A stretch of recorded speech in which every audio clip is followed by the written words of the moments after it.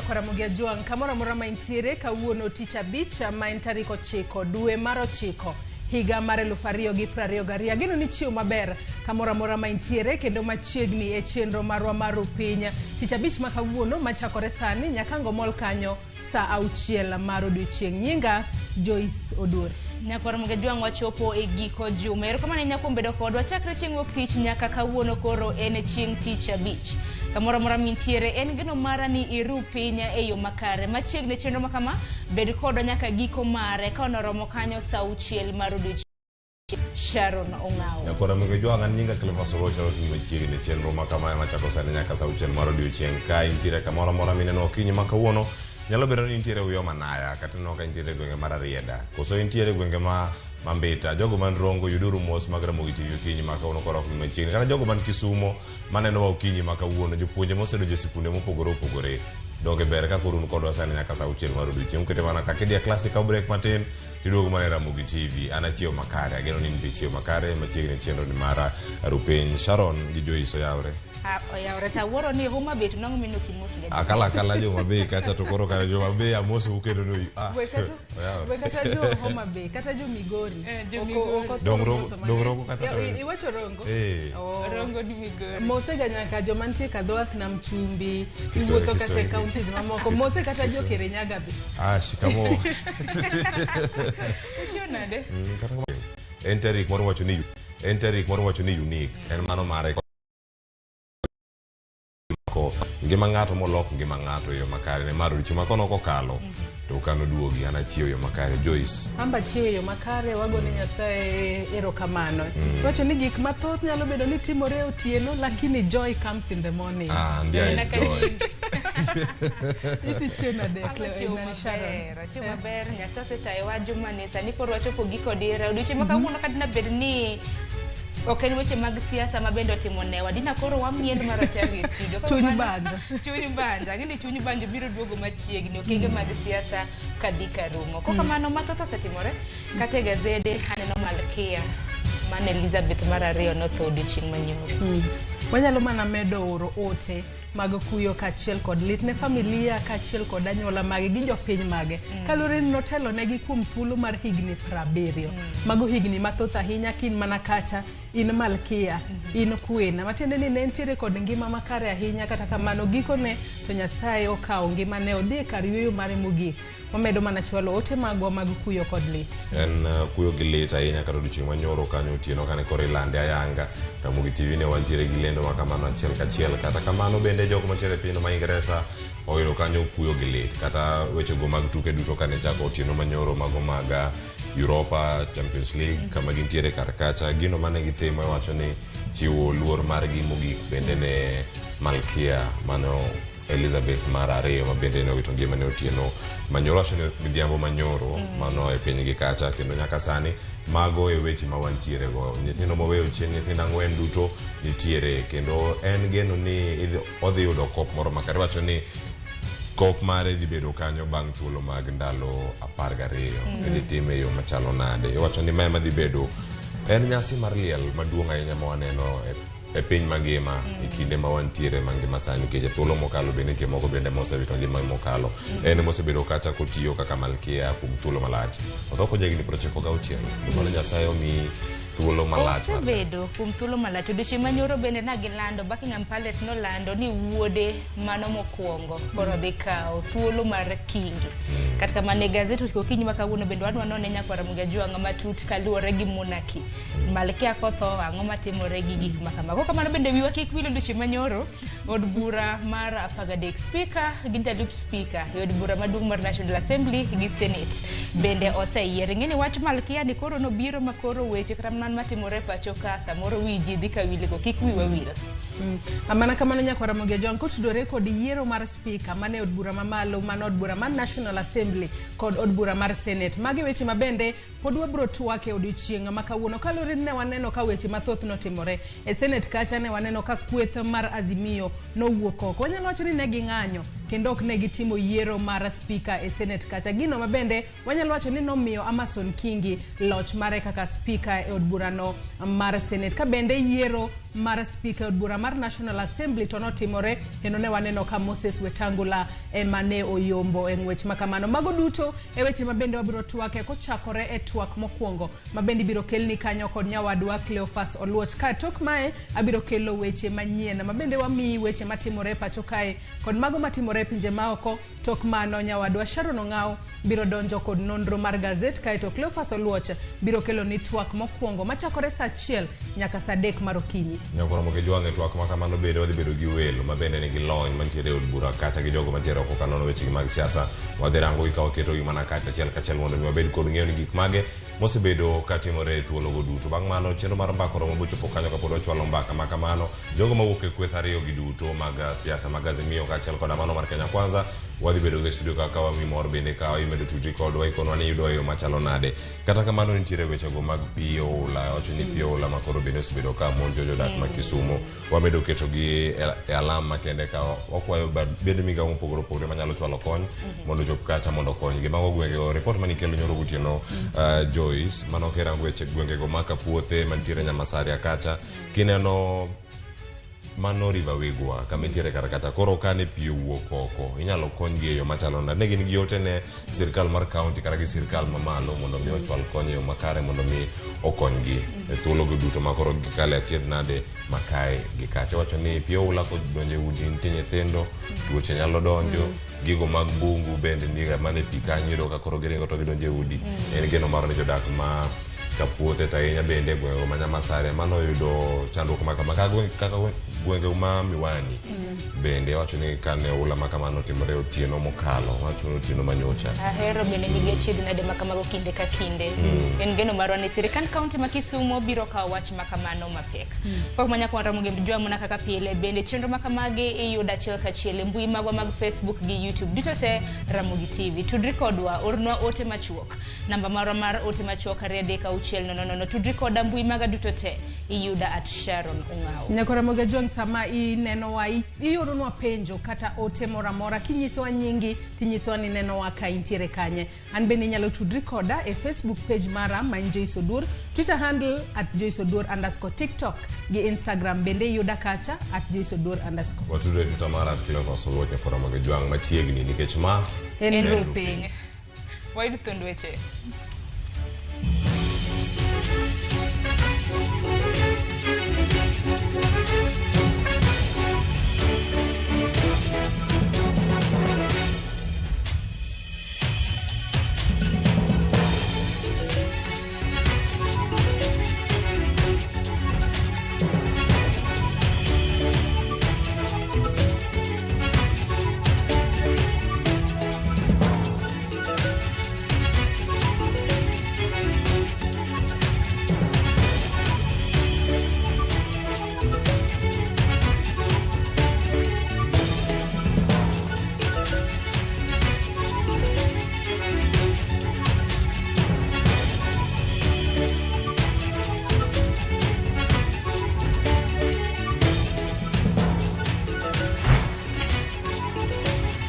Nyakora Ramogi Tv ng'ama chiegni e weche manyien okinyi makawuono nyinga Joyce Odur.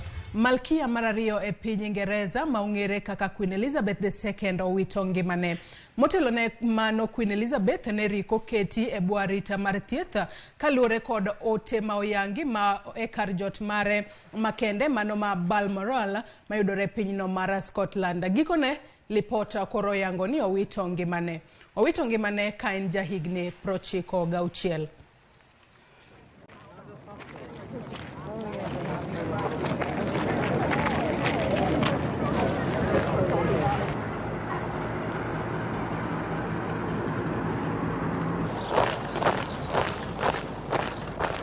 Against all manner of folks.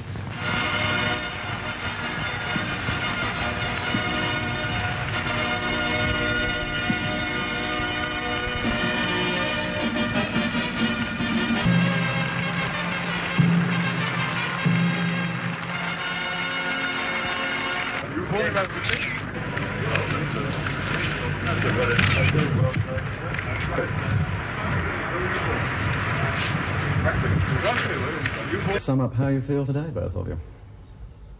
Difficult to find.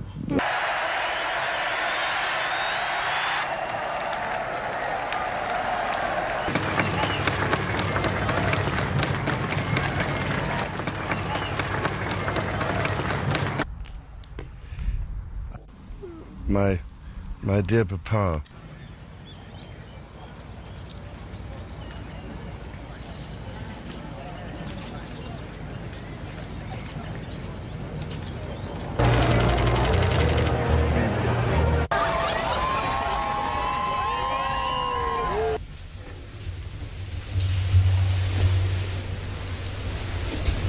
My government will use the opportunity of a strengthening economy.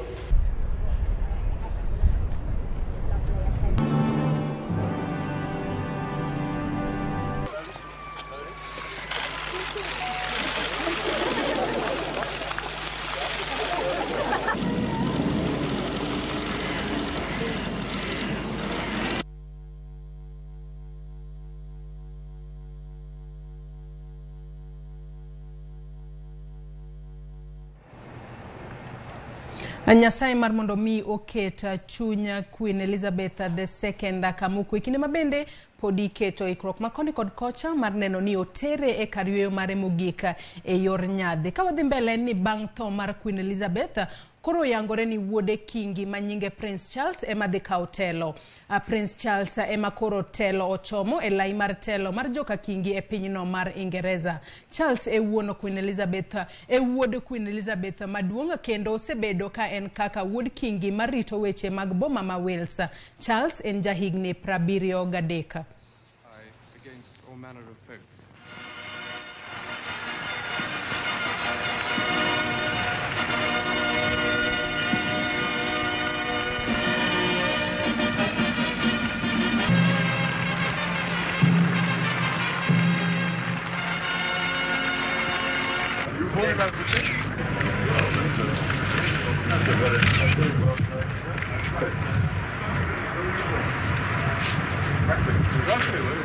Sum up how you feel today, both of you. Difficult to find.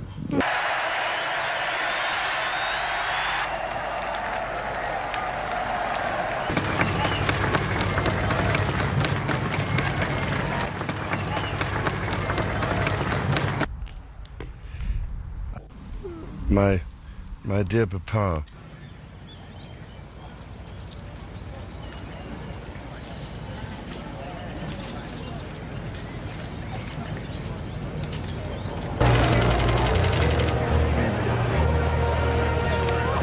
We were truly touched by your ability to join us.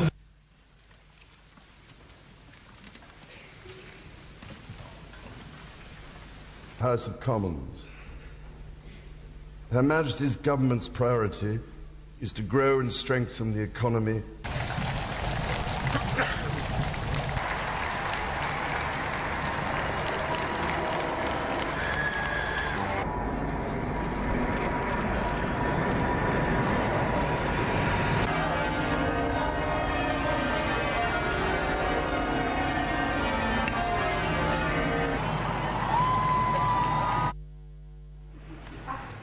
Wamedo oro ote magwa mag kuyo kachiel kod lit ne jopiny e pinyno mar Ingereza e kinde masani koro giywago Queen Elizabeth II mabende nolanda yanga tho mare odiochieng' manyoro. Nyasaye mar mondo mi oketa chunye kamokwe. To ka waweyo weche go matimore e pinje maoko, warango weche matimore pachoka. Kama Moses Wetangula ema oyiera kaka spika manyien mar od bura mamalo. Wetangula oyangi kaka jaloch bang' yombo e tielo mokwongo, makaeto bang'e Kenneth Marende ema ne gilero godo ogoyo bade pinya. E kweno mar ombulu Wetangula ne oyombo kod ombulu 215 kiluwe gi Marende ama ne oyudo 130. Kata kamano Marende ogoyo bade pinya kapok gidhi ombulu mar ariyo. Lieta giler mathoth.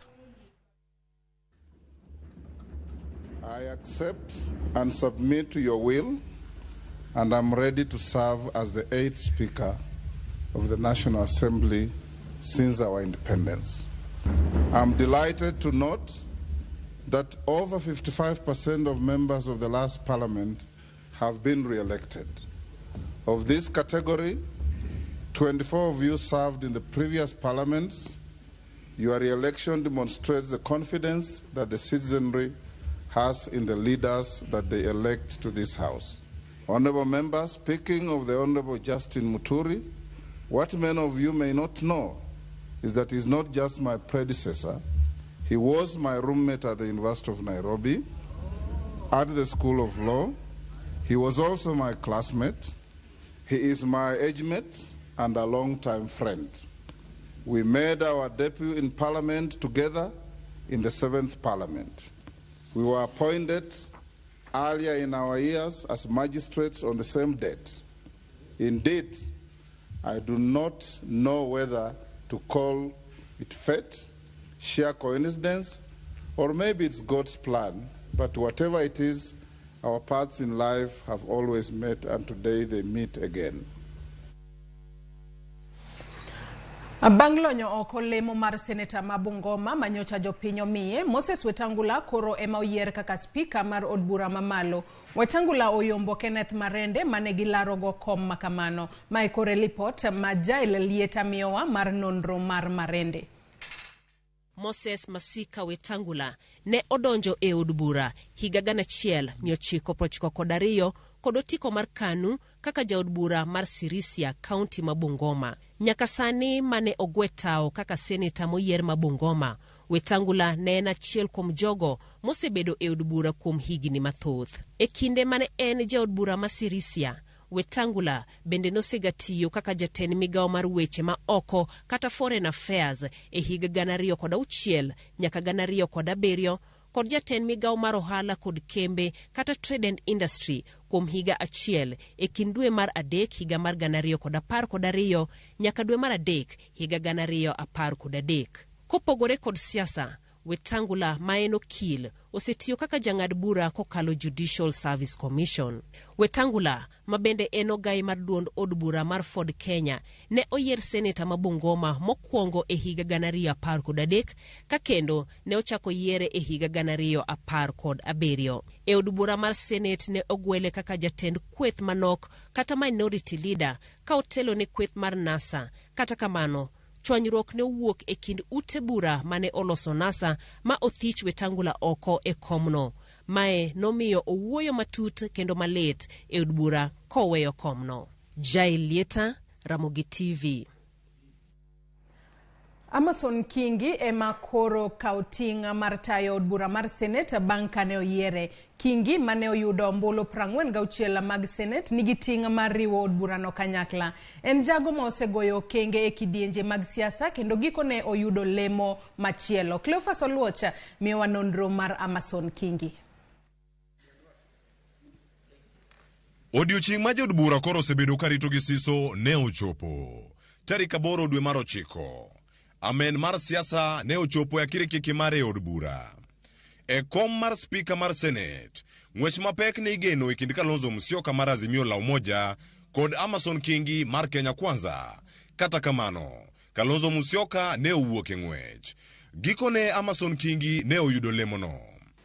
Mimi Amason Jeffa Kingi nikiwa nimechaguliwa kama spika wa Seneti, naapa kwa jina la Mwenyezi Mungu kwamba nitakuwa mwaminifu kwa watu wa Jamhuri ya Kenya, kwamba nitatekeleza kwa uaminifu na uangalifu kazi zangu kama spika wa Seneti, kwamba nitatii, nitaheshimu, nitahifadhi, nitalinda na nitaitetea hii katiba ya Jamhuri ya Kenya, na kwamba nitatenda haki kwa watu wote kulingana na hii katiba ya Kenya na sheria na desturi za bunge bila uoga au upendeleo, upendo au chuki. Ewe Mwenyezi Mungu nisaidie. Kingi masani jegni 48 en jalonye weche mag chike kaluwore gi lony mare. Ne osomo e sikund sekondar ma Alliance ma otieke sombe higa mar 1992. Bang'e ne otiegore e kind higa mar 2000 nyaka 2002 mobedo okil kamaloka. Kata obedo ni sani koro rwako gudu mar jakom od bura mar Senate, Kingi osekale kidienje mopogore opogore mag telo. E chakruok mar telo mare, ne obedo jaod bura ma Magarini e kaunti ma Kilifi e kind higa mar 2003 nyaka 2013. Sulwe mare mar telo ne omedo rieny, kendo ne ochwe obedo gavana ma Kilifi chakre higa mar 2013 nyaka koro ne wuok e telo. E riwruok mar governors, Kingi yande nigi lemo mar jakom komiti marango weche mag tend loch gwenge. Amason Kingi osebilo telo mag migepe kochakore migawo mar winjruok e pinje mag Afrika ma Ugwe mane omako e kinde 2008 nyaka 2010, to kod migawo mar chenro mag lupo mane omako e kindi 2010 nyaka 2013. Donjo mare lemo mar spika ne riki kwedo kod riwruok siasa mar Azimio la Umoja, manyiso ni koro en kod ting' mar riwo kanyakla od bura mar Senate kendo neno ni gitayo chenro magi maonge pogruok. Cleophas Oluoch, Ramogi TV. Kathuri Murungi e jalup spika mar od bura mar Senate. Murungi ma jahigni 50 ni kod sigana marabora mana kaka Sharon Ong'ao leronwa. Kathuri Murungi mong'ere gi nying mar pak kaka Kamashiani ne onyuol dwe mar aboro mar higa mar 1972 e kaunti ma Meru. Nyaka sani entiere gi higni 50. Kotenre gi lai mare mar somo, ne oriwore gi skund primar Mamashikene kuom thuolo mar higni 7. Bang' mano ne odhi e skund sekondar Mandagene, kama bang'e ne omedo sombe ma oyudo oboke mar digri e mbalariany mar Egerton. Bang' ka ne osidhe kondo bang' tieko sombe e lony mar mwandu ma iyudo e bwolo. Kapok ne oriwore kod siasa, Murungi ne otiyo e migepe mopogore opogore chakre higa mar 1999. Kata kamano ne odonjo e paw siasa e higa mar 2013 bang' ka noyiere kaka jaod bura e kar chung' od bura ma South Imenti kod otiko mar duond bura mar TNA. Ne odok kendo mochung' kaka jaod bura e kar chung' od bura ma South Imenti kendo e yiero mar higa mar 2017. Wang'ni kata kamano ne oyiere ma onge duond bura. Bang' tayo kar chung' od bura ma South Imenti kuom thuolo mar higni 10, yiero ma higani ne ochung' mar laro komb seneta e kaunti ma Meru kanochung' kod otiko mar duond bura mar UDA. Kata kamano ne oyudo loch bang' yombo jochung' 6 ma bende ne opiem godo. Dwache kata kamano ne ok orumo gi kanyo. Ka bende ne ochiwo gombo mare mar laro komb jalup spika mar od bura mar Senate ma higani bang' ka ne opuodhe kod riwruok mar Kenya Kwanza. Kata kamano ne yudo loch makamano bang' dong' kende e ng'we laro komb jalup spika e od bura mar Senate. And Mr. Speaker, your election and my election, actually we have won in first round. Actually, it's like we won an Indian because of the 46 ballots that were cast, all the 46 came to your side. And therefore, both of us, it seems, we were elected and opposed. Sharon Ong'ao, Ramogi TV, Nairobi. Jod bura mar 13 odiochieng' manyoro ochamo muma yanga kendo keto singo mar tiyo ne jopiny. Nyasi makamano bende ne obagi od bura mar Senate kama senators ochame muma kaeto gichwe gi yiero spika kod jalupne. George Bati ne nitiere e od bura kendo omiyowa lipot mar chal mar nyasi no. Kar sa ariyo mar okinyi tarik 8 dwe mar 9 2022, jood bura mamalo kod mag Senate donje od bura mar chamo muma kendo kawo ting' mar tiyo ne oganda jo Kenya ka jotich mag od bura madhi tayo chenro no bende ritogi. Bang' donje od bura Mbele Karan makojolo mar od bura Sera Kioko, jood bura ne ochako chamo muma ka gisingo luwo kendo rito katiba mar piny Kenya kanyakla kod chiwo luor ne jopiny manomiyogi ombulu ma bende gidhi tiyo negi. Osogo Bensuda Joyce Atieno, having been elected a member of the National Assembly, do swear in the name of the Almighty God that I will bear true faith and allegiance to the people and the Republic of Kenya. That I will obey, respect, uphold, preserve, protect and defend this Constitution of Republic of Kenya. Ewe Mwenyezi Mungu unisaidie. Chamo muma ni nyisa ng'ohie. Chamo muma en kuong'ruok ni ibo tiyo ne jopiny, ni ibo luwo katiba kendo ibo keto Nyasaye e gigo duto te mitimo. Emomiyo nitie oath mokete nying Nyasaye, to nitie machielo mar affirmation ma okete nying Nyasaye. Ng'enywa nochamo kiapo ma nying Nyasaye nitie, mawacho ni wabo bedo faithful to katiba, faithful to jopiny, faithful to Nyasaye e gigo duto te mwatimo. Koro ma ema miyowa teko mar chako tich kaka jogo moyier gi jopiny. Kaka yo mar nyiso ikruok margi, jood bura mochamo muma onyiso moko kuom ting' makoro ritogi neno ni gichopo kare singo manigi keto ne oganda jo Kenya e kinde kungruok mar chako tich. Akwayo jowani koro nyaka wabed makini kabisa e bunge ka gi committees e programs go matimore mag sirikal mondo wa make sure ni wambende thudo gigo modon mondo timre. To ma dhi chakore gi sama edhi kel list mar jok midhi ndike sirikal kaka cabinet ministers, kaka edhi ndik principal secretaries to gi jok mopogore opogore nikech odni ema dhi puodhogi. Koro kiponi waneno ka ng'ato ntiere ka mokeli ma jamibadhi ng'ama samoro ok nyal chopo raticho maber ahinya, mae ndiye kama inyalo wachno. Kaka yo mar nyiso ikruok margi, jood bura mochamo muma onyiso moko kuom ting' makoro ritogi mar neno ni gichopo kare singo magiketo e kinde kungruok mar chako tich ayanga. Gisingo mar biro keto piny owacho tesre e neno ni chenro mochwal e od bura obedo makonyo jo Kenya duto. Bro chuno the executive nikech osedhi kocha mondo giriwre koro okel agenda maber mwanyalo kalo, mok wanyal kalo to kwabi kalo marach mainyo jo Kenya okwabi kalo. To bere ni CDF nitiere, CDF ibro biro wagero go piny.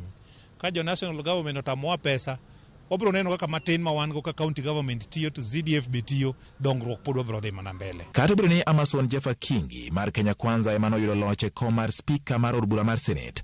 Chenro no ne ochakore gi liet bang' senators mag Azimio ng'anyo kendo wuok e od bura. He was in such a rush to make a ruling when we had all the time to dispense with issues, when we had all the time to allow our nominated senators to be part of this process, when we had all the time to investigate and assess the suitability, the integrity and credibility of the candidates who had put themselves before the House. That is why we have decided we are not going to be part of that charade. Kakoro ni chenro mag od bura ochakore ayanga, oganda jo Kenya ni kod geno ni jo od bura mane giyiero biro keto mokwongo dwach jopiny e twak ma ichwale od bura mar loko ngima oganda jo Kenya. George Bati, Ramogi TV. Kawadhi mbele en ni seche mabende koro jood bura nochako ayanga tich odiochieng' manyoro mano bang'a chamo muma. Bende koro nitiere jood bura moko mano yier to chind mibadhi mienogi. Simfro Sokinda miyo waler ewi wachno. Mana kaka od bura mar 12 makinde mag tich koro rumo, od bura masani mar 13 kod Senate bende rwako jood bura mathoth manitiere kod buche do mapachoka. Pen chik mara uchele wi weche telo kachiel kod kido makare dwaro mondo jotij piny owacho duto obed joma kitgi beyo kendo mobidhore. Lere wi chik ni pok oyudore ka koro jood bura masani maromo 64 ni kod buche doho. Dwe mar abich higani jatend migawo mar arita kwe Laktar Fred Matiang'i nolieko ni piny Kenya nochomo yiero achije mag njore od buche mapachoka. If we are not very careful as a country, we are going to launder into elective institutions drug dealers, criminals of unprecedented standards. Moko kuom jood bura mamalo mani kod cases oting'o jood bura makimilili Didmas Barasa mano donje kod ketho mar nego achiel kuom jalwet jal mane gipiem godo e laro komno. Jaod bura ma Embakasi East Paul Ongili mong'ere kaka Babu Owino nodonje kod ketho mar tiyo marach kod magina mare mano weyo DJ Evolve kod hinyruok marach. Jaod bura ma Sirisia John Waluhi noyud kod ketho mar kwalo $297,000 kowuok e board mar National Cereals and Produce Board. Nomiye kum mar higni 34 kata kamano ne otima pile do mamalo burano pok owinji. Oscar Sudi ma en jaod bura ma Kapseret ni e do makedo gi mibadhi kuom chiwo bok mabandia mag somo e higa mar 2013 kano manyo komno. Silvanus Osoro ma en jaod bura ma South Mugirango nodonje kod ketho mwandu e kinde yiero matin mar ward mar Kiamo Kama dwe mar 3 higa mokalo. Jaod bura ma Embakasi North James Gakuya ni kod bura e do mar tiyo marach kod omenda mag CDF, yudo mwandu e yo ma ok ler kod koso luwo yore makare mag jiewo mwandu. Jood bura mamoko mani kod buche oting'o jaod bura ma Nakuru Town West Samuel Arama kod Daniel Manduku mar Nyaribari Masaba mano yier kod ODM kind jood bura mamoko. Kawadhi od bura mar Senate, Senator Alan Chesang mar Trans Nzoia ni e doho kuom tenda mabandia mar nyiewo laptop ya PC mar jalup jatend piny masani wuok ya PC William Ruto e higa mar 2018. Bende Senator Makisiri Chado Nyonka en achiel kuom jogo manie listi mar duol makedo kod mibadhi kaka jalno ma ok owinjore bedo jatelo e pachoka. Senators mamoko gin Danson Mungatana mar Tana River kod Samson Cherargei mar Nandi. Gie sani nitiere jokedo ne ratich oganda mane oter otero bura e doho mar dwaro mondo jotij piny owacho duto mani kod buche doho ogwe tao. Nyaka doho bi ng'ad burano, achije mag njore pod biro yudo thuolo mar telo e pacho ka. Duol mochung'ne kedo kod mibadhi e pacho ka EACC ochiwo milome ne jood bura ma ochamo muma odiochieng' manyoro mondo chwalnegi chala mar mwandugi e thuolo mar ndalo 30 mabiro. Bang'e to apisa mochung'ne weche omenda e duol mar EACC biro ndiko lipot ma ok olewo ne tarik 30 dwe mar 10 higani. Pend chike namba 26 gi 27 mar jotij sirikal mane opuodhi e higa mar 2003 dwaro ni jotije piny owacho nyaka ket ayanga yore gi mag yuto, mwandugi kod gopegi e kinde magidonjo e telo kendo tok ka gisewuok e apisi. Nonde joutegi kod nyithindgi mapok orwako higni 18 bende dwarore. Ma en achiel kuom yorego mag thiro mibadhi ma samoro janyiedhore ahinya to e apise mag siasa.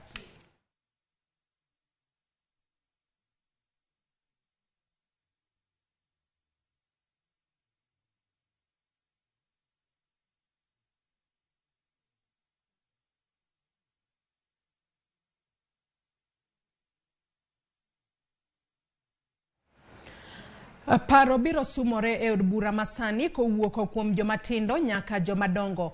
Od burano oting'o rawere, jotelo mahikgi ni e diere nyaka mago mahikgi ni malo. Judith Omondi ni kod lipot e wi rowere kod jotelo mahikgi ni malo ma oyiera kaka jood bura e yiero mahigani. Od bura mar 13 dhi ting'o jotelo moriwore mano jomatindo kod jomadongo mahikgi ni malo e yiero mar tarik 9 dwe mar 8 ma ok tin ne jomatindo 17 ne oyier kaka jood bura e kombe mag od bura mamalo kod Senate. Ma dhi miyo jotelo thuolo mar winjo paro kowuok kuom jomatindo kod joma hikgi ni malo bende ka gichwalo dwaro mar jogo ma gichung'negi e od burano. Kombe mag Senate, Senator ma Nyandarua John Methu ma en jahigni 31 en achiel kuom jood bura mag Senate ma oyier ma hike ni piny. Kaunti ma Migori bende ni kod Senator ma jahigni 32 mano Eddie Okech. Kaunti ma Nairobi bende nitie jaod bura mano Edwin Sifuna ma bende ikwano kaka jalno ma hike ni piny e kind jood bura mamoko. Bende bedo gi rowere e komno mar Senate dhi miyo gi thuolo mar puodho chike mabiro rango rowere kod wang' mamuol. Ma en gima biro fwenyore kapok higni 5 orumo. Gima dhi gore ne mokwongo e ot mar Senate kaendi en ni Senate is one of our institutions manyako make sure ni luwo chike mokethre kaka ncha IBC ketho chike ting'ia kamacha. Jood bura mag Senate ma hikgi ni malo gin kaka Oburu Oginga mar kaunti ma Siaya, mamoko gin kaka Richard Onyonka mar Kisii, Eric Okongo mar Nyamira, Mohamed Faki mar kaunti ma Mombasa kod Boni Alwale mar Kakamega e kind mamoko. Rieko mar duong' bende nyalo wuok koa kuom senators gi ma hikgi ni malo. Kombe mag Woman Representative, jood bura ma hikgi ni piny gin kaka Linet Chepkorir Toto mar kaunti ma Bomet. Toto en jahigni 24 kendo ne oyudo loch kod duond bura mar UDA. Njeri Maina mar Kirinyaga ma en jahigni 28 bende en moro e kind mamoko. As a young person, I am the face of other young leaders. It is a demand that I deliver. Kombe mag od bura mamalo ma koro ni kod rowere buora kipimo kod kombe mamoko mag od bura. E kar chung' od bura ma ol Jororok, Mwangi Mushiri oyier ka en jahigni 30. Jaod bura ma Saboti Caleb Amisi ma jahigni 34 bende oyier kod otiko mar ODM. Paul Ongili mong'ere kaka Babu Owino mar Embakasi East, Felix Odiwuor mar Lang'ata e kind mamoko. Jood bura ma ogwel e loro were od bura mar Senate gin Hezena Lemaletian mar duond bura mar ODM kod Rafael Chimera mar UDA. Wenge duto sani rango kaka rowere moyier kaachiel kod jotelo ma hikgi ni malo e od bura ma pacho kae biro tiyo ne oganda jo Kenya. Tich margi samoro biro lombo oganda mondo med kwan mar rowere kod joma hikgi ni malo e od bura e yiero mabiro. Judith Omondi, Ramogi TV. Paro mopogore pod medo nyiedhore kaluwore gi locha mar riwruoga Kenya Kwanza ka moko kuom oganda to koro nyiso luoro ni riwruoga Azimio la Umoja kidek podho. Jolony mag siasa kata kamano koni riwruoga Azimio la Umoja pod nitiere e thuolo maber mar keto ten William Ruto tesre. George Aoko nigi lerno.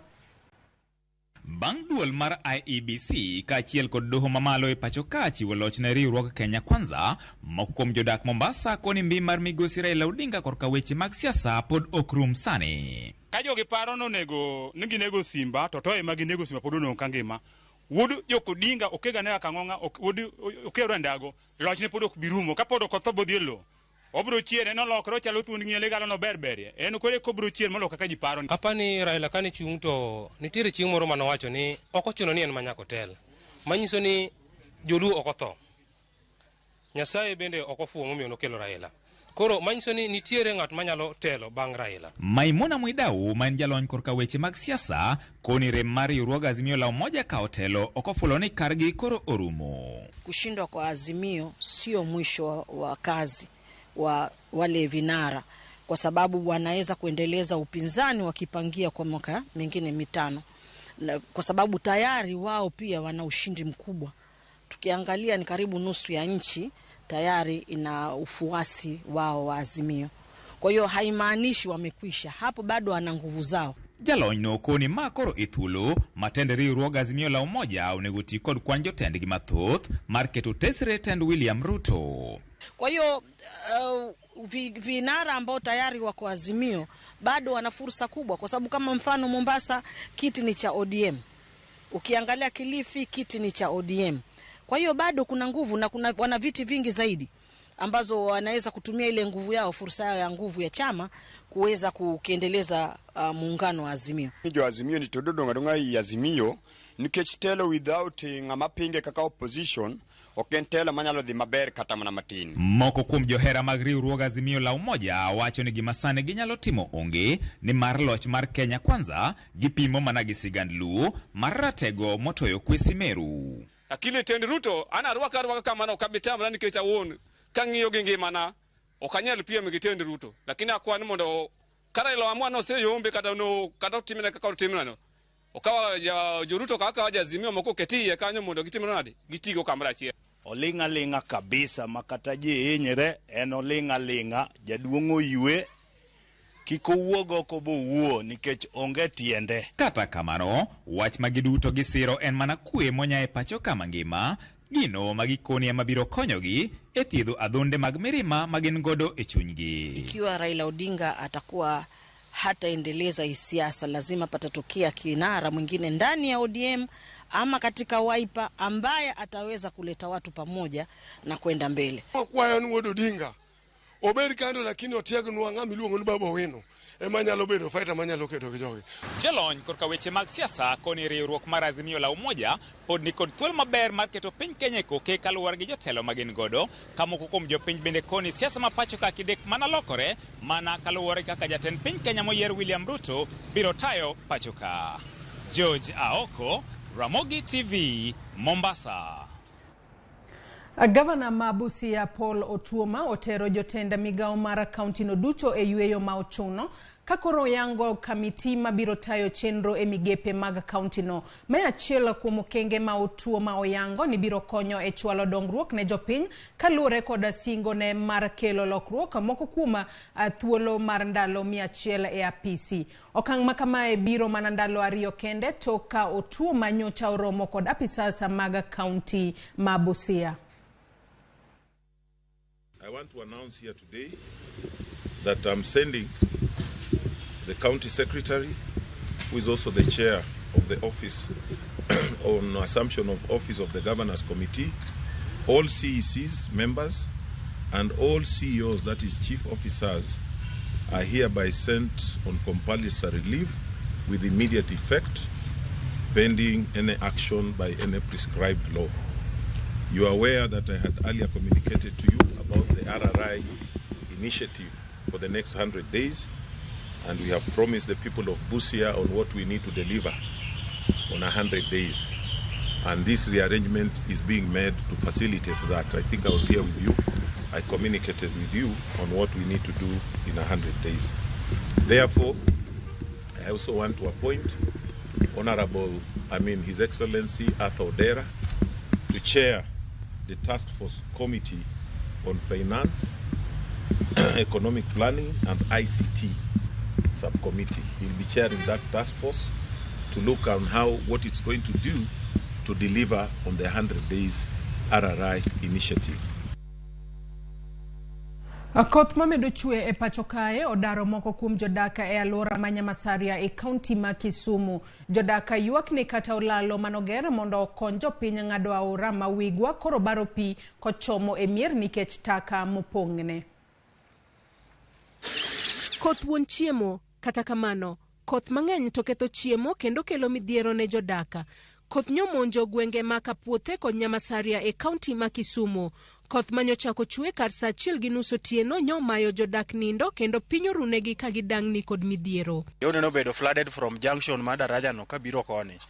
All house ute man ka gite no bedo flooded. Ji mine gi nyithindo noko nindo, chuo no tiyo tij baro mteche to nok nyalore. Ma pigni eri no hinyowa seriously. Udi ochung'e pi makoro owiyo alworani ka oula medo ywayo mwandu mag udi kod mag puothegi. Oganda modaka machiegni kod aora ma wigwa ywago gik ma koth oseketho. Oda pi ogo piny, kata gwenda pi odhigo te. Atute ga pi odhigo, rombe ga pi odhigo. Koro okwan maber ahinya sani. Sani koro koth biro mang'eny. Wana wadak gi parruok, kech waken koth birumo karang'o, wasike sika gidangni, kata tuoche mabiro nikech pi. Choche sani opong', oko mag ji tamba, magi duto wayoro. Nyithindo yoro kech ng'iewo gambut maromo piny gi ma area ma Kapuothe kae nyaka nanga ok wanyal, wabiro yudo kolera. Jodak makono koro seyo gedo mar olalo mar nanga magiwacho ni pi okale maber ka bende gidwaro mondo oyarnegi dho aora ma wigwa. Chandruok mwasebedogo e area ma nanga ka achiel ga aora marwa miluongo ni wigwa ni en chandruok ni daraja manogerwa gi jo SBI nokete piny. Kad noger pilas mako kwa piny kabiro malo, pilas gi miyo gas yake kadhi. Ka yugi biro to moke pilas manoger e bwo daraja, daraja be chiek. Koro yugi pong' to dok chien, daro wa mier pi donja papa ka pi odonjo kata saa 8 mar otieno. Inyalo poka gwen pi dhigo, dot gini gi oseyawore nikech mar pi. Gikwayo jotelo mane oyudo kombe e yiero maduong' higani mondo ochopnegi kony mapiyo kendo oyud duoko makare mar tieko midhiero mar oula mahimo gi kinde ka kinde. Kapok odhi mabor, wakwayi President Ruto ni kiwinjo dwonda, akwayi ni kelwa tinga e Nyamthoi mondo tinga olosnwa kanyo kata kelo jo-China mondo gernwa kanyo. Sana jo-China manyalo gero pigni osetamwa gero kech kelo tinga ni go dex ok nyalre. Wan wakwayo mana sirikal mondo mi kaka nyalo konyowa mondo olosnwa aora, oyarnwa aora mondo obed maduong' to gi ng'i kaka ginyalo divert nwa be ntiere wange aoche moko be mapod thago makelo pi ei gweng' kun ma ji odake. Joyce Oduor, Ramogi TV. E kinde no duol mochung'ne koro chal mar kor lwasi ochiwo lipota ni gwenge mathoth e Kenya biro bedo kod nok mar koth e kind dwe ni kod dwe mar 12. Oluoro nitiere ni nok mar koth bende biro thiro nyaka mar chiemo e pacho ka. Judith Omondi miyo waler. Dwe mar 9 norwako koth e moko kuom gwenge ma pacho kae. Kata kamano, koth ma osechako chwe dipo ka okoromo ka kuonde moko biro yudo koth manok. Kaluwore kod duol mochung'ne koro chal mar kor lwasi. Kaluwore kod lipot mar duol ni, moko kuom gwenge alwora mar Nam Lolwe kod alwora mar Hoho mar Okak biro yudo koth manok. Nyidho ma okinyi ka okinyi biro nenore e gwenge makadho wadh Nam Chumbi, ka alwora mar Nairobi to biro bedo kod koth mar odiochieng' kod boche seche mag okinyi. E kind dwe mar 10 nyaka 12 higani, koth dipo ka ok ochwe kaka dwarore. Gwenge manyalo yudo koth kidam gin alwora mar Nam Lolwe kaka Siaya, Kisumu, Migori, Kisii, Nyamira, Homa Bay e kind mamoko. Gwenge moko mag imbo mar Kenya kuma oriwo Bungoma, Kakamega, Busia, Trans Nzoia kod West Pokot nyalo bedo gi koth mohewo gwenge mamoko. Liet mar alwora bende nyiso ni thoth gwenge mantiere ugwe mar piny Kenya biro bedo kod liet mamalo mohingo kinde mokalo. Kaluwore gi duol makoro chal mar kor lwasi, nok mar koth biro thiro weche mag pur kendo kelo ne jamni midhiero. Nok mar pi e pacho kae bende nyalo nyayo landruok mar tuoche kaka nyaldiema e kind tuoche mamoko kaka mag pien. Judith Omondi, Ramogi TV. Nyakora Mugajuanga gi lipota mar Judith Omondi no emachopo godo e giko weche manyien. Okinyi makawuono Facebook kacha benda anyisi kata ne wanyisi ni wantiere live. Okinyi makawuono ka moko kumu benda neno kosechako ndiko no e Facebook kacha. Jalango Tieno wacho ni oru nyaka nam kendo neno yo makare. Wodo Chibo wacho neno waka entiere Siaya County. Kevin Arucho benda neno waka entiere Mbita. Kasanga Joel bende wacho kanyo ni good morning. Wacho no kete mana e Ramogi TV. Nyakora Mugajuanga kanyo yiena mar mondo mi akaw yoyo matin kata kamano chenro pod dhi nyime. Tok yoyo marwa nyawadwa Sharon Ong'ao biro donjo kod nonro mar gazet. Kik dhi mabor.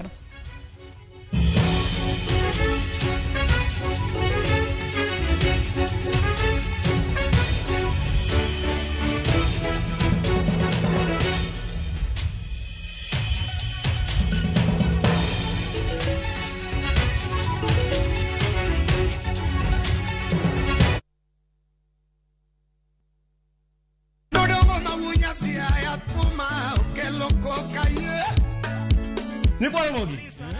Mahilo mwende Ramogi na yetu wakilo ni manangolo. Wadechi kibenga gi ohangla gi luo artist kata luo nyadendi magolo thum maber.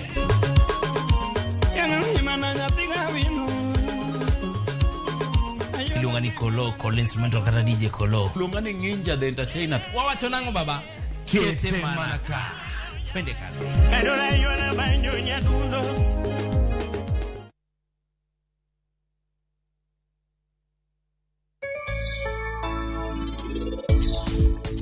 Anaseng'wono ni nyathina tokan kenda kalure gi kaka ini kwayo ng'wono ang'e ni Nyasaye be oseng'wono ni.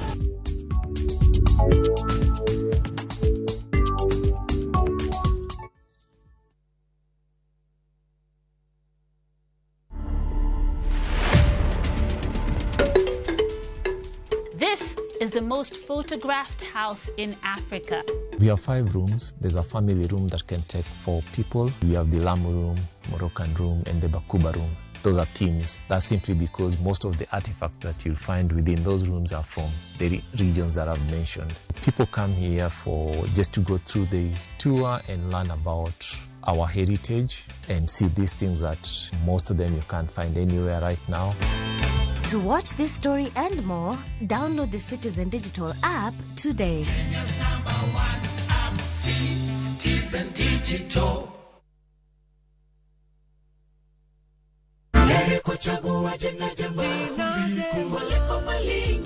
Ging'wono mar Nyasaye manyisore ngimawa kinde ka kinde. Ber ka waduoko ne erokamano kod pak. Ma watimo sabato ka sabato chakre saa 2 mar okinyi. Yud gweth kod ngima manyien kuom Kristo kokalo kuom puonj koa kuom jotich Nyasaye. Sikie lamo, nyis Ruoth Jehova Nyasaye entie gi duoko maber ne ngimani. E chenro mar Injili ngima e Ramogi TV.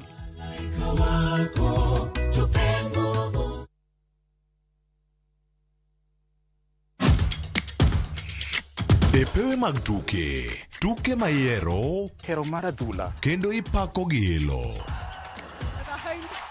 Tudri kod James Opondo, japicha, gi Milton Ochieng Jaka Black e pau tuke. Chieng' Ngeso ka Ngeso, chakre saa 8 odiechieng' nyaka saa 10. Mana e Ramogi TV.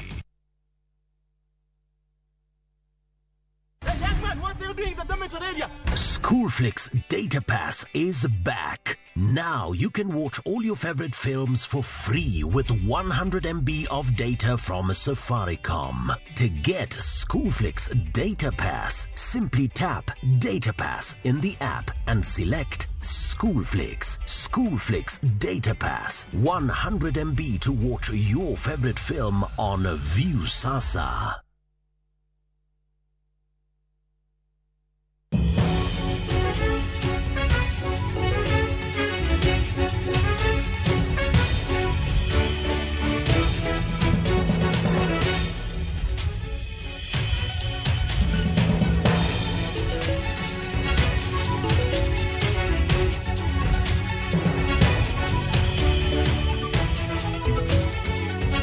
Mana kumanya kwa Ramogi Juanga sauti romo kanyo sa pagario gi dakika 50 mana dakika par kende to romo sa achiel mar okinyi. Joiso duoro sekelo di weche manyini sibedo gi ng'eyo ni nango motimore kor gwenge mopogore opogore gi sani koro wadonje kidieny machielo ma en nonro mar gazet nyinga Sharon Ong'aw. Okinyi makawuono nyako Ramogi Juanga mana kaka pile wajanono gazede ari wantiere gi The Standard kanyakla gi Daily Nation. To Joiso duoro bende podan emantiere gode mesaka. Joiso duoro rienade. Sanita riyo maber. Kalure ni amondo chiew asikelo weche manyien koro sani wadwa lidho gazet. Wamiyo joneno wasiso mar dhi nyiew gazet momoro gi okinyi makawuono. To okinyi makawuono mana kaka wasingisi dawe nyako Ramogi Juanga. Thuond weche mabenda neno kochiwe The Standard gi Daily Nation. En tho mar Malkia Elizabeth II. Malkia mar piny Ingereza. Mabende dongelo rengo odiochieng' manyoro. Kwachako gi The Standard ineno kanyo The Queen is dead. Malkia otho. Wach makamae kata tho mar Queen Elizabeth II en wach manyalo wacho nokwako piny ngima. Kalure ni en achiel kuom jogo jotelo mabende wasenene pacho kae kosetelo ne pinyno mar Ingereza kata pinyno mar Britain kuom thuolo mar higni 70. Nochako telo mare ko ja higni 25 nyaka sani otelo nyaka tho mare ko ja higni 96. Piny duto nitiere kod kuyo kata piny ngima nitiere kod kuyo mane momiyo gazet mar The Standard okete kanyito boke mokwongo. Daily Nation bende waneno ka ene mokete e ito boke mokwongo kalure ni bende kinde mane telo mare kata kinde manongima nentiere kod tudruok makare e yore mopogore opogore kod pinywa mar Kenya. Mano dito tenya kwa Ramogi Juanga biro bedo kwa lidhoni koka mano par ni Queen Elizabeth nonyuole higa mar 1926 kotho higa mar 2022 mano thuolo mar higni 96. Mana kaka nyadendi Joiso duoro bende osilero ni Queen Elizabeth osebedo katayo pinyno kuom thuolo mar higni 70. Mano chakre higa mar 1956 koka mano wachak gi The Standard. Standard ka kata bende ni Queen Elizabeth bende notho odiochieng' manyoro bende kik wiwa wil kendo Standard bende paro ne jopiny kanyo no odiochieng' manyoro od bura mar 13 no yaw jod bura mano yier bende koro nochamo muma magisani koro gina jod bura ma bende biro tiyo e counties kata mna kuonde chungo od bura mopogore opogore mano yiergi. To bende waneno ka bathe kanyo ket speaker kata jogo mabende no yiero odiochieng' manyoro kaka speaker mano speaker mar od bura mamalo mabende oket picha ne kanyo Moses Wetangula emano yombo e ng'wecha mar bedo speaker mano mar od bura mar 13 mapacho kodhi bedo speaker kuom thuolo mar higni 5 kapende podi gitelo ne od bura kata mak mana ni en speaker to kata kin speaker nitiere malingling moko mawachore ni nyalo thichi oko kata kamano podi wabiro neno kaka gibiro tayo ngeni speaker ema omiting mar ponono riwo jod bura kacha ka bende ka wang'iyo Senate kanyo Amason Kingi bende mano loyo e ng'weche mar laro kom speaker mano e od burano mar Senate ka bende Kalonzo Musyoka mar Wiper en ne ogoyo bade piny kata kapok yiero chako ne owuok e ng'wech makamano kendo gino manyalo wacho ni nomiyo Amason Kingi aloch manyalo dia kalore ni ne koro rakore kende. Kana Kalonzo wuok oko mathoth na penjore nango meni no wuok oko kata mana e ng'wech makamano ma en kaluwore gi weche mabende na giwacho ni yiero makamano kaluwore kod gin nok dhi tim e yo mahuyanga mabende nomiyo kata mana jod bura mag senators mabende nochamo mumudo chieng' manyoro gin bende na giwuok oko mabende nok giyudo thuolo mar yiero speaker koka mano Joyce ang'eni wach mantiere yie ka duto to biro bedo kwanono negi mag weche mag siasa kata kamano aneno ka ito boke mokwongo dichi makawuono gin mana weche maluoro tho mar Queen Elizabeth II mabende nongelo rengo odiochieng' manyoro. Aneno kondik sigana mabor ahinya e gazet kae Sharon ito boke mar 2 kod mar 3 wanno kanyo koketa picha kanyo mano mara Queen Elizabeth II mabende osewito ngimane kachiel kod jogo manitiere machiegni kode kata familia mare. Aka bendi wacho kae ni Queen Elizabeth ne ochiwo ngimane mar tiyo ne jopiny e pinyno mar Ingereza. Wanyalo wacho ni telo mare ne en telo makare kaluwore ni telo ne jopiny kuom thuolo mar higni 70 to ponono ne onge kata koko mora ni wathiche oko kata oko telno maber notelo ne jogo e yo makare. Wanyalo wacho ni nochako telo negi kapod en rawera manyaka sani obedo jalno ma hike oniang ma Nyasaye okawo ngimane. Pod wamedo mana oro ote mag kuyo kod lit ne jopinyno mar Ingereza kaachiel kod familia gi osiepe mag Queen Elizabeth II. Tang'e piny mangima bende yuage, piny mangima yuage. To Elizabeth ni jinong'e mana ni Elizabeth II, Queen Elizabeth. Nyinge hie en Elizabeth Alexandra Mary Windsor. Nyinge ang'wen. Elizabeth Alexandra Mary Windsor. Bende nentiere gi nyithindo ang'wen Joyce. To nonyuole kanyo tarik 21 dwe mar ang'wen. Mano higa mar 1926. En kata kotho ka ike ni malo. No ike no seniang kendo sebedo kata mana kotayo piny no kuom thuolo malach. Bende par ni Queen Elizabeth II nito boke mar 4 gi 5.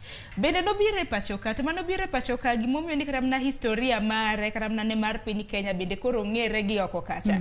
Kanobiro e pacho ka, tho mar wuongi ne oyude kanotimo limbe e piny Kenya. Ma en nolokre princess, kowuok e princess nyaka e queen, kentiere e pachoka. To princess cha iluongo na gi dholuo shara. Iwacho ni ne odonje pachoka ka en princess to wuok ka en malkia kata en queen.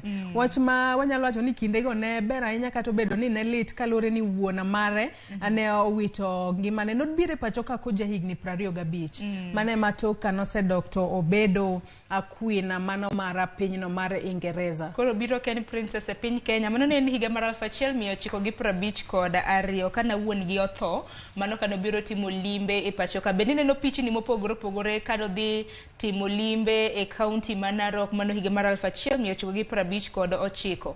Bende kata mana nolimo paw tuke mong'ere kaka Kamariny. Piny kanyo bende neno nodhi e gwenge mag Ikweta mantiere Timboroa. Bende higa mar 1959. Batako machielo ka bende neno mane en jatend piny Kenya mar 2 mosenindo Daniel Moi. Bende nagi mosre kanyo kanotimo limbe e pachoka. Bende mosre gi jatend piny Kenya mar 4 bende neno tipone kanyo Uhuru Kenyatta. Mano kane Uhuru nodhi timo limbe e gwenge mag Ingereza. Ka bende ito boke mar 5 kanyo Sharon wacho ga ni gimoro nitiere kod berne to rachne bende nitiere. Ka bende wach ka ni kinde ma bende ne en kaka queen mano mar pinyno mar Ingereza.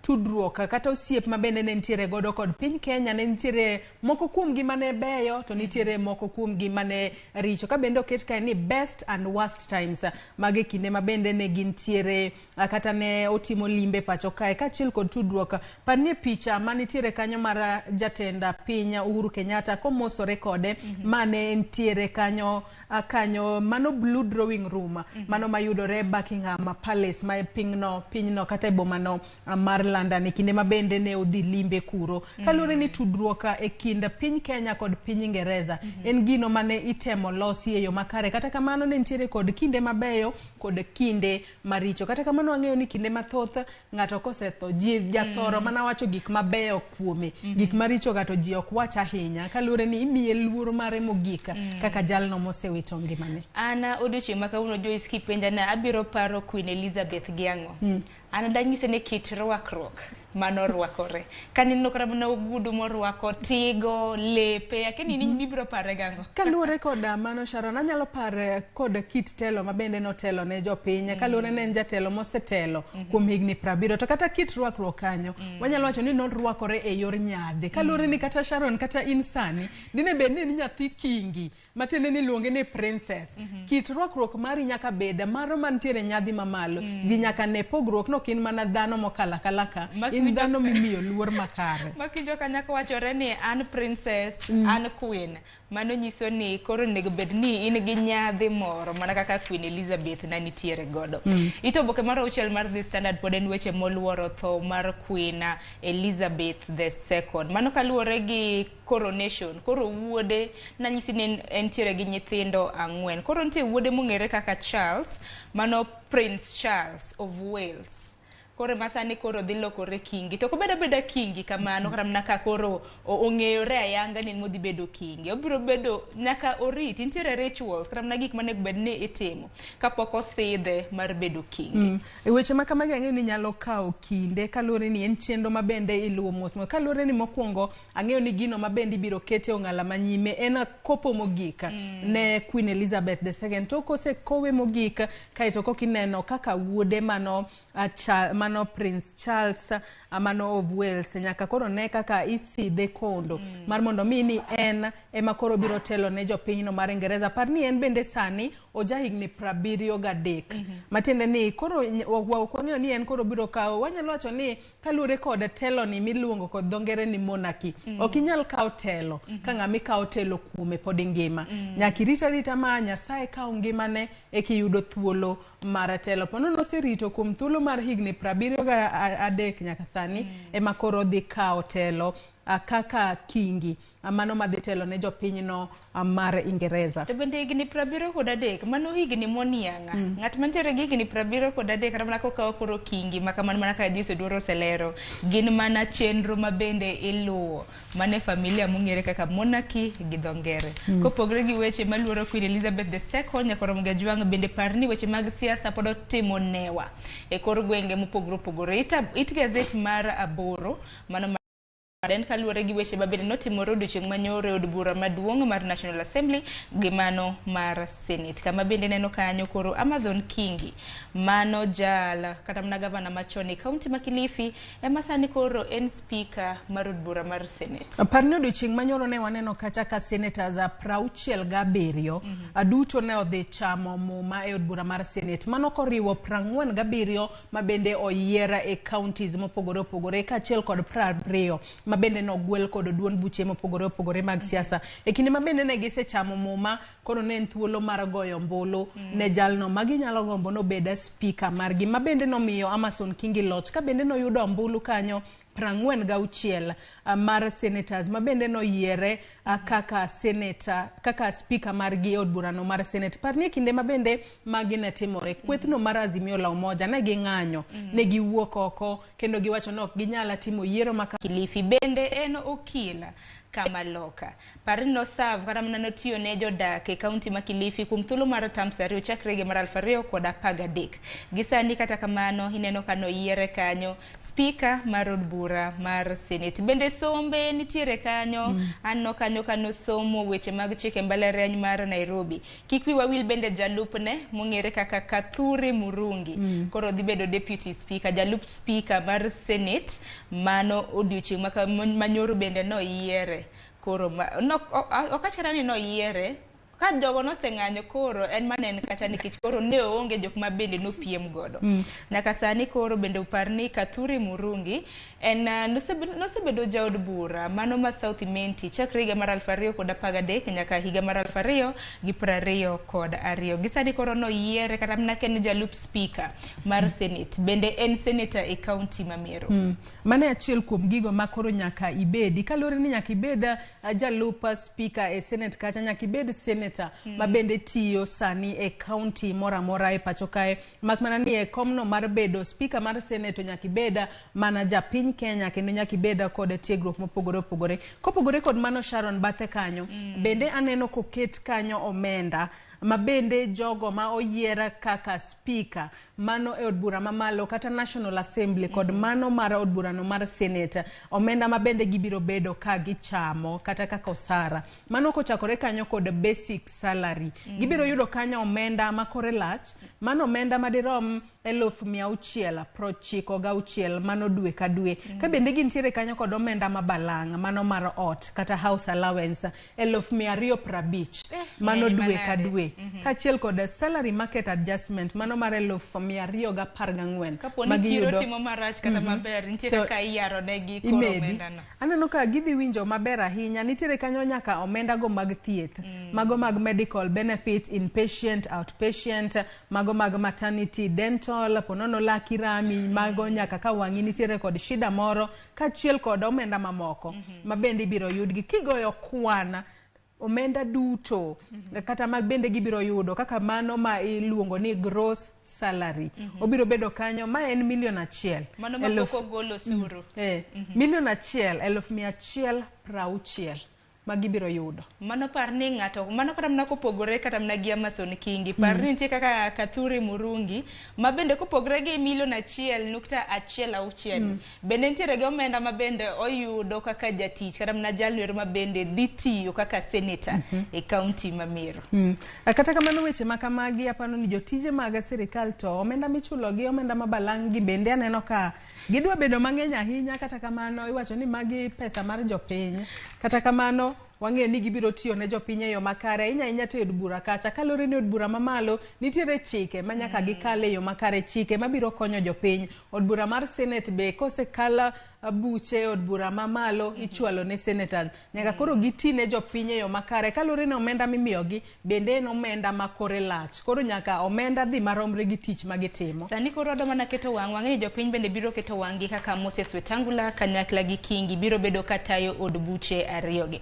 Kopogore gi mano bende jatend piny Kenya moyier William Ruto bende koro wacho ni omenda mar CDF ma bende nothich oko kod doho, koro wacho ni ponono ni obiro bedo kata mnetelo kosechamo muma obiro neno ni omenda makamano odwoki. To par ni CDF nochak chiwe higa mar 2003, kata kamano doho ne othiche oko ni omenda makamano ni chiwo e ataro mar pend chike ma pachoka. Koro Ruto wacho ni kocha machama muma obiro neno kaka omenda mar CDF jod bura biro bedo kayudo kaluore ni omenda mar CDF kaluore gi Ruto wacho ni osebedo ka konyo kar chungo od buche mopogore pacho kae. Ka bende wacho kae ni kuonde chungo od bura duto 290 mayudore pacho kae osebedo kayudo omenda maderomo $100,000 mano higa ka higa mano e yor CDF. Ka bende no wacho ni atok ka bende jod bura na waneno ka gisechamo muma giwacho ni mane gimo kuongo ma bende gibiro twake e od bura kacha mar neno ni odwok omenda no mar CDF. Kata kamano Sharon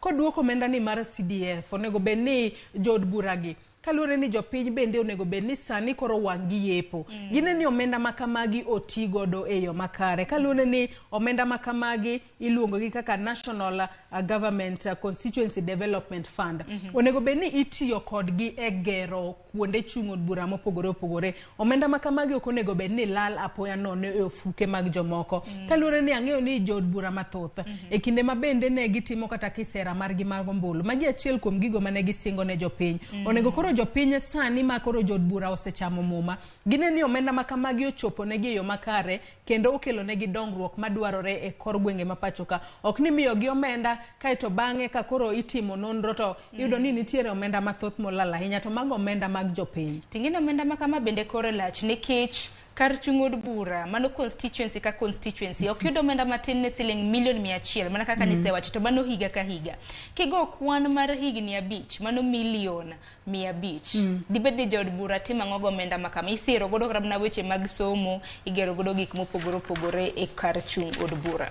Kopogore gi mano bende Wetangula bende picha ni neno kanyo ka koro orwako lep tich odiochieng' manyoro toka nosechamo muma kaka speaker mar od bura maduong' mano mar National Assembly. Makoro sani en tiere gi oteku en kapono ni jatend piny Kenya jalupne mano jalup jatend piny Kenya bende onge koro en jal ma bende koro ji biro bedo karango wang'e. To Sharon binge ni mae koro wanyalo wacho ni kwethno mar Kenya Kwanza osechako chopo singo ma bende ne gichiwo ne jotelo mopogore opogore ma bende ne odonjo e ogirimiti kodgi mar loso riwruogno mar Kenya Kwanza. Parni Wetangula e kinde ma bende ne gidonjo e Kenya Kwanza kacha en achiel kuom jogo ma bende nochiw ne singo ni ka ikelo na kwan ombulu atamalo makama to abiro mi lemo no mar speaker.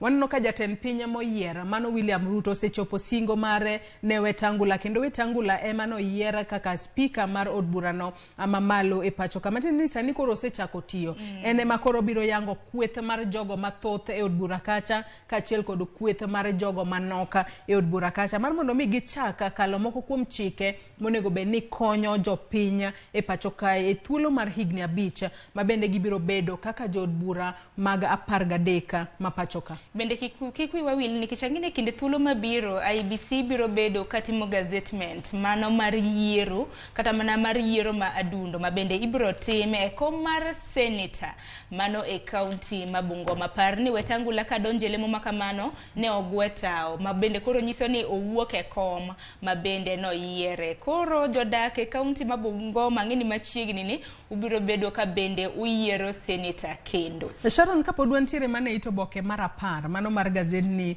mar The Standard bathe kanyo.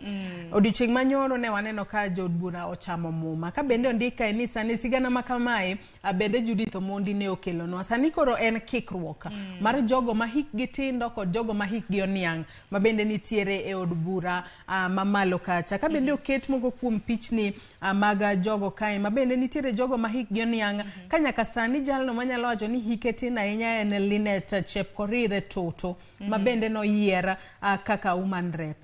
Kalure ni Mabomet en jago ma bende hike ni piny ahinya. Kalure ni sani e kinde ma bende koro gibiro bedo ka gisumo paro kacha. Ok en mana paro mar jogo ma ponono hikgi oniang' kende. Nitiere jogo ma ponono biro paro gigo ma rowere onego bed ni ikonyo godo e pacho kae. Tapani kikruok makamano ber nikech Joyce samoro kaka hiki oniang' samoro bende ok ipar kaka nitin kata ka nin rawera nikech odiochieng' kodiochieng' gik moko lokore. Picha kanyo neno mar Musa Serma mano jaod bura kar chung' od bura ma Eldama Ravine. Ng'eni en bende notiyo yande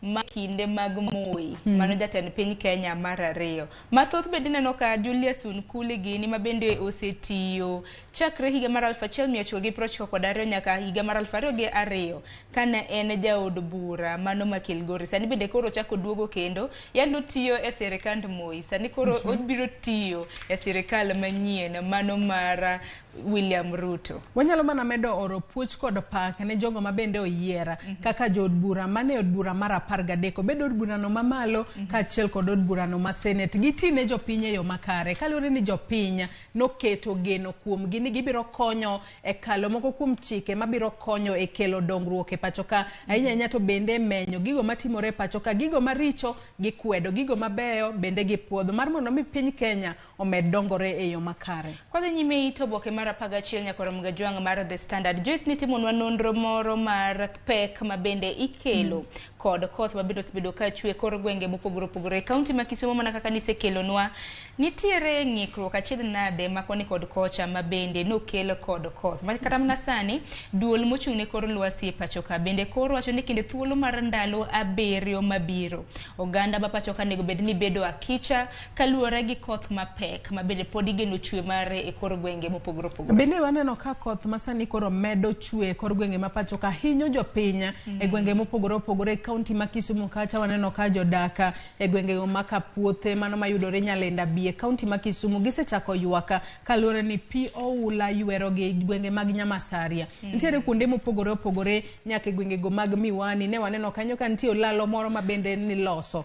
To kendo kaluwore kod koth ma bende nochwe olalo makamano nokethore kendo kanyo ok ne nyal kalore kata matin. E kinde ma bende sani koro jogo ma koro chal mar kor lwasi wacho ni koth biro chwe kendo koth maduong' biro medo chwe kuom thuolo mar ndalo 7 mabiro. Jopiny onego bed ni bedo akicha. Iwacho ni jogo ma ponono odak machiegni kod aoche ma ponono nyalo ng'ok kata nyalo miyo pi donje mieche gi. Nyaka sani onego bed ni kaber to gimanyo kuonde moting'ore gi malo mar mondo mi gidhi gidag kuro gipogre kod midhiero mikelo kod pi oula. Kalure ni pi oula mana kaka jodak e kaunti ma Kisumu nochwalo ywak mar gi nyoro moko kuom gi noko nindo.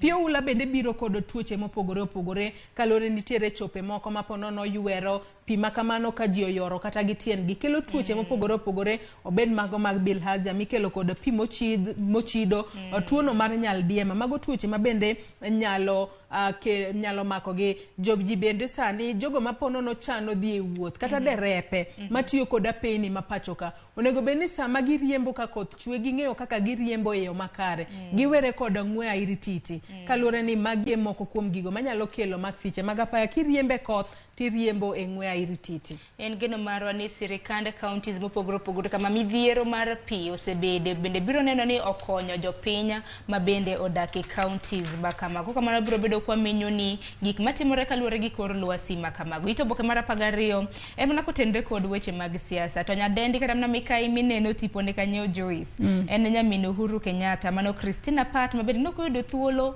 ma bende nogwele godo mar mondo mi ochope od bura mar Senate kaluwore ni mana jala achiel kene Professor Kamar ema bende noyiene kata mana gwelo mare noyiene. Koro nyiso ni anyuola mar Kenyatta e okang' mokwongo chakre ne piny Kenya yud independence onge ng'ata ng'ata ma bende koro biro bedo e paw siasa. Hinya koro kwa donjo e sirikal manyiena.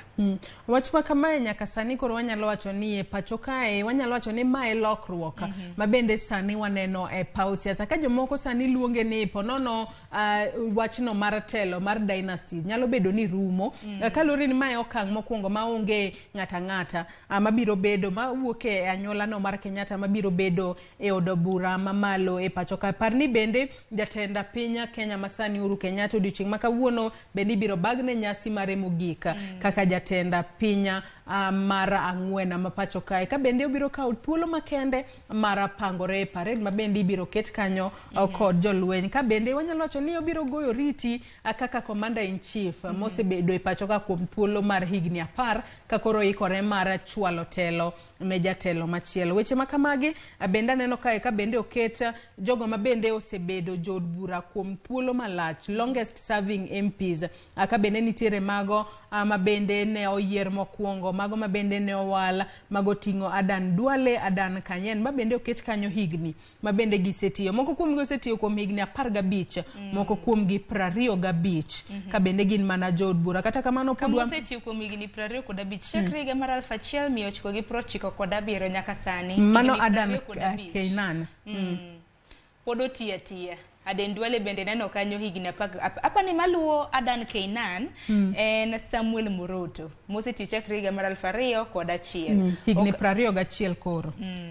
Kata kamano pod wanyalo mana medo nyisogi gimed mana tiyo ne jopiny e yo makare. Kalure ni ka jopiny siko ka yieri nyalo bedo ni gisiko ka gikelo ne jopiny dongruok kata lokruok ma bende konyo jopiny e yo makare. To gwengwa mag Kaluo bende aneno Moses Kajwang' ma bende osebedo ka tayo kaunti ma Homa Bay kaka senator chakre higa mar 2013. Senators mopogore opogore kata mana puoch gi pak bende ne Fatuma Dulo ma bende osetayo kaunti ma Isiolo kaka senator mar chakre higa mar 2013 bende no yiere kendo yiero ma higani ne neno odiochieng' manyoro kano chamo muma. Adwaro mar mondo mi watieki akento nwategi machinglo mantiere it gazet mar 14 kapok wadonjo e Daily Nation. Machinglo ni to kora akia ne tiende nang'o kalure ni machinglo ma kamano nyaka Ramogi Tv ito boke mar 14 waneno kanyo ka nitiere en chuma nyasani ma bende ng'ato migo gi pi to kineno weche mantiere kanyo energy cost, nitiere tax cut, nitiere NHS picha makama aketa ni chalo nade. Dibed ni magi Prime Minister mag piny Ingeresa nitiere Joris Bonson mano ma bende koro nosewuok wang'e ni yiero na gitimo juma manyien koro Truss osedonjo koro Truss donjo gi chido te weche mag mibadhi neno teko weche mag teko mo kanyo tax cuts mago weche motendre kod osuru apani mae ne na tipo manyiso telo lokruok kaka bedo kalure ni bathe koni waneno ka ng'at moro no to koro oketne pi matinde ne nodonjo iye to moro ni to wuok oko en ema koro dhi telo neno ko serwako pumps moko en ka gima tiende ni oko kama koko manya koro Ramogi Tv ponono ni biro yudo gazet mar The Standard ito boke mar 14 ibiro ng'iyo machinglo makamano bende somo nwa paro ni machinglo makamano iyude e yo machalo na The Standard odiochieng' makawuono bende nitiere gi gazet ma iye mong'ere kaka Pulse ne weche mag dusruok kanyo anno ka nyadende moro go picha e tipo mokwongo gi weche mag tuke gi mopogore ang'eni Joyce akene odira ni tuke mage madhi nyime ang'eni Cleophas biro bedo kalero tuke go magi PL pod dhi nyime kata kamano weche tuke nyaka sani wacho ni kik ikete chunyi ahinya chunyi nyalo bedo ni ipako tim moro to ka gidhi e pap kacha to mi disappointment moro marach ahinya kata kamano weche tuke gi waluwo gi aluwa lakini ok waketgi e chunywa ahinya. Koro nyakora Ramogi Tv wacho gazet mar The Standard wadonje the Daily Nation ka bende neno mana ka thund wach bende manochiwo e gazet mar The Standard mana en kaluwore gi tho mar Malkia Elizabeth mar 2 ma bende nonyuole higa mar 1926 ka bende nong'elo rengo odiochieng' manyoro bende naneno kanyo piny Ingeresa koro gisechako mon kata mana ibro ywage kuom thuolo mar ndalo 10 mabiro.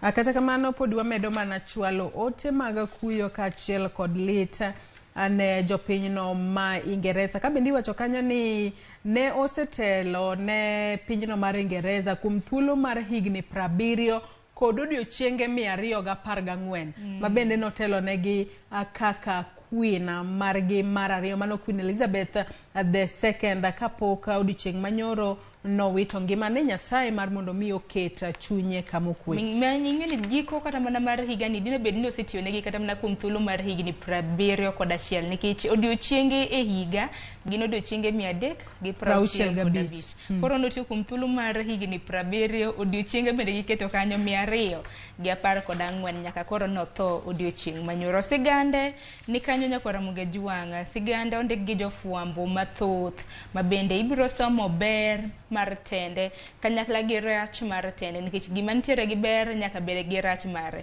Kotayo piny makamano kuom thuolo mar higni 70 mago higni mathoth ahinya. Sigana bende mar Wetangula bende nitiere kanyo. It gazet mar 4 mabende duto ten waselero negi gazet mar The Standard en mana ni par ni e od bura maduong' mar National Assembly kata bende ni Wetangula mano Moses Wetangula koro donjo kaka speaker bende nitiere jalup speaker mano Gladys Boss mabende no yier kaka jalup speaker to Gladys Boss ni bende en woman rep kata mana ja od bura e county ma Uasin Gishu.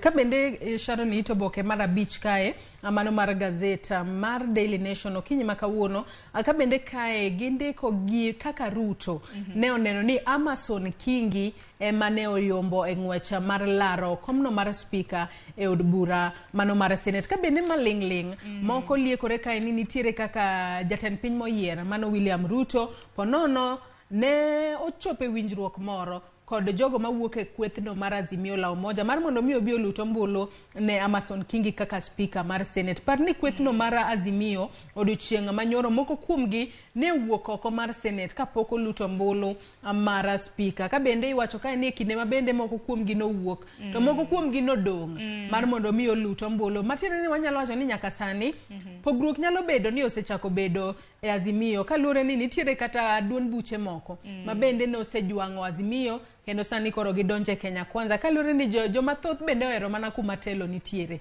Mana kaka Joyce oselero ni nyaka Ramogi Juang nitiere moko kuom senators mabende nobalo gi jowetegi mowuok e od bura mar Senate mana kaka nisewacho.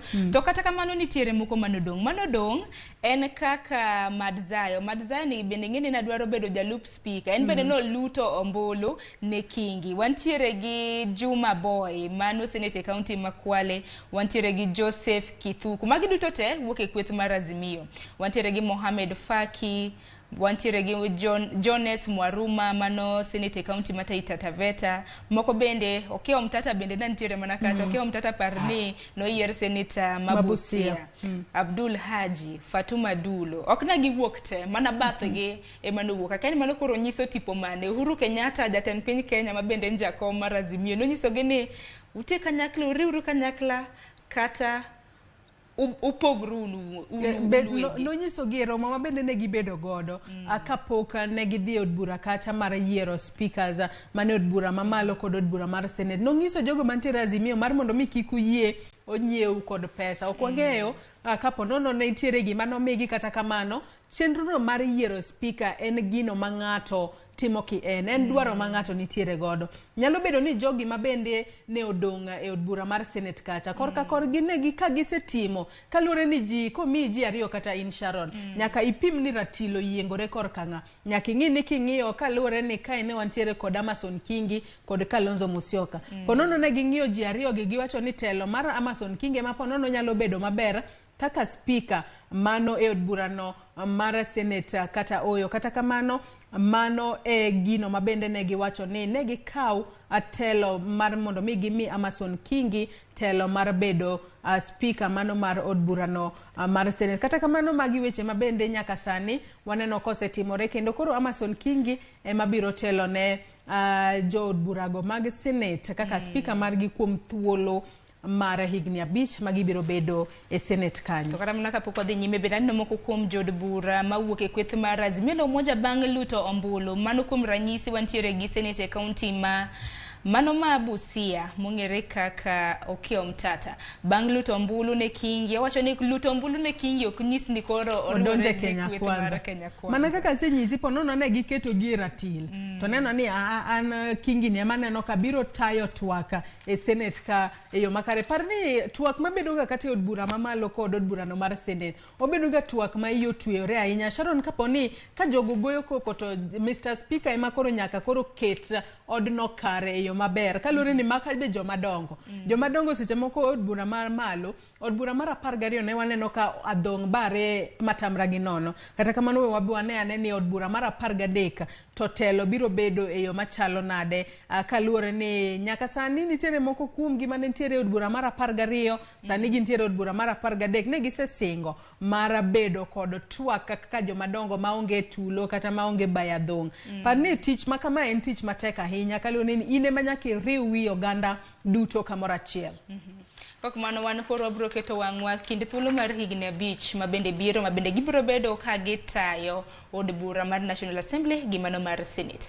Ito boke mar auchiel Joyce mana kaka niselero matin ni gazeti mar The Standard en kaluore gi goyo oriti makende. Jolwenyo uduche makawuono nyakwara muge jwanga gibiro ka gichiwo oriti makende farewell ne jatend piny Kenya mar 4 mano migosi Uhuru Kenyatta. Kabla nyasi makamano ibro timo duchieng makawuono Ulinzi Sports Complex mabende nitiere buore Nairobi ka. Koro gigoyo oriti ne jatend piny Kenya mar 4 mabende osebedo katayo piny Kenya chakre higa mar 2013 nyaka sani mano higni 10. Apani jatend piny Kenya mano Uhuru Kenyatta setelo ne piny Kenya kuom thuolo mana higni 10 mana kaka kisewacho jopiny biro pare kuoda gigo mopogore opogore. Nitiere dongruok mopogore opogore mabende nokelo ne jopiny. Maga achiel kuom gigo mabende ne oneni iluongo ni legacy projects. Mago gigo mabende nowacho ni kata ka wuok e telo to nyaka jopiny para kod achiel 2 3 maka gibedo piny to giwacho ni kinde moko ne wantiere kod jatend piny manotelo nwa chakre higa mar 2013 2022 to ne ntiere lokruok mopogore opogore mane okelo nwa. Akalo ni kata obedo ni obiro goyo oriti ne jopiny bende wang'eyo ni odiochieng' mar tich 2 mano mar juma manyien bende obiro bedo kacha e nyasi mar kawo gige telo ka koro oketo e lwet jatend piny moyier. Nyasi mabende noseketo odiochieng' no kaka odiochieng' mar yweyo kendo jo Kenya duto okwa ni obio chop obed joneno e kinde nyasi no kinde mabende piny Kenya biro bedo ka loso historia machielo mar jatend piny mar 5. Jisperani mana ote mag puoch kod pak ne jatend piny Kenya moyier gi jalup ne aneno ka kembe mopogore opogore pod medo oro negi e oboke makamagi. It gazet mana kwa dhi nyime it gazet mar 10 nitiere jalweny moro mabende noriemb tich mano kaluore gi chal mare mano mar thieth. Jalweny no wacho ni ne othiche oko e tich kaluore gi chal mare ne ntiere gi kute mag ayaki. Gisani koro odhi donjo ne kambi kata mano odhi donjo ne duol mano mar KDF mano duol mochung' ne jolweny e pachoka kaluore gi okang' makamano. Gisani koro osedhi e doho kabende wacho ne noriembe kaluore gi ataro mar chik. Kabende nitiere riwruoge mamoko mabende kedo ne ratiro mar oganda. Sani koro gisewacho ni okang' makamae nyalo medo keto akweda ahinya ne jogo modaka kod kute mag ayaki e pachoka. Kalure ni wach makamae ni riembe tich kalure ni nitiere kod kute mag ayaki. Kata kamano nying jago ni maja higni 23 nopandi. Opandi kalure ni weche makamagi ok ber wache lela. Jomoko ponono nitiere kod akweda makamagi kagiwacho ni wach mane KDF otimo ni nyalo tingo malo akweda mara jogo manitiere kod kute mag ayaki e pachoka. Kabende iwacho ni mano en ataro mar article 27 mano mar pende chike ma pachoka mabende okumo mano kwedo ng'ato kaluore kod chal mare mar ngimane. Obed ni entiere kod tuo moramora katiba ma pachoka ok oyie ne ng'ata kwedo ng'ato kaluore kod chal mare mar thieth. Parni tuo ni mar ayaki Sharon osebede pachoka kuom kinde malach. Nitiere jogo mosedak kod kute mag ayaki kuom thuolo mar higni higni mathoth. Iwacho ni kata obedo ni nitiere kod kute mag ayaki, kimuonyo yath e yo makare, inyalo dak kuom higni mathoth ahinya kata moloyo jalno maonge kod kute mag ayaki. Omiyo ok en gino maber ka ikwedo ng'ata ng'ata mantiere kod kute mag ayaki e pacho kae. Onego bed ni iketogi aketa kumoro achiel, kaluwore ni mano en tuo ma idak godo, ok en giko mar ngima. To bende gima lit en ni rembe no pim ka okia. No pim kata ka ikaw rembi, ng'e ramna kikaw kata mana rembi od thieth, inyisi na kaw rembi nikech wadhi timo kama kama. Samoro da pimo malaria, ok pimi kata mana kute mag ayaki kapok onyisi. To bende ok ber mar pedhe oko nikech mago gin mana akwede. To parni kata ka ng'ato pok opim kute mag ayaki, onego bed ni kuongi keti piny, iwuoyo kodi achiel kachiel, ipenje ni Sharon, wadwa pimi kute mag ayaki, kata ibiro mar mondo mi opimi kute mag ayaki. Kaponi oyudi kod tuoni, ibiro timang'o? Nyaka ng'i kata be ichiw duoko mari, ponono ka en duoko ma nyalo chwalo maling'ling moko ni kong'isi ni nitiere kod tuo ni nyalo kawo ngimani iwuon. Tineno kaka iwuoyo kodi e yo makare, mar mondo mi ni kata ka duoko obiro mopogore, to iyie kod duoko kendo ichomori kod yath e yo makare. Omiyo ne en wach malit ahinya kipime ma apanda, iduoko ne duoko mage to konyise kata ni nopime kute mag ayaki. Nyalo bedo ni jago ni nong'eyo adiera ni entiere kod kute mag ayaki kendo sebedo komuonyo yath e yo makare. Kendo iwacho ni kimuonyo yath e yo makare, to kata ok inyalo miyo nyawadi tuo no. Kaluwore ni nyaka sani wacho ni viral load mari dhi dok pinya, kendo ok inyalo, tuo ma kamano ok nyal wuok kuomi ka dhi e ng'ama chielo. Nyalo bedo ni nochimore kod yath makare, kata obedo ni odak kod kute mag ayaki, oritore maber, kik omi nyawadgi. Kata kamano ne en wach malit ahinya. An korka kora aparo ni en okang' makare mar donjo ne KDF, kaluwore ni ok en gima ber. Ka wach ma kama ochake pacho kae, migepe maboko bende nyalo luwo ondamo ma kama iwacho ni kibire tich kama marwa nyaka pimi kapo no nen gi kute mag ayaki to koro ok mi tich. Wach ma kama nyalo kelo akweda maduong' ahinya pacho kae, gino ma nyaka kuma ahinya. Kata kamano pok ochopo e doho, obiro dhi e doho, wacho ni obiro dhi e doho e kinde thuolo mar ndalo 7, mano juma achiel mabiro. Weche mag siasa bende pod kata mana ka nitiere weche mag siasa mago ma oluoro kata mana omako piny mangima, bende par ni nitiere counties ma bende yiero notim ahinya ka koro gindiko gi dho ngere ni it's not over until it's over.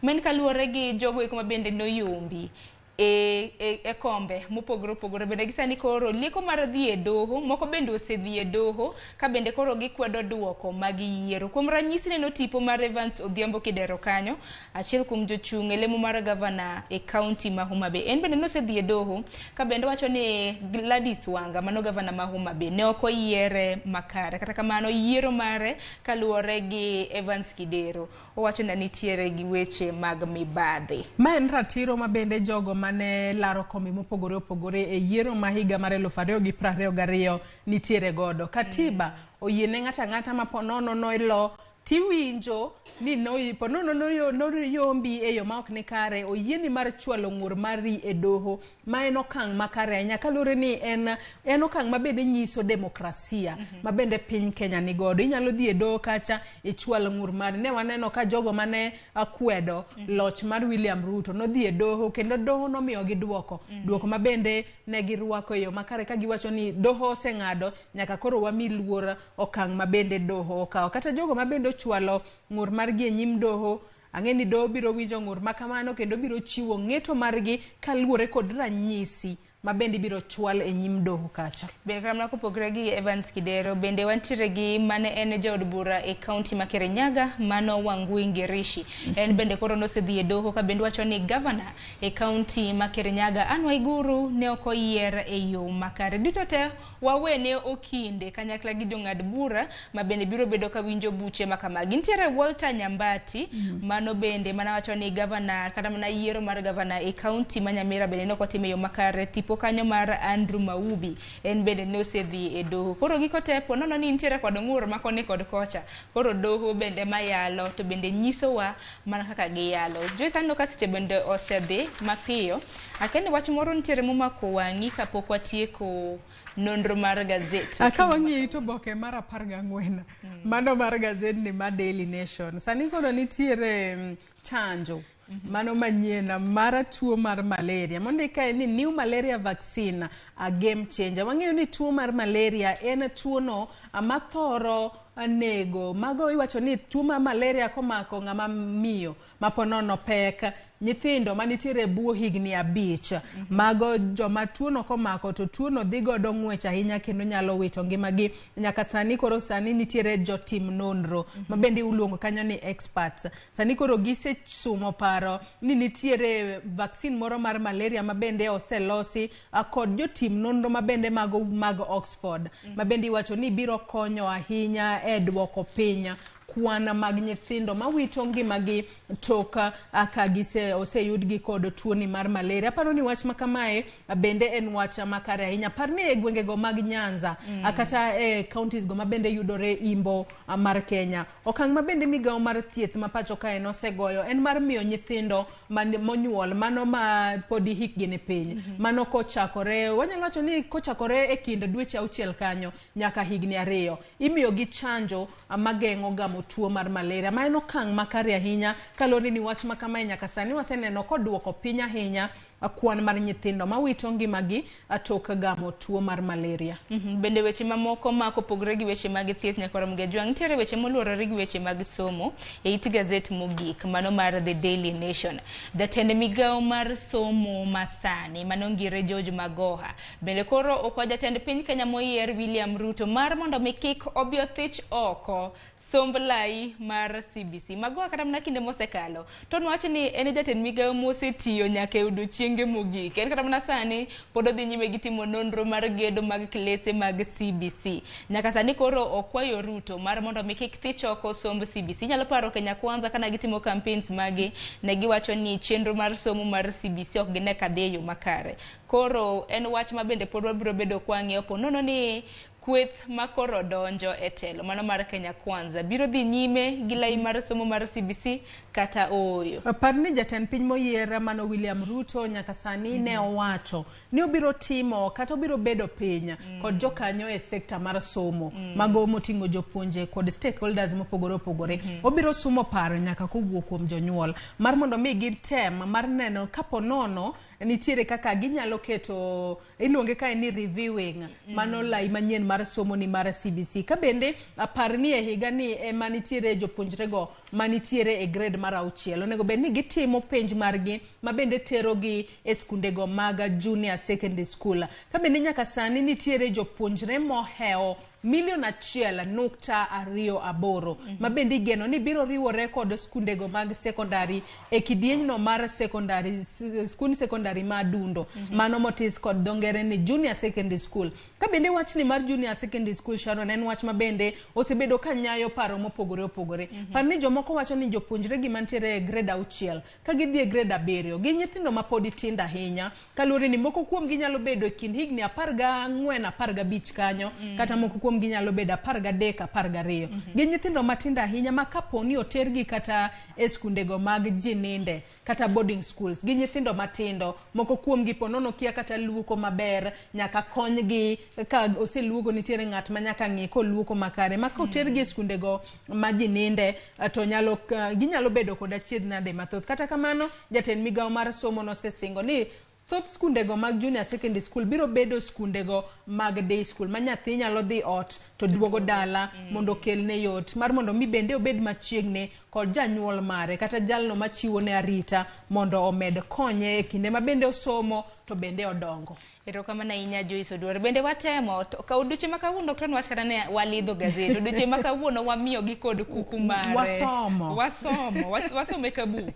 Moka ok ane kata mna tiende mar nyakora Mugejwang dhi e chiro mar dhi nyiewo kata mana gazet. Koka ma nyakora Mugejwang apa ni Joyce Oduor nyalo miyo gi wach mogik kapok watieko. Kata kamano Sharon wach mogik to podi piny ngima podi nitiere kuyo podi wantiere kuyo kod jopinyno mar Ingereza e kinde masani koro giywago Queen Elizabeth II mabende owito ngimagi. Pod wamedo chwalo ote mag kuyo kachiel kod lit ne familia osiepe kaachiel kod jopiny duto e pinyno mar Ingereza. Nyasaye mar mondo mi omi chunyno mar horuok e kinde ma bende uwito jatendu mano Queen Elizabeth II, ka bende wakwayo Nyasaye mar mondo mi oket chunye kamokwe. Erokamano ahinya Joyce Oduor, taya makare e nonro mar gazet okinyi makawuono. Kanyakla kodi nyakoro mgajua gazet momori odiochieng' makawuono e kinde Daily Nation gi mano mar The Standard idhi e chiro to idhi nyiewo. Mana te chenro ni nyinga en Sharon Ong'aw. Mabiro en twak e chenro mar rupiny mabende aneno ka nyawadwa Cleophas Oluoch ikore e yo makoni kod kocha. Kik idhi mabor.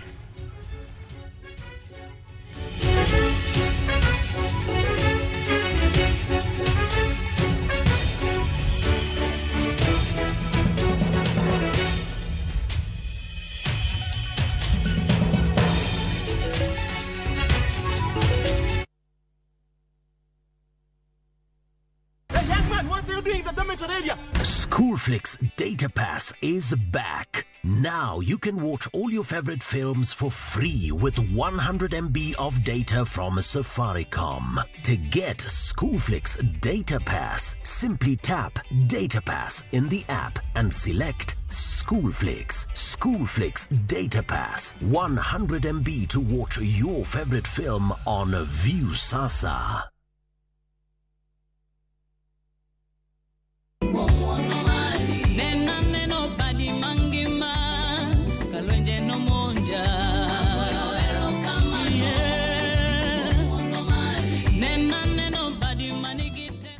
Ponono ni kuom ng'wono ma Nyasaye yiero wenda manyien mar erokamano dina *8 6 0 *4 1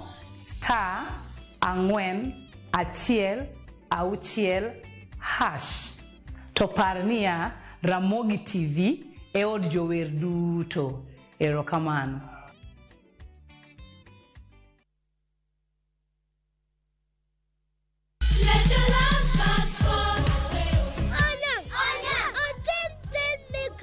Ngeso ka ngeso wakelo ni gik mamit makelo mor. E rogo mar nyithindo kae wakelo ni talanta. Leo rombo lemo dumalema, lum leo rembo lemo dumalema. Loso gi lwedo. Wapuonji tedo be. Gi moko mamit. Kikelo ni kod Lox Ponde, Sally Kosgei Odhiambo, to gi Josephine Achieng'. Rogo mar nyithindo, ngeso sa 3 mar okinyi, to ibonwa e Jumapil sa 8 mana e Ramogi TV.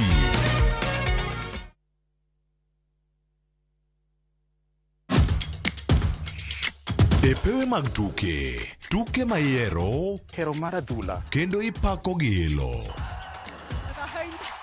Tudri kod James Opondo, japicha, gi Milton Ochieng Jaka Black e pau tuke. Chieng' ngeso ka ngeso, chakre sa 8 odiochieng' nyaka sa 10 mana e Ramogi TV.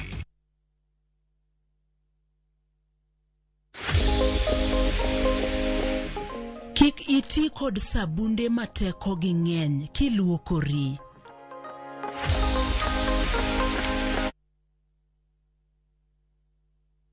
Collect fare kwa boda au matatu ukitumia ViewPay cashless na uqualify for bima ya 100,000 shillings pamoja na medical cover ya 20k na permanent disability cover ya 100k kwa 5 bob pekee. Dial *236# today to start using ViewPay cashless.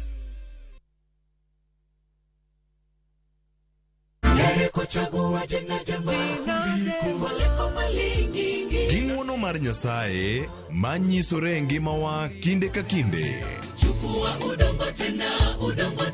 Ber ka waduoko ne erokamano kod pak. Ma watimo sabato ka sabato chakre sa 2 mar okinyi. Yud gweth kod ngima manyien kuom Kristo kokalo kuom puonj koa kuom jotich Nyasaye. Sikie lamo, nyis Ruoth Jehova Nyasaye entie gi duoko maber ne ngimani. E chenro mar Injili ngima e Ramogi TV.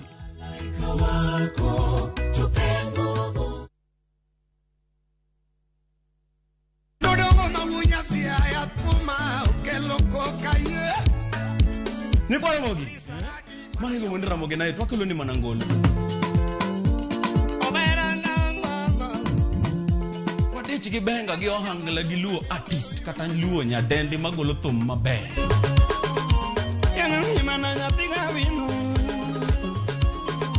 Iluonga ni Kolo, Kolo instrumental kata DJ Kolo. Iluonga ni Ninja the Entertainer. Wawacho nango baba? Kete manaka. Twende kazi.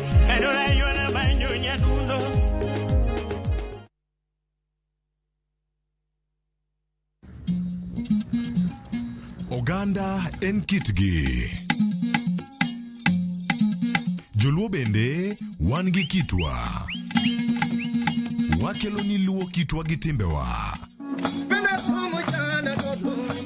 E chenro mar 111 Ngeso ka ngeso saa 1:45 mar otieno gi Rabala Kwasi Owad gi Rajabu kod Odhiambo Wuonyangege.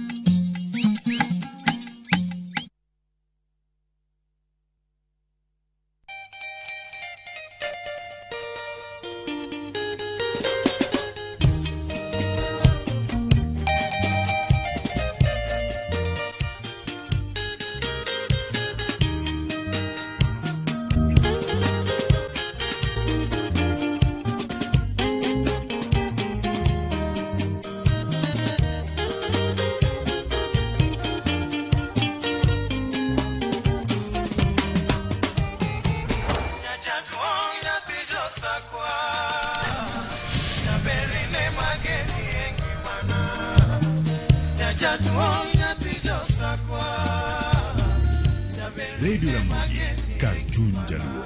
Radio Ramogi.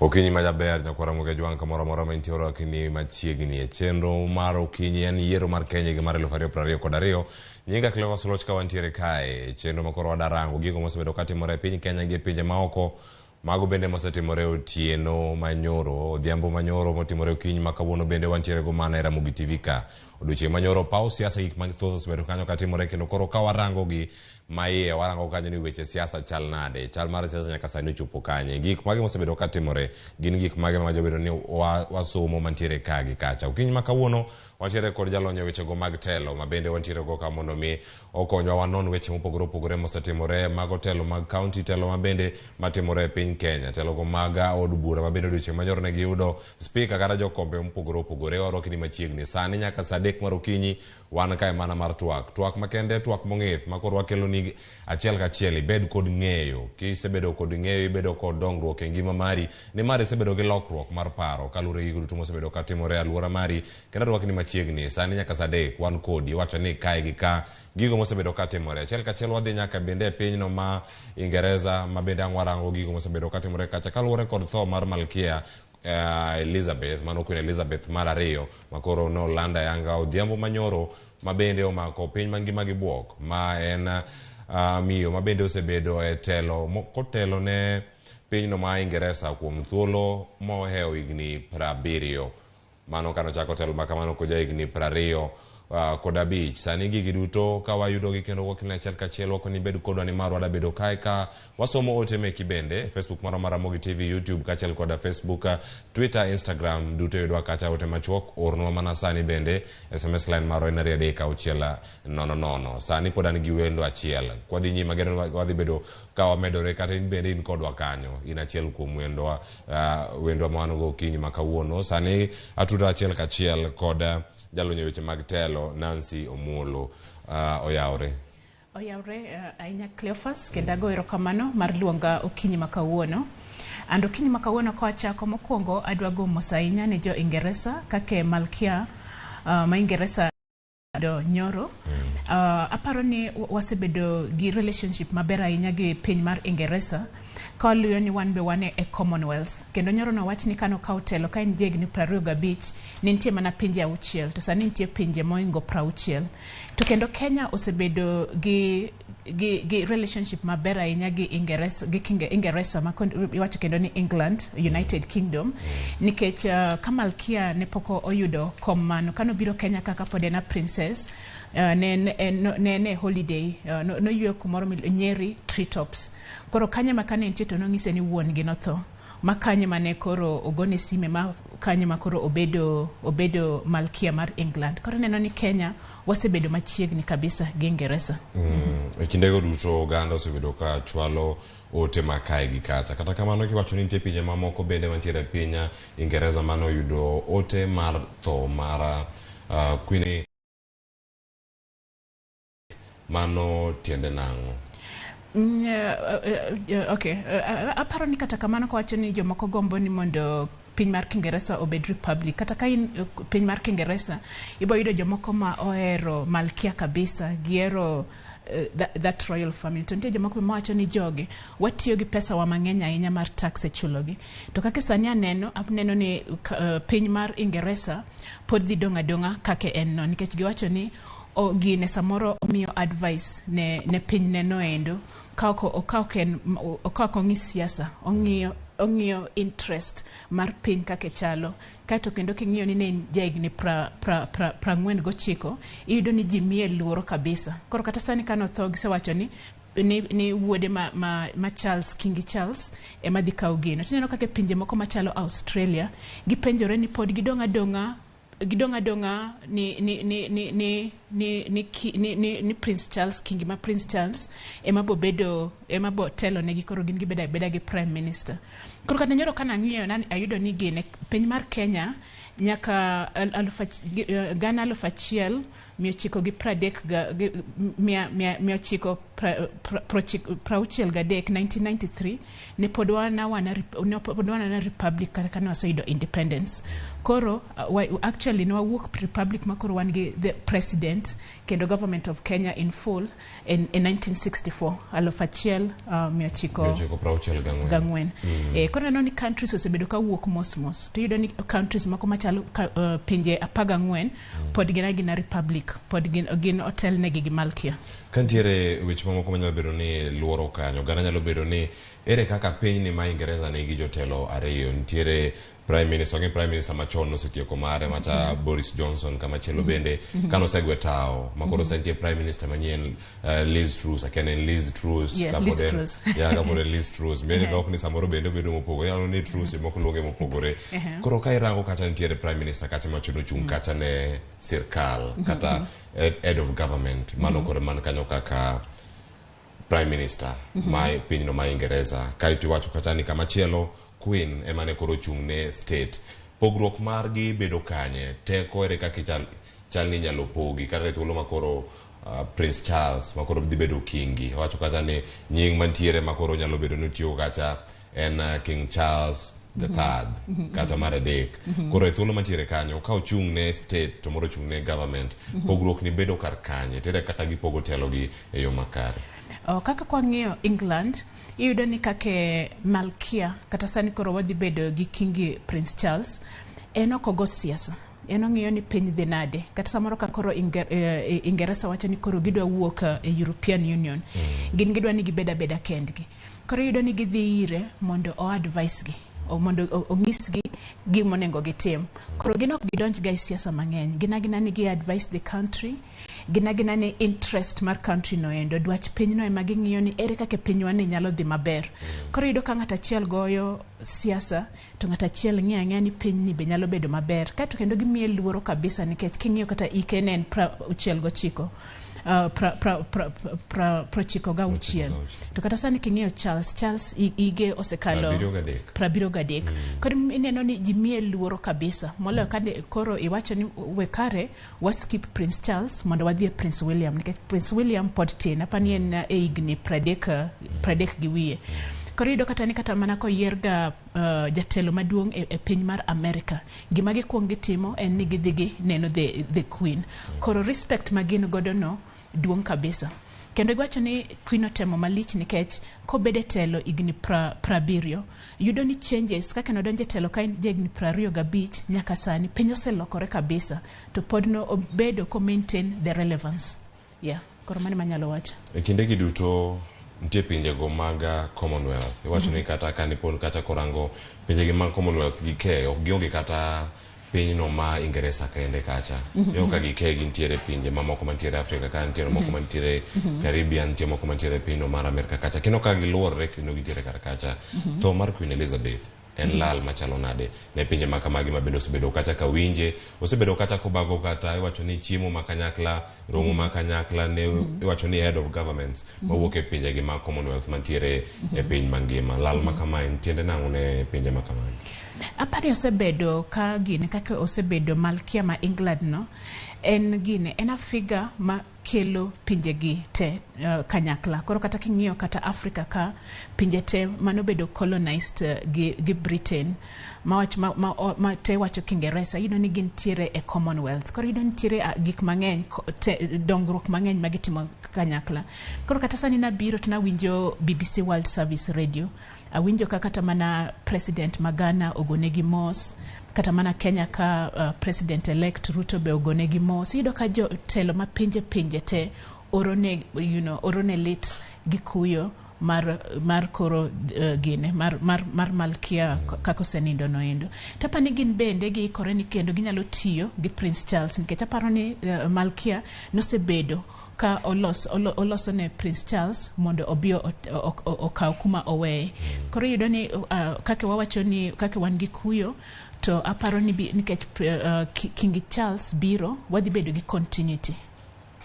Nitiere gik moko ma oganda nyalo bedo ni penjo ting maduong' makoro King Charles III dhi bedo koro ka odonjo kata koro kaka ene mochung'ne pinje gi duto mantiere e riwruok no mar Commonwealth.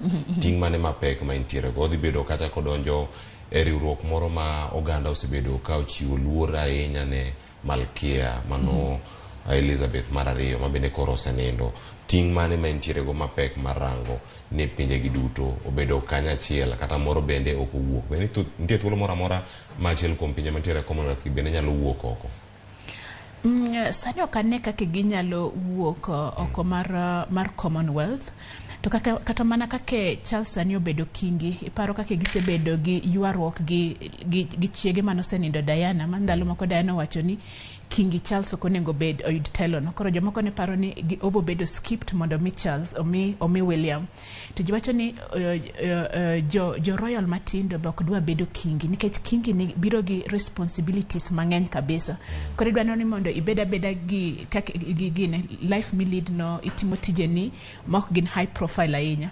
Koro aparo ni Prince Charles aparo ni gi kemose romo mokalo 70 kadhi nyime no aparo ni en ready. Tingeni kendo challenges moko magiyudo ni sani kata kake country ma Kenya ntiere pao kendo mobiro kake sani koro wan gi jo China ma deal gi African countries. Koro ineno ni pinje mek China ka gitemo donjo kuonde machalo Africa miyo pinjego America kata mana European countries a lot of challenges. Kati yudo ni sani be wae wach mar corona mosebedo ko affect the countries gi kabisa. Kaito kendo wan gi lweny mosegore Russia gi Ukraine. Koro yudo ni sani piny tetete nigi challenges mopogore. Koro bro mondo ji otimbedo gine e riwruok mar Commonwealth bro luwore kake otemo solve these problems. Kendo koponi pinje gi neno ni Commonwealth nitie gi gima konyogi kendo ginyalo biro kanyakla mondo gi solve gine weche magin godo gi to gibo bedo kanyo. Mana kamano nyako Ramogi Jwang mano kawachiwo otewa mag lit gi kuyo bende ne anyuola osiepe jopiny ne Ingeresa duto makoro sani yuago mosenindo mano malkia Elizabeth mar ariyo ineno kanyo e kinde mane ongima nodak ngima machalo nade ka irango kanyo ne jatelo mano chung'ne riwruoge bende mag pinje mamoko bende kirango kanyo nitiere pinje ma okene ochung' kacha kaka jatelo mane rango achiel mag pinje gi duto kata ka gintiere kar kanyo e ngima ne bende kane ongima kane otudore koda joge duto nyaka odhiambo manyoro nyithinde kaachiel koda jogo machiegni kode ne molo kama ne ntiere kanyo, wacho ni estate mare mano kama ne ntiere, kendo ne gichopo kacha mondo mi gibed kanya achiel. Mano wacho ne dakika ge maogik kane ntiere kar kanyo, ka ote mane koro ochiw mano kowuok Buckingham Palace, mane koro wacho ni koro ne owito ngimane kendo ne oyueyo mayom. Iparo ni nobiro e piny Kenya ka en mana princess, owuok ka en malkia, iwacho ka en mana nyathi kingi. Koro kowuok kanyo ka koro en makoro kao thuolo mar wuon mare, ka koro wuon mare bende ne ose wito ngimane. Nyakoro Ramogi Jwang' wamedo mi weche mathoth bende mang timore aluora mara, weche motenore koda tho mara Queen Elizabeth mar ariyo, ma bende wakelo bende Ramogi TV e chenro mabiro ni achiel kachiel ka wago touch bende pino mar Ingeresa. Wabedo bende kod jonon weche mopogore opogore mag siasa, ka koro rango mago bende matimore e piny Kenya. Koro nyaka sani achiel kachiel wadonjo nyaka matimore e piny Kenya odiochieng' manyoro. Pichi makamago mag Queen Elizabeth ang'dhi nyime kod yudogi achiel kachiel. Kata sani koro wadonjo mano e National Assembly kod mano bende mar Senate. Gik mathoth osebedo katimore Nyakoro Ramogi Jwang', kendo koro odiochieng' manyoro gik mage manitiere kar kacha. Niyudo thuolo mar neno wang' jowi mar Ramogi kata kane rango ute fwambo mamoko. Kata kamano gigo mane timore kuondego duto ne en chamo muma mag jod bura moyier maromo kanyo 349, mag seneta maromo 67 duto nitiere kacha. Ka ineno thuolo gi duto gikawo kacha mar chamo muma, en singo, en kuong'ruok. Ka irango gigi duto mosebedo kacha katimore, yiero kaachiel koda chamo muma manotimore odiochieng' manyoro. Mokwongo wacha kar kuong'ruok ka, singo ma gichiwoga, ka irango kacha ni giwacho ni an ng'ane asingo mar timo ma kaluwo chike kama. En ang'o matimore kendo? En geno mane chamo muma nyoro omi kuom jotelo manyien gi machon manodok e od bura? Aparo ni nyoro ne en odiochieng' ma very important Kenya ka, nikech ne waneno ka koro jotendwa ma wayiero e parliament ma waluongo ni members of parliament ne nyoro ochamo muma. Kendo ka ning'iyo joma chamo muma go, iyudo ni jomoko osebedo e odno mar igni mang'eny. Jomoko bende obiro manyien matindo kaka machalo Toto, waluongo gi ni jomatindo be maluongo ni youth. Kata jomoko be yudo ni nosebedo kanyo kaka jok machalo Sirma nosebedo kanyo chon, kaito ne gionge kendo gichak giduogo. Koro nyoro ka waneno ka singruok no ntiere, apani jopiny ng'iyo ni to koro ero ka waseyiero gi chamo muma, koro ang'o ma gibro timo ne jopiny? Be gibro rito singo magiwacho noendo? To kendo nyoro naneno ka jomoko wacho ni okay, mondo yieri ma idhie odno maduong' mar assembly noendo, en gima duong' kabisa. To kisedhi kuno, koro gima gibro yudo, challenges ma jomodhi manyien bro yudo, ni be ginyalo wacho weche monego giwach, be ginyalo articulate. Nikech kana ng'iyo kaka gik moko dhi, giwacho ni samoro in kata gi jok moko machala Otiende Amolo mosebedo kanyo mar igni mathoth, kaito samoro in youth moro mokwongo dhi kanyo, to giwacho ni parliament osebedo ka evolve kabisa. Nikech sani kidwa wuoyo to idiadia gimoro ni to imi chance. Tibo yudo ni speaker mar parliament en besani gine process momiyo go ji chance luwore gi your experience, kata samoro luwore gi debates migoyogo. Koro sani wabo ng'iyo ahinya ni to kata kamano, kata kawan gi jok moyier machon, jok manyien, jok mayudhe giendi, ang'o manyien ma ginyalo kelo e mesa, kendo ang'o manyien ma ginyalo chenjo e dongruok mar pinyni. Nitiere weche mamoko mathoth mosebedo kanyo katimore ka gi kacha, ma bende sani bende kata kwanyalo thuolo bende mar winjo kaka ne achiel kuom jogo mantiere kar kacha. Nitiere weche ma ne Moses Kajwang' kaachiel koda kweth bende mar Azimio la Umoja nyoro ne olose, mano ka gintiere kanyo e od burano mar Senate. Mano to kane gisewuok oko, wacho ne ging'anyo kendo ne giwuok oko. Wanyalo mana winjo chal mar wach kaka ne ntiere e od bura odiochieng' manyoro kane Moses Kajwang' ne loso odiochieng' manyoro. Mago gigo duto mane timore Nyakoro Ramogi Jwang', mana ka giduto gibiro kendo ne gichopo kacha. Ne yiero mar yiero speaker, gigo duto mane ochopo nyoro, mano kaka ne Moses Kajwang' ne loso. Koro wanyalo winjane kaka ne ochwalo weche makamago odiochieng' manyoro kano loso kod kweth bende mag Azimio mane nitie kacha mag senators. He was in such a rush to make a ruling when we had all the time to dispense with issues when we had all the time to allow our nominated senators to be part of this process, when we had all the time to investigate and assess the suitability, the integrity and credibility of the candidates who had put themselves before the House. That is why we have decided we are not going to be part of that charade. Iwinjo kanyo kowacho ni ok gidhi bedo achiel kuom jogo mane dhi bedo kata kaluto ombulu. En komno mar speaker emane yiero mane od burano mar Senate. Gigo duto mantiere kacha wuok oko kata iwacho ni leo mok gigoyo ombulu mane komno mar Senate mar speaker mar Senate odiochieng' mayoro ka giwuok ni kawe nade wuok oko mar gi od bura. Aparo ni wuok gino ne oko kelo buok mang'eny nikech kata kane pok giwuok oko ne oneno kaka Kalonzo be nonengo obed ni vie for that gine seat mar Senate no to en be kano chopo samogik to wacho ni koro en be oweyo ok odhi yudo komno. To aparo ni kaka ne giseng'iyo nikech kata kane giseng'iyo jo Kenya Kwanza ne nigi namba mang'eny moloyogi. Kaito nyoro no aneno kata kane giwuok oko to Kajwang' kanyo wacho ni giwuok oko nikech process oko tim maber. Wacho ni kata mana nominated members 20 mano oyier e Senate goendo no tim mana advert no very late. Koro kata moko kuom gidoero ni mondo o vie for speaker. Koro no wacho ni ok ohero kaka gik moko no timore. To kata kamano ka no wuok oko no wacho ni speaker no ibro yier gi namba matin kabisa. To king'iyo namba mano yiero speaker no ne en pod 46. Wangiso ni pod en kwan mamalo. Koro wuok gi oko ne okonyo koso ndi jok madong kacha to ogaga ombulu nikech kwan mamalo ka en kacha 46. Mano nyiso ni kantiere senators mamoko mane obedo oko kanyo ka giduto gin 60 kod 7. Mano wuok oko kacha pod speaker mano yier pod oyier gi kwan madwarore kaluwore gi chike matimo. King'iyo to yudo ni no yudo majority to kendo king'iyo jok mane ogo kura ne speaker no yudo ni moko be gin jo Azimio nikech ng'ato no wacho ni kaka ne gitimo voting no ne ok en voting ni an jo Azimio kata an jo Kenya Kwanza to nodong kocha te. To yudo ni jo Azimio moko be nogo kura komachielo kocha. Koro yudo ni kata senators gi gionge gimiluongo ni loyalty to the party ena self interest. Koro kata ni yudo ni jo Azimio ma coast goendo to gineno ni Kingi ni dwa bedo speaker yudo ni moko no ogop kura kodgi. King'iyo senator machielo machalo Omtata no wacho ni ogoyo kura ne ng'adno kata kamano tineno kosebedo ga kotiyo gi jo Azimio. To gimano wacho ni kata kogo kura kamano kiking'iye ni koro odwa tiyo gi jo Kenya Kwanza. Koro wabo neno gigi katimore ka jogi go kura koni nikech jiero kuma telo nitiere kaka sani koro neno. Ka jiero kuma telo nitiere kendo koro ka irango ni gino magidwaro en gibed machiegni gi telo. Telo makama kantiere iwacho ni bedo jadiera ne duon bura ma oteri kacha.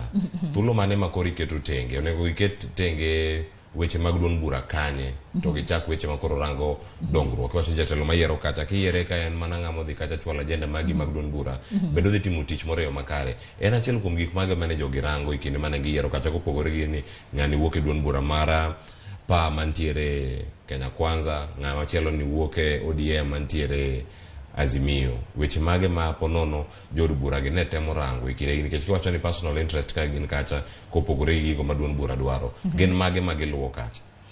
Apa ni kacha tok gilu weche machalo parties. Aparo ni king'iyo piny machalo kake pinywa sani jionge gi party loyalty.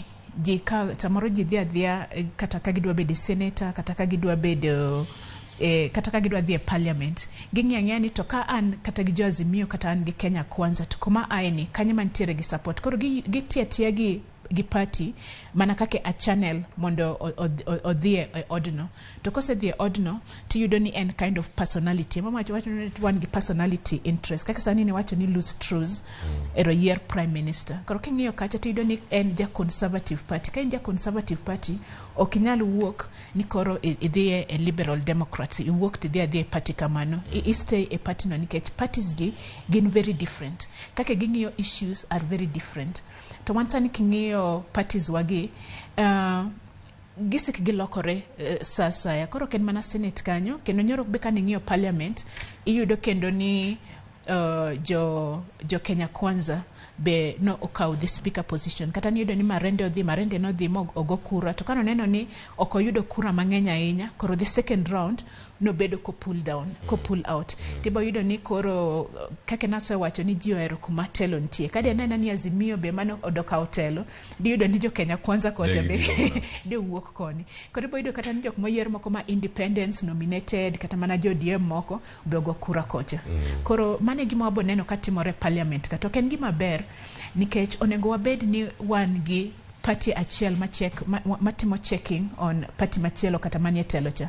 To kaka waneno ka gik moko timore ni gimi penjo ni wadhi bedo gi one party system, nikech sani ka koro jo Kenya Kwanza ogin gi speaker mar Senate, kendo kichaki yudo bire parliament ka kendo kichaki yudo ni gikaw kom mar speaker no, mano ngiso ni agenda mora magidwa kalo ginyala kawe kato ber kato rach. Koro ok en gima ber ahinya ne democracy mar country ni endi. Koro kata kamano kata ka progress king'iyo kata pinje moko machalo Ghana gini kambe matemo wang'iyo kaka wa progress in politics, watemo compare with them. Gima wabo penjo ka wang'iyo ni to kata mana countries ma Africa moko be wanyalo respect parties, nikech ka wadhi parliament kata wadhi senate onengo ng'e ni kata ine opposition kata ine main government, role ni onengo bedni icheko kake government tiyo. Koro gini ok en gima ber ahinya ne pinywa, nikech waneno kaka wapenjo ni to nwasebire multipartism, mwadok kende one party system. Koro mane gima dawach mang'eny kanyo. Gigi duto gima ntiere ni demokrasia en gimoro manyaka kete tem, kendo irange bende ni bende nyalo timore yo machalo nade. Iwacho ni komi thuolo mara dar kendo goyo ombulu e yo mare, iwacho ni maling' beda kata ti iwacho ni secret kama goye kata ombulu migono en mari. Ma ok en thuolo mokwongo ma gidhi goyo ombulu, ma en mana tielo mokwongo kata jod bura manyien dhi goyo ombulu. Gidhi bedo kata kod pend chike, kata wacho ni chike ma gida loso kendo gida loko. E thuolo ma koro gigoyo ombulu, ka gichome demokrasia ni kacha mondo mi thuolo mari mar luto ombulu kaka idwaro, yier gino ma in iwuon ine ma idwaro. E kinde gi ka wadhi neno mbele kacha ka pono koro gichako goyo ombulu kalure kod duon buche magi mondo mi githir gino ma jok moko dwaro. Bende wadhi bedo ka wagoyo atua moro makare manyalo wacho ni nyaka sani demokrasia osenya. Gino ma jotelo mamoko dwaro ok ochuno nyaka ipingi kata ikwed gik moko duto makata ng'ama nie sirkal kelo kacha. Ting' mag jod bura manok ni mar waonge jod bura mantiere kweth ma kwedo sirkal, kata wach ni opposition cha waonge kode, wan mana gi kweth mathoth gi kweth jogo manok e od bura kacha. Kweth manok ni ting' mar gen mane mar neno demokrasia orangi kinde ma gidhi nyime kod rango kaka chenro mag sirkal ka achiel kod od bura timore, ma ok gikweda gimoro amora mochopo. Samoro bende ginyalo goyo ombulu marom kata giwach giduto ni aya koro kama wantiere ka wakaluru chik ma kama. Bende wadhi neno thuolo mano e kinde mabiro higni 5 kowuok kawuono. Apani sani koka wachako and gik mang'eny dhi lokore machiegni, kata sani pok watimo swearing in. Kata mana jatend jo Azimio okay, ne gisebedo gi meetings moko. Tapani kake wadhi neno kake weche chalo, nikech igni mokala par wasebedo ka wan gi coalition government makata ka ng'ato, nikech sani king'iyo kata kake ji nogoyo kura iyudo ni en almost 7 and 6.5. Koro kake kata ka ina jatend piny wach kata ni koro kake Ruto kosebedo president, kosebedo sworn in, odwa mana kake government dhi to dwacho ni kinyalo wuoyo gi government inyalo negotiate kod on the table, ang'o migo koko you know. Koro mabe wang'iyo kake dhi waboneno ni chal nade bro romo kumoro makoro gidwa wuoyo together. E gigi temo osebedo kanyo katimore ka gi kacha. Ntiere mano mag jod bura ma bende wanyalo wacho jod bura matindo, wach ni youth parliamentarians. Koro kama gichope kacha en gi ting' mane mageno, wacho ni singo to thoth gidajo kacha ka gin gi teko, gin gi paro moro maleo, gik moko ma gida loko mantiere ka gi kacha. Wadeno winj pachki mondi gino magisebedo kacha ka giwacho dwaro margi gin mage, to kochopo sani mage ma wanyalo bedo go adier ni dhi bedo kacha katimore. Wawinjane kaka ne giloso odiochieng' manyoro. Who have ever doubted any young person out there that anything is possible. I know my story is really inspiring to my generation and the generations that come. I started this way back when in campus. I think it's about time that we have young leadership This is an amazing moment. Me coming to this 13th Parliament is a blessing to many youth, not only in Sabatia constituency where I come from, but for in Kenya as a whole. So besides representing the people of Kirinyaga County, I'll also be here to push the youth agenda. Issues, jobs, we are going to push for them. Bills that will ensure that they get jobs. Bills that will ensure that the cost of living is reduced. Lack of the literacy level of my people is very high. Infrastructure in terms of education is very poor. Every year we produce people whose grades are not good. They are looking after me. They want me to represent their interests in Parliament, which will focus on the areas of education, on the areas of sports, and general empowerment of the youth. I am coming to this house to champion for the youth empowerment and also opportunities, and to ensure that we transform this country. I have a big challenge, and not a challenge as such, that I need to accomplish is youth empowerment. Making sure that leadership values and governance that are embodied in our constitution of giving everybody equal opportunities is given. Expectation of the entire country is what is heavy on our shoulders. We are coming here to, first of all, reconcile the country that went into election. For those who have ever doubted. Gigi duto osebedo kanyo katimore. Wawinjo gi kacha ka gintiere eno kanyo telo mopogore opogore jaod bura moyier ma kar chung bura malang'ata eno jalango ne kanyo ntie Edio Kech ma bende senator makoro ntiere county ma Migori. Kineno jotelo gi duto weche magi miyo pek mago moting'o yore mag tich chiwo thuolo mag tich ne ojende gin kacha kaka duond rowere mantiere od bura kacha gidhi nyayo weche mag dongruok mag tuke, weche mag somo, gin kata bende mar nyiso ni nyalore ni jal matin kata rawera odonje telo kendo tim gimoro magi lek duto magin go e thuolo magintiere sani bende gin gi adieri ni gik makamage dhi timore. Apani wabong'eyo gi ing'ena aneno ka kendo jo youth wuoyo kendo aneno ka ng'eny youth go gin chuo kata kamano waneno mine moko be matin e youth kanyo. Although ka in miyo kanyo to in gi two roles. I represent youth kendo I represent gender. Nikech kata king'iyo youth en king'iyo pod en nyiri gi chuo matindo modonje politics. Koro bobedo maber ahinya nikech sasa mwang'iyo pok aneno ka kata parliament mokalo go wasebedo gi yudhe go endo to pok aneno ka ji biro to penjo gi ni in youth ang'o misetimo. Ng'eny ji penjo ga ni one affirmative action wasekelo mine mang'eny molo e parliament ni ang'o ma usetimo kendo mine gi osebedo ka wacho ni wasebedo ka wakalo bill ni wakalo bill cha kata ka poni gi dhi kata county tipenjo gi ni ang'o ma usetimonwa tibo winjo ka giwacho ni an ase form this women group asetimo kod gi maka koro apani ma kaka sani koro wang'eny gi yudhe ni apani ko chako bedo piny kendo iga ka iga wang'iyo ni to waseyiero jomatindo gi gisetimo ang'o to youth en kuma tek kabisa nikech king'iyo kata kaka United Nations define gima youth en giwacho ni en chakre igni 18 nyaka igni 35. Koro kata ka neno jalango kanyo ma MP Malang'ata apano sekalo igni 35 en mana ni pod kiyudo mondo iyud telo ka pod ine ignego kata ine isechopo 40 pod bet matin to pod jibolungi ni youth. Koro jwacho ka ni bedo youth en challenging mobedo kake bedo kata miyo nikech kata ka in miyo in a woman ibro mano gimi bobedo kata bed mana jegni 50 en agenda mi inyalo bedo kisiki wacho to youth kawuono in youth kaito kinyi kalo igni 35 koro isekalo bedo youth kanyo to kama tamano pod wabong'eyo ng'ani telo mar jomatindo kata bed mana jegni 41 to isanin kata mana member of parliament kata in mana governor mano ikni matin to kendo gima bomiyo jomoko chak gocho ne jogi gibro neno ni to kare jomatindo gi tiyonwa maber.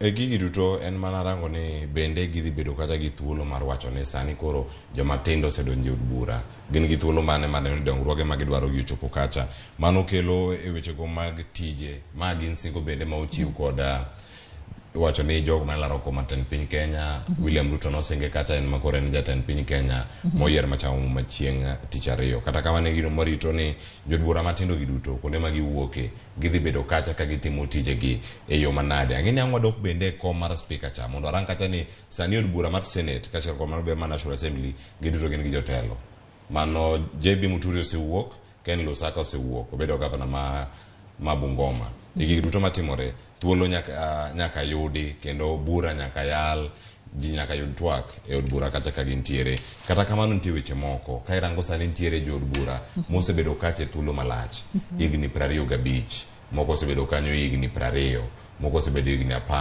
Ka irango kacha Abdi Kenan mano ma wuok e gwenge ma Wajia, irango gwenge ma Eldas kanyo ka entiere jo od bura mosebedo kanyo are higa mar 1997 masani en modhi bedo kacha ni en higni mathoth ahinya e od bura kacha kodok kendo yiere osebedo kacha higni 25. Aden Duale ni kacha osebedo kacha higni maromo 20. Kirango nitie jok mosebedo kanyo higni 10. John Mbadi gi nitiere kacha. Nitie jogo makoro dok e od bura e tielo kata mar 2, tielo mar 3, tielo mar 4. Giduto ka gintiere thuolo ni mar telo kendo ka girango ni nyaka sani gik moko onego bed ni gitimo. Nitiere jok matindo makoro winjo kacha kaloso. En ang'o ma gidhi somo kawuok kuom jogo mosebedo e od bura e thuolo malach. Nitiere senators mosebedo mana higni 10 nikech mane thuolo ma devolution bende osekawo e pinyo mar Kenya rene chak higa mar 2013 nokele kanyo gi katiba mar 2010 kano yier manyien higa mar 2013. Thuolo gi duto nitie jotelo matindo gi jotelo madongo ma osebedo kar kacha. Neno ni jotelo mek gin yang gawacho gin gi experience ka moko donjo maonge experience gin gigi moro ma ginyalo yudo kacha to bende gin gi thuolo moro amora ma ginyalo garomo to bende gitwak koso romo makamagi nikech magi duto gin mana weche mag telo. Aparo ni mane gima wabong'eyo maber nikech koro kaka jomoko modonjo ma odonjo manyien ma en first time gitiyudo ni jomoko osebedo kanyo mar tielo 3, mar tielo 4 kata jomoko nosebedo tielo 2 owuok oko kendo chako duogo kendo. Koro apani sani jok modonjo manyien makata kaka ng'eny yudhe ma waneno ka wuoyogo nyaka gilan ni kidwa pass legislation nitie gik mang'eny ma nyaka gipuonjre to koro mano bro depend ka ginyalo learn ka ginyalo puonjore gigi mapiyo piyo to kata kamano nitiere wuoyo ma ji wuoyo e parliament to kendo nitie gik moko miluongo ni committee kundis moko ma ji bede go endo koro kuonde go ema dhi bedo kuonde mabeyo kod genya nikech ka ine committee kata nyien kata ok nyien to kuonde go eminyalo puonjore gik moko kendo ipas gik moko to kata kamano waseneno ka jomoko bire parliament matindo kabisa to gima gidhi timo piny kucho ne constituency gi ema paro ni dhi bedo gima ber ahinya kata gima important ne jogo kendo ne wawinjo gimoro ka President elect Ruto wacho ni en kata nobedo ni court doho nogolo gimiluongo ni constituency funds to odhi duoke nikech jok moyiere parliament gidwaro pesa mondo giter piny kucho nikech kidhi piny kucho kata wach mana ni ini wuoyo ga e parliament pile ini sekalo sera gi sekalo chike 5 to jibo penji ni wan pod waonge pi nyithindwa pod ok nyal dhi school pod ok wanyal yudo thieth koro mano kendo gimachielo ma dhi bedo kendo madhi neno ka wang'eyo ni to koro constituency fund cha pod odonga koso oloke gima opogore to jok moyier e telo gi bentiere gima ginyalo timo ne jog gi piny kacha nikech jok moyiero gi otero gi e parliament gima gidwa neno ni ngima gi olokore at the constituency level. Mana kamano nyakoro Ramogi Juang nyaka sani bende koro kalokruok ma kamago biro ang'o duogo mondo rang wach mar CDF bende yo moro malach ni mar jatend piny moyier bende koro osewacho kata ni koro nyaka odogi ponono koro osechakruok ma kamano yud bura kata kamano ng'a biro mondo yud paro mopogore gi mago waranga ne mago matimore speaker manyien koro yier mano speaker manyien ma koro dhi bedo kacha yud bura no mamalo kachiel koda mano bende mara Senate no kanyo od bura no mar Senate kod mano mar National Assembly giduto gisedo speaker kochopo nyaka sani speaker manyien koro koyier tiende nang'o wanya winjo duon Moses Wetangula bende kane koro ochamo muma kata katwak mare nitiere kanyo wawinjane mano kore speaker manyien makoro oyier mano koro wanyalo nene kacha en speaker masani wawinjane kaka Moses Wetangula ne oloso odiochieng' manyoro kane ochamo muma e apisi bende kata kosechame ne oloso yo machalo nade.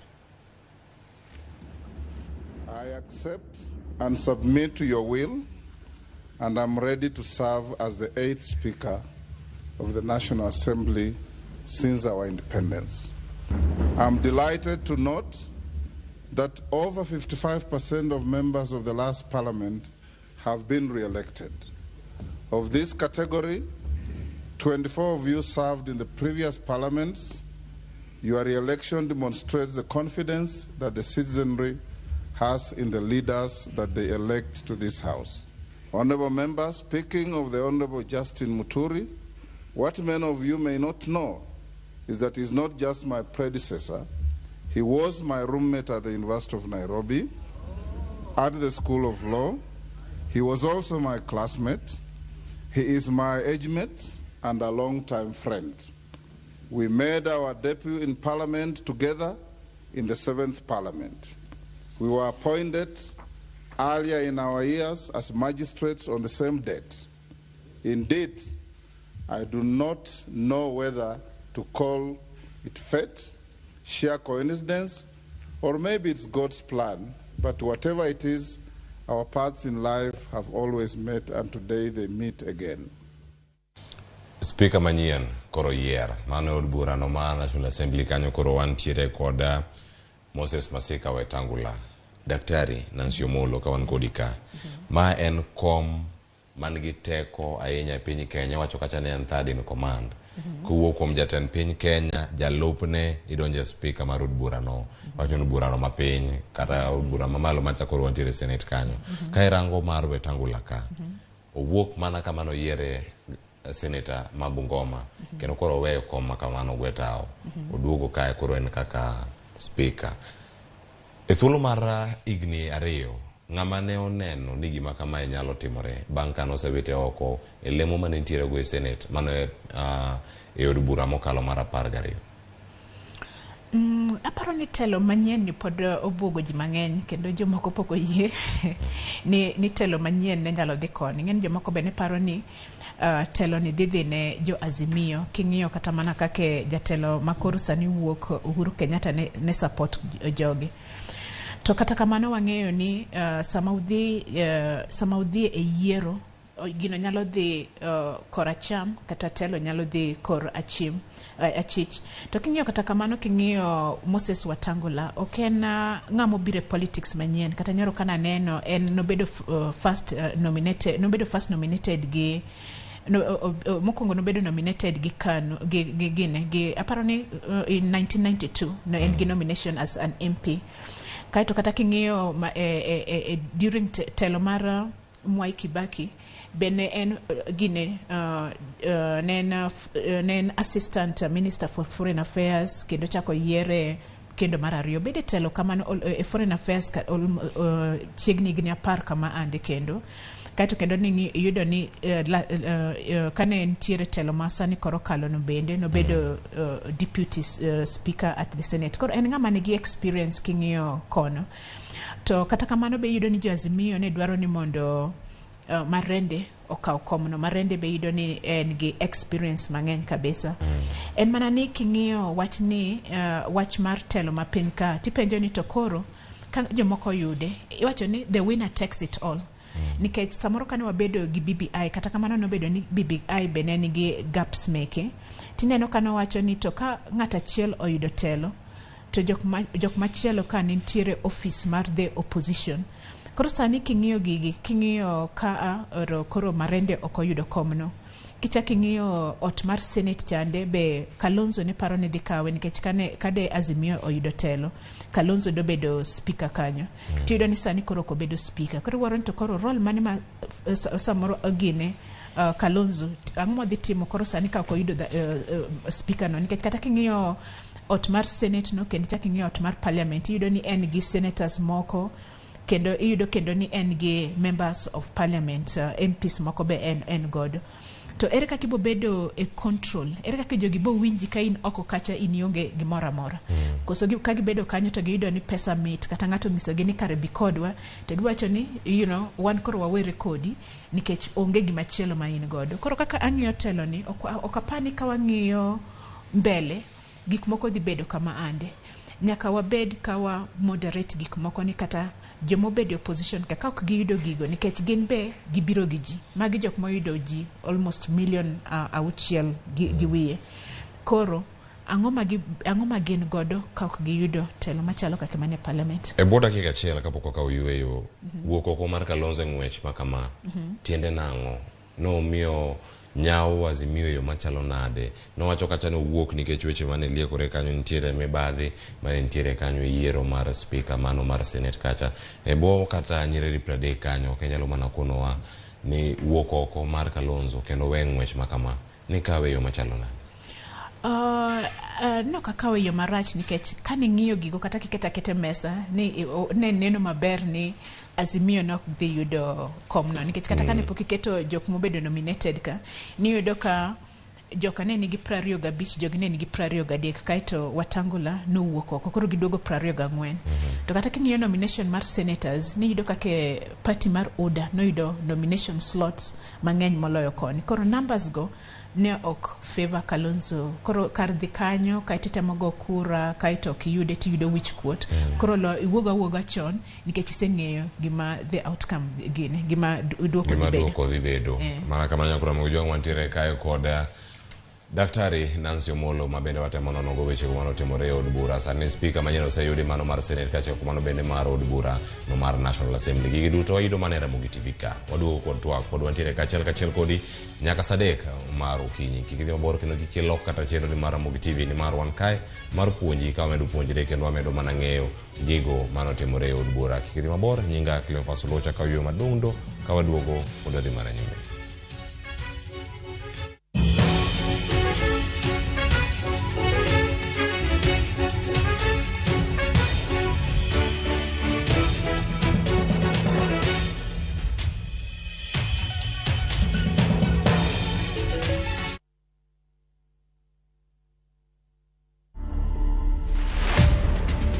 Niliitwa Githeriman 2017 tukaenda State House na bibi yangu. Nikaenda nikapatiwa samba, nikapatiwa cheki yangu.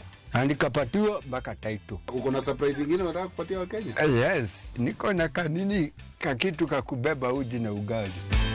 To watch this story and more, download the Citizen Digital app today. Kenya's #1 app, Citizen Digital.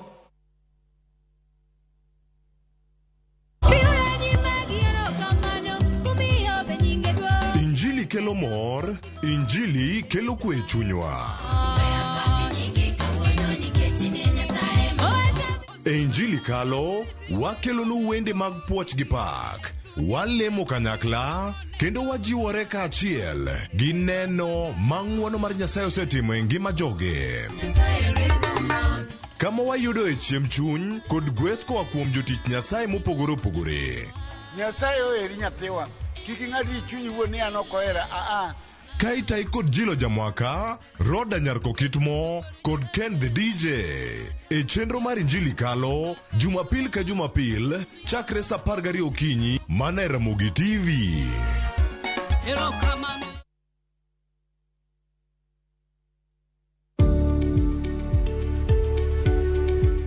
Yud chudo maromre kodi kaito iti kod omenda matin ne chudo miyudo.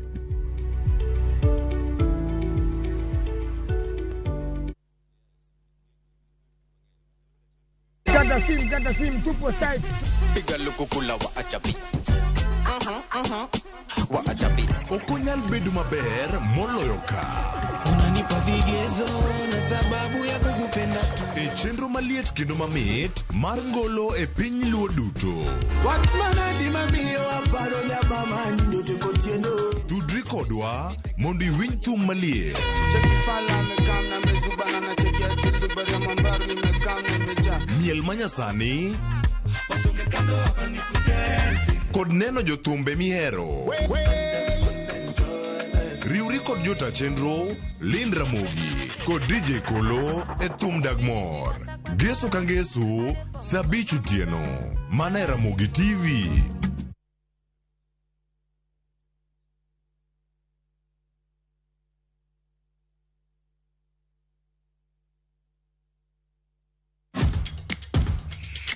E pewe mag tuke mayero hero mar adhula kendo ipako gilo. Tudri kod James Opondo, japicha gi Milton Ochieng Jaka Black e pau tuke. Chieng' ngeso ka ngeso chakre sa 8 odiochieng' nyaka sa 10 mana e Ramogi TV.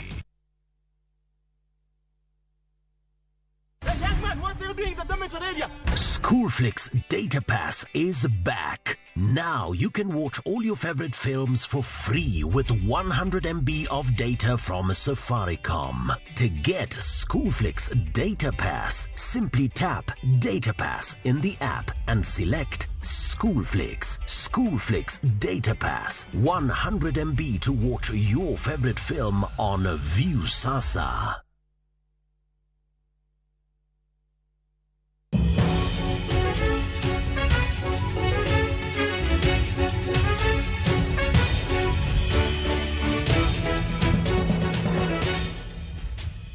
Nyakora mga juang wasitieko yueyo kendo waduogo yie kae. Speaker manyien oyier. Wan kata gi Amason Jeffa Kingi mano ma oyier kanyo e Senate kachel koda Moses Wetangula ka gintiere kar kacha bende achiel kachel bende mane bathe kanyo ntiere National Assembly. Gigi duto ka ntiere kar kacha ntiere kae kod jalonyo weche mag telo watemo mana rango ni bende kaka kwani goyo ka gi kacha. En mana ni ko yier speaker kae gi duon bura achiel kata kweth mar siasa machielo bende nyaka dhi mana kanyo kalure gi kwan mek gima gintiere kacha. Waneno Gladys Boss Sholei ma bende koro yudo thuolo no mar bedo jalupa Moses Wetangula mano yudo bura no mar National Assembly. Kama chielo bende ka wan gi Kirungi Murungi Kathuri ma bende koro yudo thuolo mar bedo jalupa Amason Kingi od bura no mar Senate. Gigi duto ka nitiere ting ma oganda ntiere go. Iwacho ni kese yiero gi kacha. Ageno yudichi makono kani kale gazet mopogore mantiere thuruka nitiere moro mondiki gazet mara The Standard. Kendo gino maondi kar kanyo en kaka omenda gidhi bedo ka giyudo. Omenda mabalang' maponono ni ka oseyiere speaker tiyudo omenda maromo nade. Ma nyalo bedo achiel kuom gigo maywayo oganda mondo chop kacha. Iwacho ni ka in koro in gi teko mathoth. In gi teko e yor siasa, in gi teko e telo. Iwacho ka ni speaker ichulo kacha basic salary mare 600 prochiko gauchiel. Ot allowance kacha yudo mar ot maromo 250. Iwacho ni ka ntiere pogruok e chal mara iwacho ni chiro ka gik moko medore gik moko timore ka gi kacha. Iwacho ni adjustment machalo kamano romo siling 214. Maja mana mar keti kacha bed mane yo makare. Ka irango gigi duto nitiere mag hospital, nitiere mag wuoth, nitiere mar gero ot, nitiere mar nyiewo ot, mano mar mortgage ni kacha. En kacha gi nyaka muo maromo siling milion 40. Mano mar mortgage no kantiere kar kanyo. Kaka machielo wacho ni nyamburko ma nyaka oringo ka nyaka nyiewne engine capacity mare nyaka bed kacha moingo 3000 cc. Macha wacho tielo madongo ma winyore to engine koro kakalo mor kokalo kanyo ni mana malo kanyo tini mana piny kurangi. Gigi mantiere kacha ka irango. Iwacho ni loan mar gari to 10. Mano mana kanyo minyalo mingi. Kachiel koda weche mamoko. Iwacho ni airtime mana mar goyo simu ni. Credit ni koro koketo kacha en siling 25,000 dwe ka dwe. Simbe magigoyo mantiere kacha dak ngima magidake. Magik moko maywayo oganda nikech gigi duto biro milion 1.1 wacho milion 1,160. Apano ni gik mawacho go endo Cleophas gin mara adier ni gik ma jogi yudo kibede komno ging'eny kabisa. Tineno ka gik moyudo go ma speaker yudo go ng'eny kabisa nikech kom ma ji dwaro kabisa en kom mar bedo telo mar piny machalo president. Koro kibedo jatelo mar president yudo ka in gi gik mimi mang'eny kabisa kendo privileges kendo kata mana teko in go kabisa.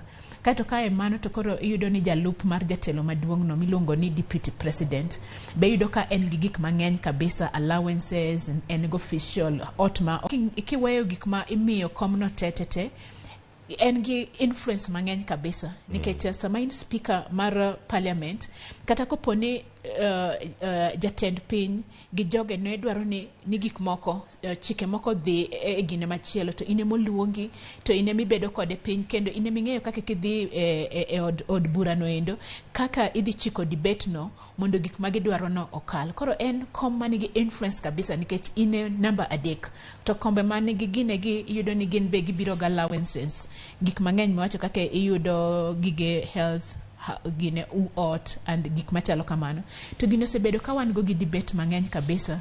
Kendo king'iyo the commission mar remuneration osebedo kowacho ni odwa duoko pesa mar jo members of parliament, odwa duoko pesa no piny nikech ka gibedo kata mana gibedo sitting ang'o miyo gi allowance. To kiwinj ka kombe adek mar telo maduong' gi deputy mar telo maduong' no gi speaker, eno kwa winj ka ng'ato wacho ni dwa golo pesa magiyudo mang'eny kamano.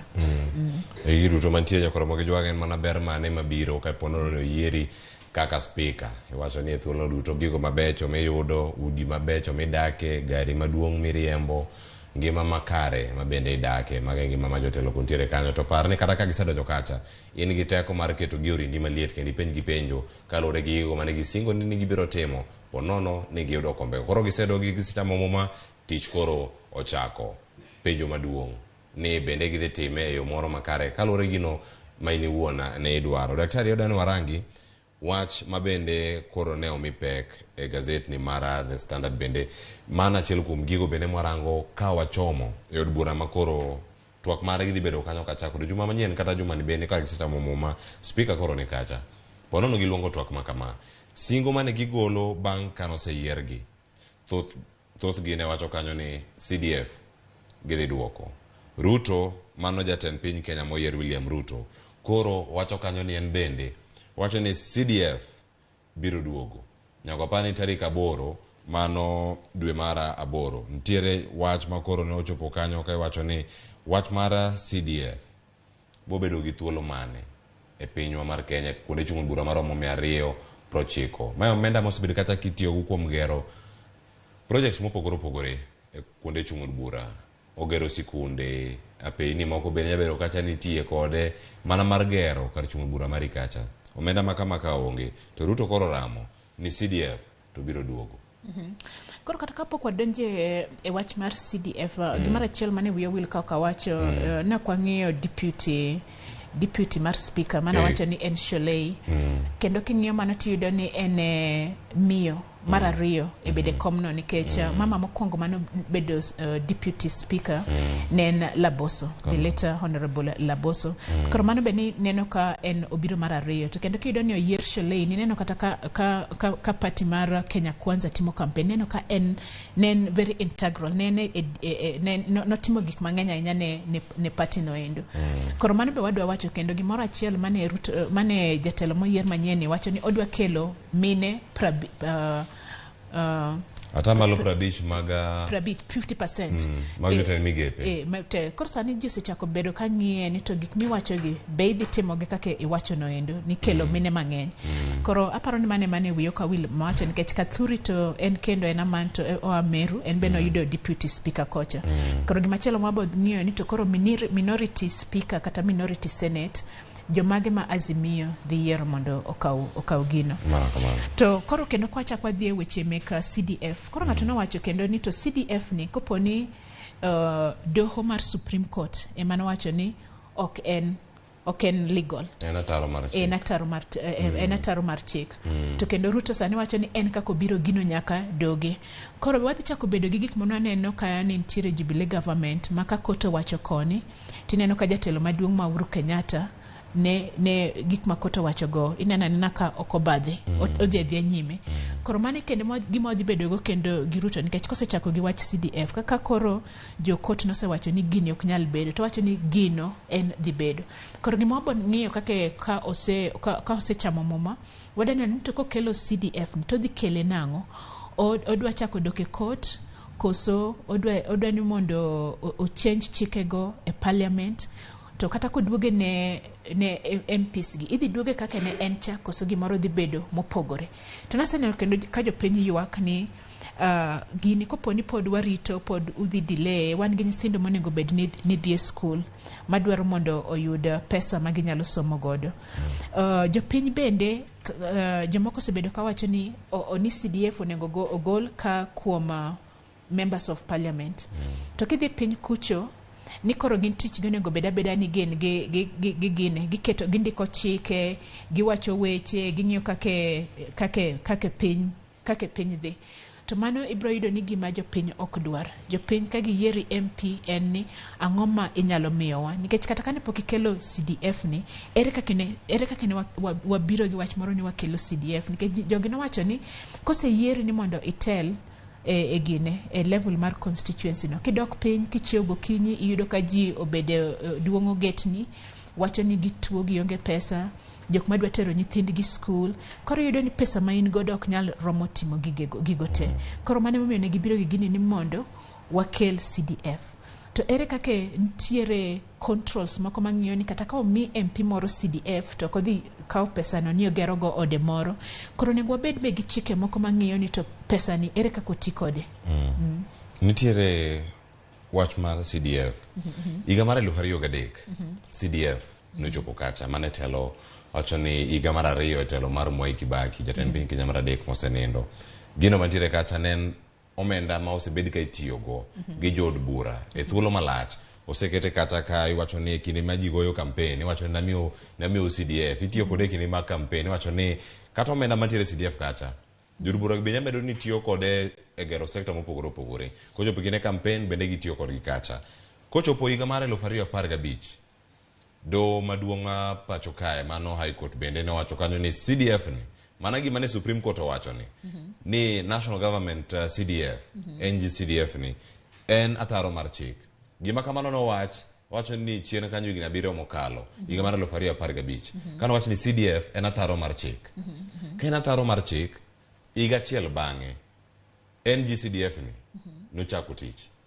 En thuolo machielo ma wadhi neno ni dweche machuok bang' ka doho maduong' mogik ma pacho ka osewacho ni ma en ataro mar chik, jod bura nyalo bedo piny kendo nikech mano gima isebedo ka giwacho ni first business ka gidok en duoko National Government CDF. To koro gimanyo mana yo ma ginyalo lokego mana kaka nolok macho wuok CDF to NG CDF gima nitiere kar kanyo. Koro nying mar CDF chapo nitiere kacha bino dhi neno gima chalo kamano ka wachomo mbele ka to dhi chalo na nikech gini koro itiyo kode e yor siasa bende ka isegero project ma kagi ka to gima gikia ni ma en omenda mantiere agulu mar CDF ni en margi jopiny kama gintiere kanyo imi CDF bazari ma kama en mari jotelo tiyo kode e yo machalo nade. Thuolo moro nitiere modhi neno ka nying machielo dhi donjo to pod en mana omenda achiel miketo kacha kae to bang' thuolo mar higni 5 kata 7 kendo chak iwacho ni en ataro mar chik. En kinde mar chiemo nikech chal ka gima sirkal ka sirkal nyaka bed kode kendo giwacho ni mano en ga pet project mag jotelo mopogore opogore.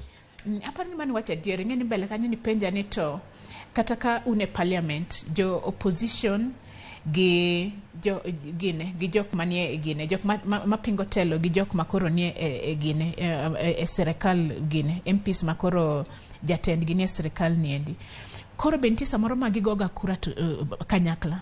Koro gima chalo kaka CDF ni sani kidhi kineno ka gino okel kanyo e od bura kanyo ibo neno kata ibed Azimio kata ibed Kenya Kwanza ibo neno ka gigo kura kanyakla mondo giwach ni pesa ni endi nyaka to bede. Koro kai to kendo king'iyo ni government king'iyo kake watiyo serikal tibro yudo ni ntiere en ga gi 3 arms. Ntiere parliament, the legislature, kaito ero the one for the courts, kaito with the president. Koro bro yudo ni jok manie e od bura maduong' ni pod gibo mina gini kaito gikele e nying mopogore. To gimoro kendo ma speaker of Guinea owacho Honorable Watangula owacho ni 65 ji prauchiel gabich jo member of parliament prauchiel gabich ochako bedo re-elected gichak giduoge od bura. Koro namba ni kana ng'iyo taneno ni duong' kabisa. To kan tiere pesa moro kaka wach ni koro insani ina member of parliament kata ibed Rarieda kata ibed mana Lang'ata ka in gi pesa ni ofukuni kata samoro igero hospital moro matin kama moko joyudhe be imiyo jomoko be imiyo. Koro iparo ni ka ng'at machielo obiro kata dwa bedo ng'ama tin dwa bedo youth kata dwa bedo miyo to koro gibiro ni gin be gidwaro kom no endo.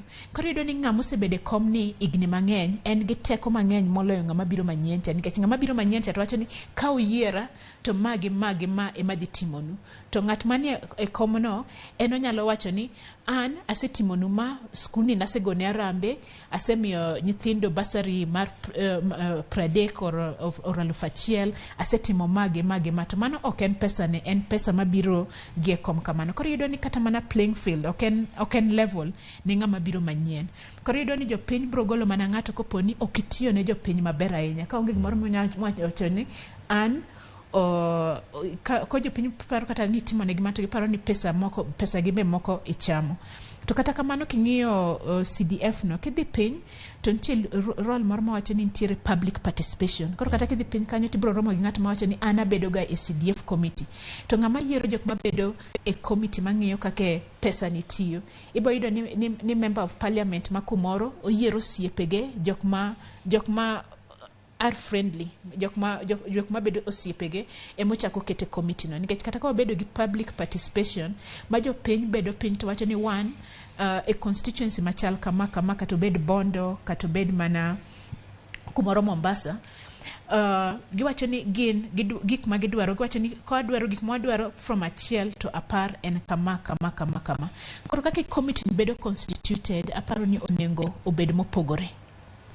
E gigo monego bed ni rango kacha e thuolo ma ka omi jotelo ma kama gichopo e kombego duto CDF to en gimoro manyalo wacho ni kuom adieri osebedo ka konyo oganda e kuonde chung' od bura mopogore ka ogole mondo mi koro oket pap marom ne jochung' duto mabiro e thuolo no. Omenda madhi bedo kacha matiyo thuolo nikech kogol CDF agulu no koro lor kata wacha agulu no koro duono ka duono ma koro gole kacha bugo moro weyo kanyo bugo moweyo ni idhi pong'e gang'o en ang'o manyalo chopo kacha mondo mi opong'i mondo mi ngima mag jodak mane ogeno CDF gi odhi nyime yo makare weche mag somo mag dongruok mag loso thuolo mag kuonde tich. Iwacho ni kata kirango hema mag joriemba apiko kata jo boda mantiere gwengewa kata gwengewa makaluo ibo neno kacha ni ma oger kod CDF mara ng'ane ineno kata ka jarubura ondiko nyinge kanyo to kedo sheds makamagi mondo mi ochwal tipo ne jogi matimo wala mopogore nya bedo chiro ma bende ochwal kacha yani affirmative action fund cha bende ntie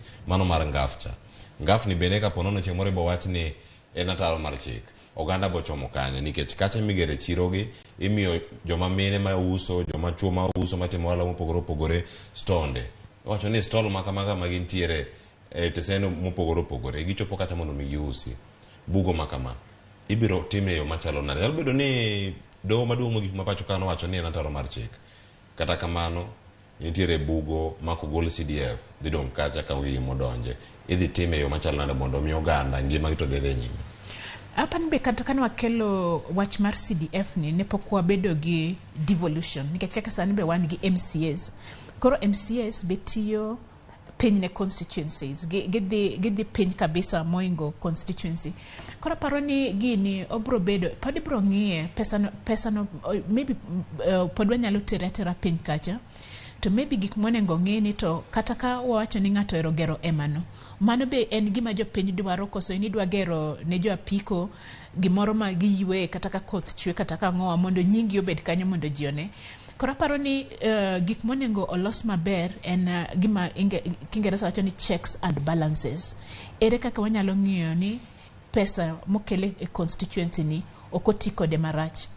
To kendo sani nyaka wang'iya nena ni to ka wang'iyo ni MPs nigi CDF bentiere pesa moro ma MCAs nyalo bedo godo piny kacha be matimo godo dongruok nikech gin be koro king'iyo kaka MCA en much closer to the people.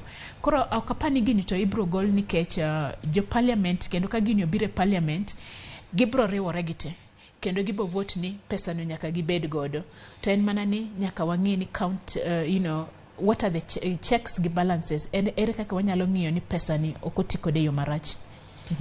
En manarango ni omenda gi bende otigo do yo makare koso yo ntie gik mathoth mantie kanyo kromo jwang kapok wakao kata wacho ni thuolo no mara dhi nyime wanyamana yudo bende weche mag dongruok gi gin magi gik mage monego bed ni chwalo. Koro sani wada nono od bura mara 13 e tielo machielo weche mag dongruok kaluo gin mage. Koro sani bende ka wanyalo mana yudo thuolo mar neno kendo mar winjo duond jo od bura mopogore kotenore kod dongruok manya bedo ni chwalo e gwenge ma opogore ka koro sani bende wanyalo yudo thuolo mar winjo kapok okawo kata yweyo mondo anga winj thuolo bende mar penjo jalony mantiere go e weche mag telo Dr. Nancy Omolo okonwa ni nyaka sani dongruok makaluo wan gi thuolo mane madhi nyime kata ponono ni ka CDF cha oduogo kata ok oduogo en ang'o ma inyalo tim owinja ni koro kaka ne jod bura giloso mano odiochieng'no manyoro.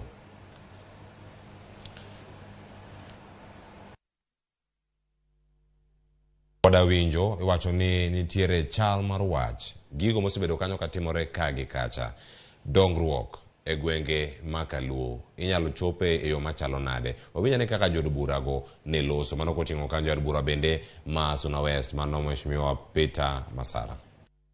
Chuno the executive nikech osedhi kocha mondo giriwre koro okel agenda maber mwanyalo kalo mok wanyal kalo to kwabi kalo marach mainyo jo Kenya okwabi kalo to bere ni CDF nitiere CDF ibro biro wagero go piny ka jo national government otamwa pesa obro neno kaka matin ma wan go ka county government tiyo to CDF betiyo dongruok pod obro dhi mana mbele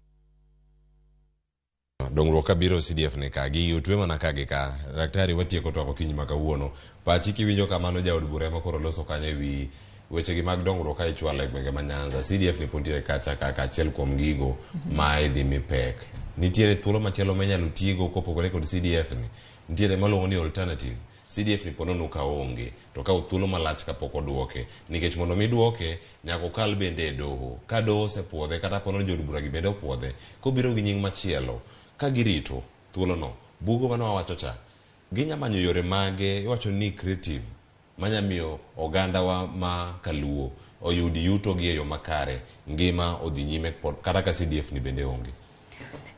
Apan sani kake gine county governments gine ilongo nango telo mar gwenge gin gi pesa magiyudo ka malo national government kato gin gi gima giluongo ni CIDP County Investment Development Plan koro ma en plan ma idwaro ni county ka county obed godo ma wacho kaka gidhi tiyo igni abich mabiro kod igni abich mabiro ni giwacho gik ma gidwa timo kata ko ochiko weche machalo mek somo ko bede weche machalo mek thieth ko bede weche machalo mek puro gi mang'eny go koro yudo ni sani telo mag gwenge miluongo ni county government nigi pesa moro kuom gi kanyo enana ni gima ok ang'eyo ni county government gi be miyo nyithi school bursary mane gimoro achiel ma koro adwa neno kake ibro tim kamano to kata kamago pes ni madhi piny kata bed mana pesa mar CDF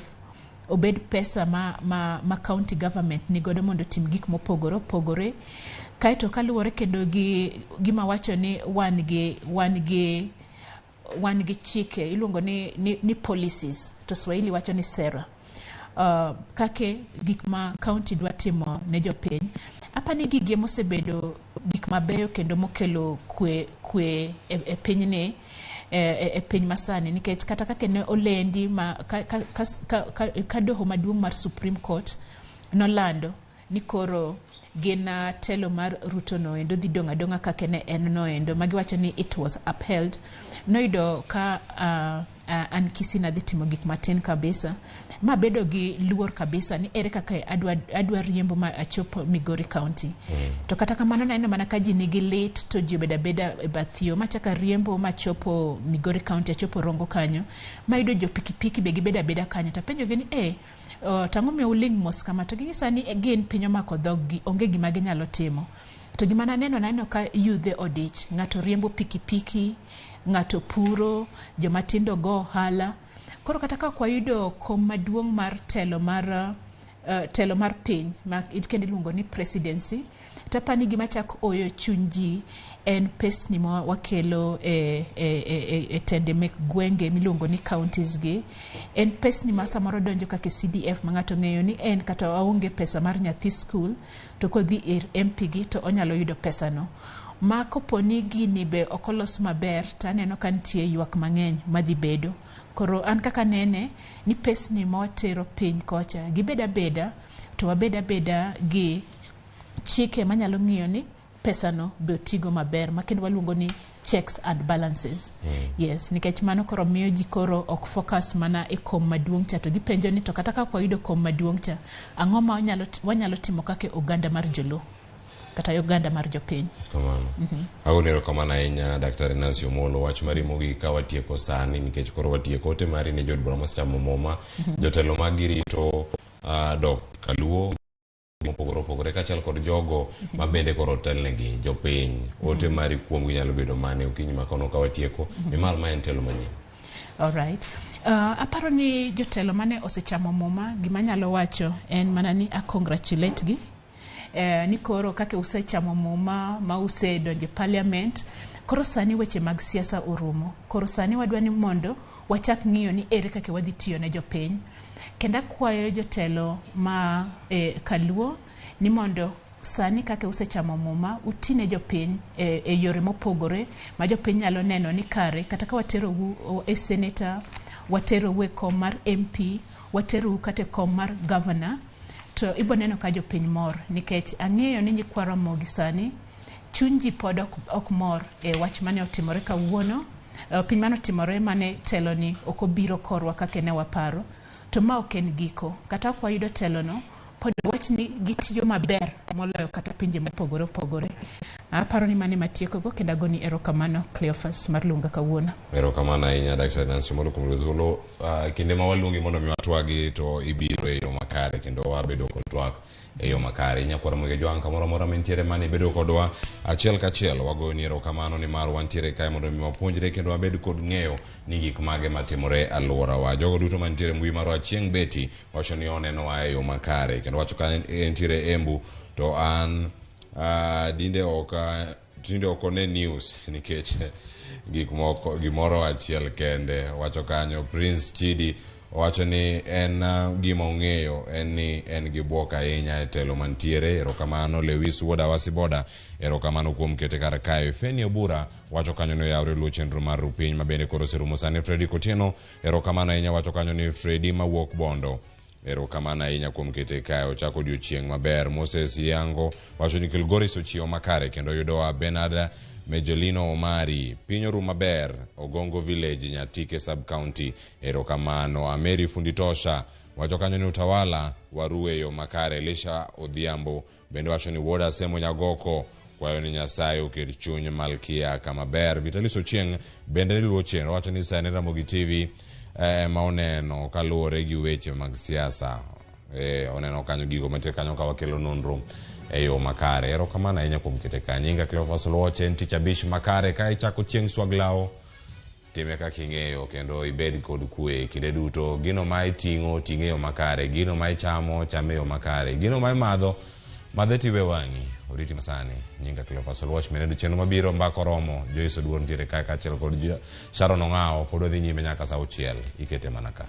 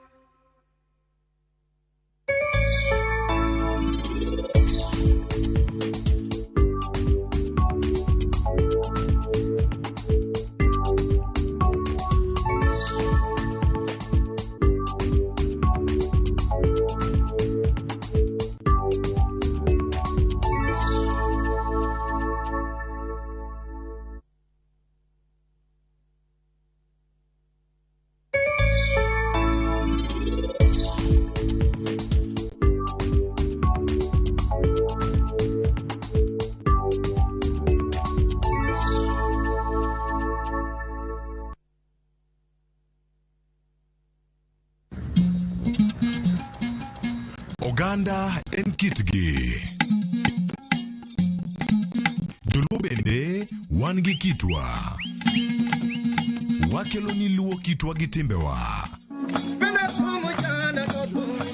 E chenro mar 111. Ngeso ka ngeso, saa 1:45 mar otieno, Girabala kwasi wad girajabu. Kododhiambo wonyangege.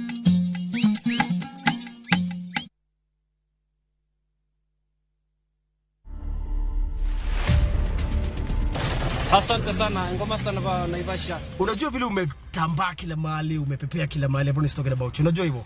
Najua hivyo. So nani alikuja na hiyo idea ya kushoot hiyo video? Ni wewe ama ni Tula? Ni Tula.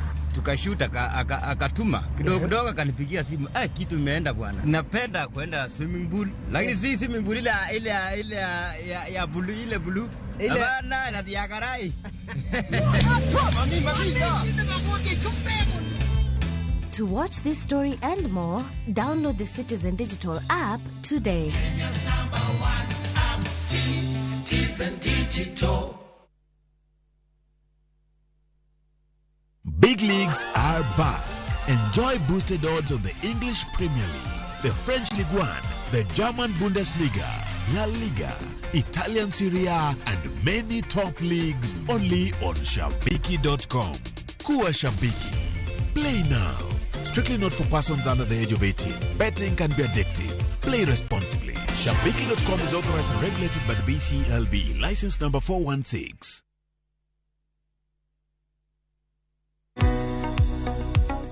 Bein kod penjo mora mora. Hello, penjo laktar. Hello, daktar. Kata paro ma osebedo ka chandi ne wach ngima kod thieth. Wakeloni puonj maleo moa kuom lakteche molony e yore thieth te. Biro tero wachiel kachiel e yor puonj. Koro ka laktar oseneni wacho ni nigi tuo mar kansa, mae ema bedo ga stage mar 2. Chieng' wuok tich nyaka tich abich, wakeloni lakteche mopogore opogore mabiro puonji gimora mora e wach thieth kod bedo gi ngima makare. Riwri kod Ruth Otieno, sa 12 e penj laktar, mana e Ramogi TV.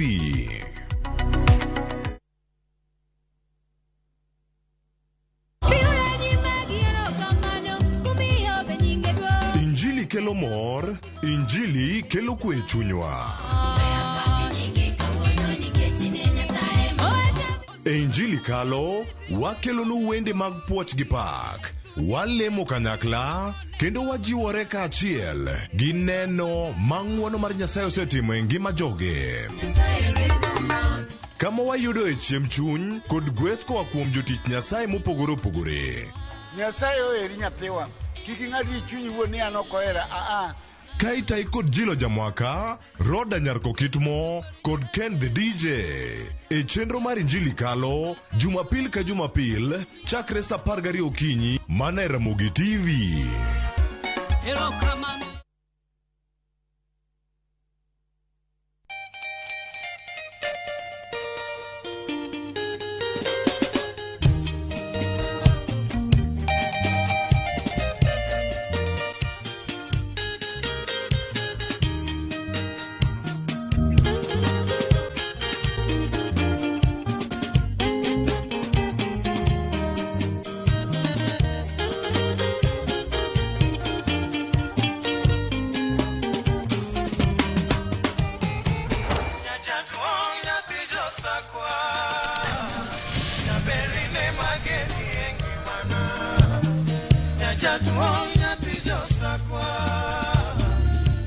Radio Ramogi, Cartoon Jaluo.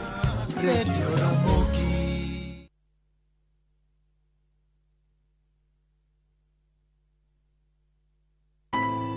Wund koda ndhoga timore pile ka pile, to joma onge ketho ema hinyore ahinya.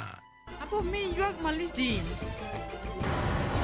Kata kamano, hera pod riore kendo medo lo. Aheri ahinya sasa. Ka joma moko geng'o joma giero kuom yudo rem. Hera mar anyuola medo mana loyo. Thapki, wuok tich nyaka ngeso, sa 2:15 mar otieno, mana e Ramogi TV.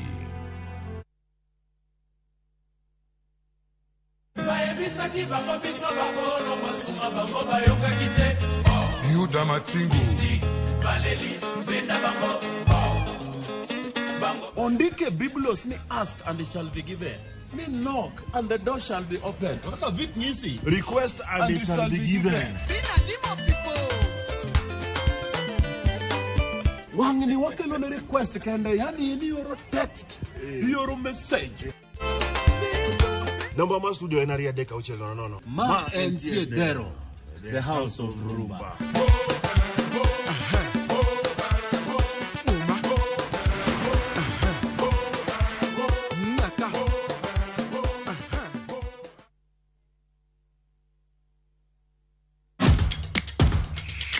Epewe mag tuke mayero, hero maradhula, kendo ipako gilo. Tudri kod James Opondo, japicha, gi Milton Ochieng Jaka Black, e pau tuke. Chieng' Ngeso ka Ngeso, chakre sa 8 odiochieng', nyaka sa 10, mane Ramogi TV. Collect fare kwa boda au matatu ukitumia ViewPay cashless na uqualify for bima ya 100,000 shillings pamoja na medical cover ya 20k na permanent disability cover ya 100k kwa 5 bob pekee. Dial *236# today to start using ViewPay cashless.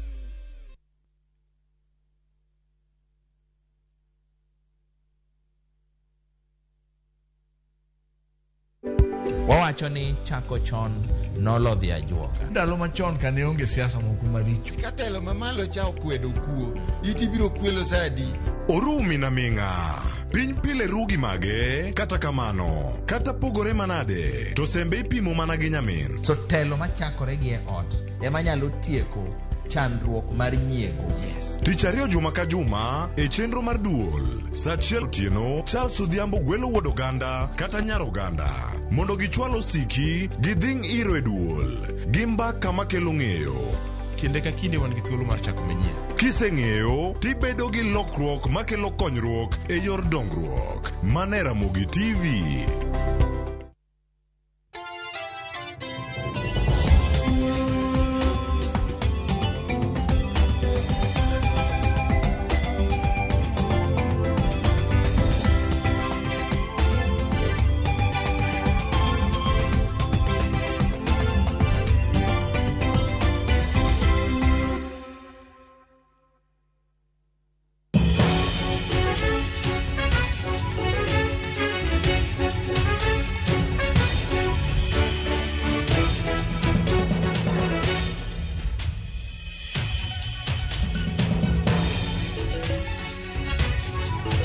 Oyaure kendo nyakora Ramogi Juanga kendo machiegni e twak marwa mar ariyo e chenro mar mbaka oromo. Twak mabende chakore sani nyakango mol kanyo sa 5 mar onyango. Nyinga Joyce Oduor. Nyakora Ramogi Juanga e twak marwa mar ariyo bende podi wabiro medo amenyo chal mar od bura mar 13 mano to odiochieng' manyoro ne waneno ka jo od bura mago maderoma 349 nochamo muma odiochieng' manyoro kaka yorno mar chako tiyo ne jopiny ayanga e pacho kae kaka jo od bura e pacho kae ka bende ne gibedo kod thuolo makende mar yiero jogo mabende biro telo negi od bura kanyo mago jogo mabende iluongo kanyo ni speaker. Chenro mabende ne waneno kotimore e od bura mamalo mano mar National Assembly kachiel kod od bura no mar Senate ka bende giduto ne giyudo thuolo margi mar yiero speakers mekgi. Nyakora Ramogi Juang bende odiochieng' ma kawuono bende pod wabiro medo luonu chenro mopogore opogore matimore e pacho kae ka odiochieng' ma kawuono jatenda piny Kenya mar 4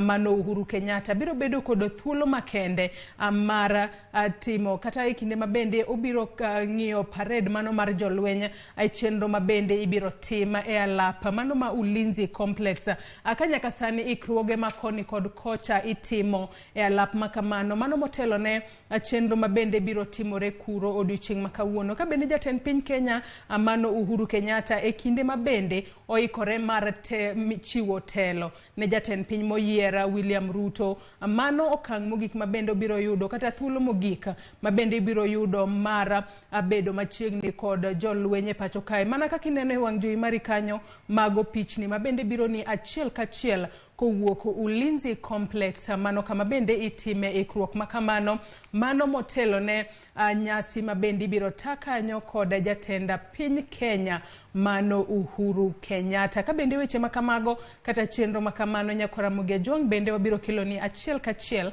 e kinde mabende chenro makamano biro timore. Parni mano ema nyalo bedo thuolo mogika kata okang' mogika mabende ibiro mi jatend piny Kenya mar ang'wen Uhuru Kenyatta mar rango parade mar jolweny kinde mabende oikore mar chiwo telo ne jatend piny moyier William Ruto. Nyasi makamano mana kaka senyisi bende wabiro kelo ni achiel kachiel kinde mabende obiro chakore. Nyaka sani mana kaka iseneno ikruok makoni kod kocha podi dhi nyime.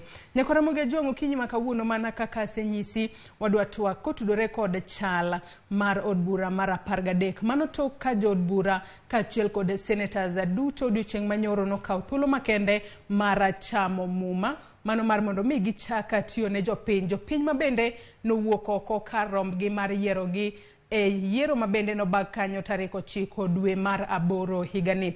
Nyakora Ramogi Tv kinyi makawuono okan kenda mar mondo mi wabeda kod twaka maket kod mantiere kod welo ariyo. Wendo wa mokwongo sechope studio kae, kata kamano wendo wa mar ariyo biro tudore kodwa ka wadhi mbele kod twak marwa okinyi makawuono. Wendo mabende antiere gode studio kae en Omulo Junior mabende wuok e riwruogno mar Kenya Kwanza ka bende odwa mana konyowa chwalo duonde kotudore kod chal mar od bura mar 13 mapacho kae mabende sani koro sechako tiayanga kendo nitiere moko kuom chike mabende biro pedh e nyim od bura kacha kendo biro bedo ka waluo wane kit twak mabiro bedo e od bura kanyo machiegni ahinya. Omulo Junior. Kamano Joyce.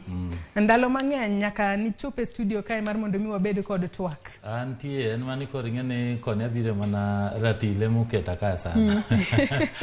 Lakini antie. Odiochieng' manyoro ne waneno ka od bura kacha.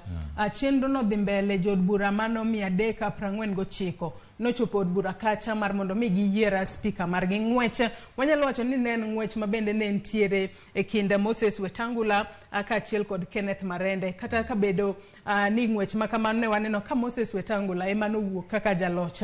Ng'wech machalo kamano mano koro sani keto chal mar od bura mar 13 kama chalo kaka mane. Ingeni kancha wacho kae mokwongo ni kaka ncha ker masani wuok noluongo parliament kaluwore gi article 126 to kano se luongo to ji ne apply, ji mang'eny no apply, neno kata Kalonzo gi no apply, Wetangula no apply, lakini gine giduogi golo margi oko.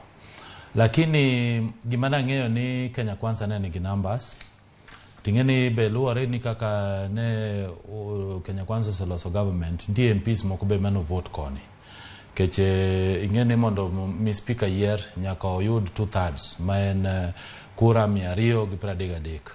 Tiyudo ka Wetangula noko yudo kura no yudo 215, but koro ingeni Marende no withdraw, jomoko ka be no weyo, koro mano no miye okang' mar dhi mbele. But ingeni koro kono sitieko ma koro bunge no koro ntie gik manyalo seme bunge masani mar 13 masani ni mokwongo parliament masani wan gi vijende mang'eny moyier, wan gi mine be moyier, ntie joma be osebudha parliament mabe nodok. To kata kapok wachopo e jogo mabende oyier mang'enya e bunge kacha mana kaka isewacho ni nitiere joma tindo mang'eny, nitiere jogo mabende hikgi oniang', bende wantiere kod jogo mosebede bunge kuom thuolo malach. Kapok wachopo kanyo nyaka sani wang'eyo ni kwana mag jo od bura mabende Kenya Kwanza nitiere godo, mago mabende noyier e bwo Kenya Kwanza gin 179, ka bende Azimio nitiere kwan 158, ka bende nitiere jogo mabende nitiere e riwruok mar Azimio la Umoja to ne giwuok gidonjo e Kenya Kwanza. To kata kamano ka wang'iyo ogirimiti mabende ne gikete kokgi kod kweth mar Azimio la Umoja, chik ok oyienegi mano kaluwore kod ogirimiti mane gitero ne apisi mandiko duond buche e pacho kae. Chik ok oyienegi mar wuok ayanga e Azimio la Umoja ka gidonje Kenya Kwanza kaluwore kod andika mane gikiete e lwetgi. Kaluwore ni odiochieng' manyoro no oseyier ayanga speaker mabende biro bedo od bura kacha kendo nego ben ni yango kweth mar jogo mang'eny kaachiel kod mago matin od bura. Wach makamae sani koro biro keto od bura chal kama chalo nade? Ing'eyo gima timore ni e chik ma tamo ogirimiti sache ma ji okondiko kaka coalition agreement. Ing'eni mana nitie gimiluongo ni Political Parties Act. To ing'eni mano ok affect, especially seche ma koro ne ji dhi yiero. Yiero ne en secret ballot. Ma ng'ato yiero gima chunye oparo. to okane kadhi affect parliament nikech speaker oyier from the majority side. Koro speaker gima speaker odhi olando kako bo wacho ni Kenya Kwanza man gi majority ema dhi bedo gi majority nikech Kenya Kwanza ena coalition. Azimio la Umoja is a coalition party, but Kenya Kwanza is a coalition of parties. Koro nyiso ni speaker kose yier gi majority gin magi dhi kawo majority nikech sani business madhi timore sani ka speaker se yier nitie gik madhi timore gik moko ang'wen. Na mokwongo parties dhi retreat gidhi romo kaka gin mondo koro gipang kaka gidwa yiero leader of majority gi leader of minority. To ng'en nitie committees mo owene minority kaka PAC to gi PEC ilongo ni Public Accounts Committee to gi Public Investment Committee ng'ene mago mag minority.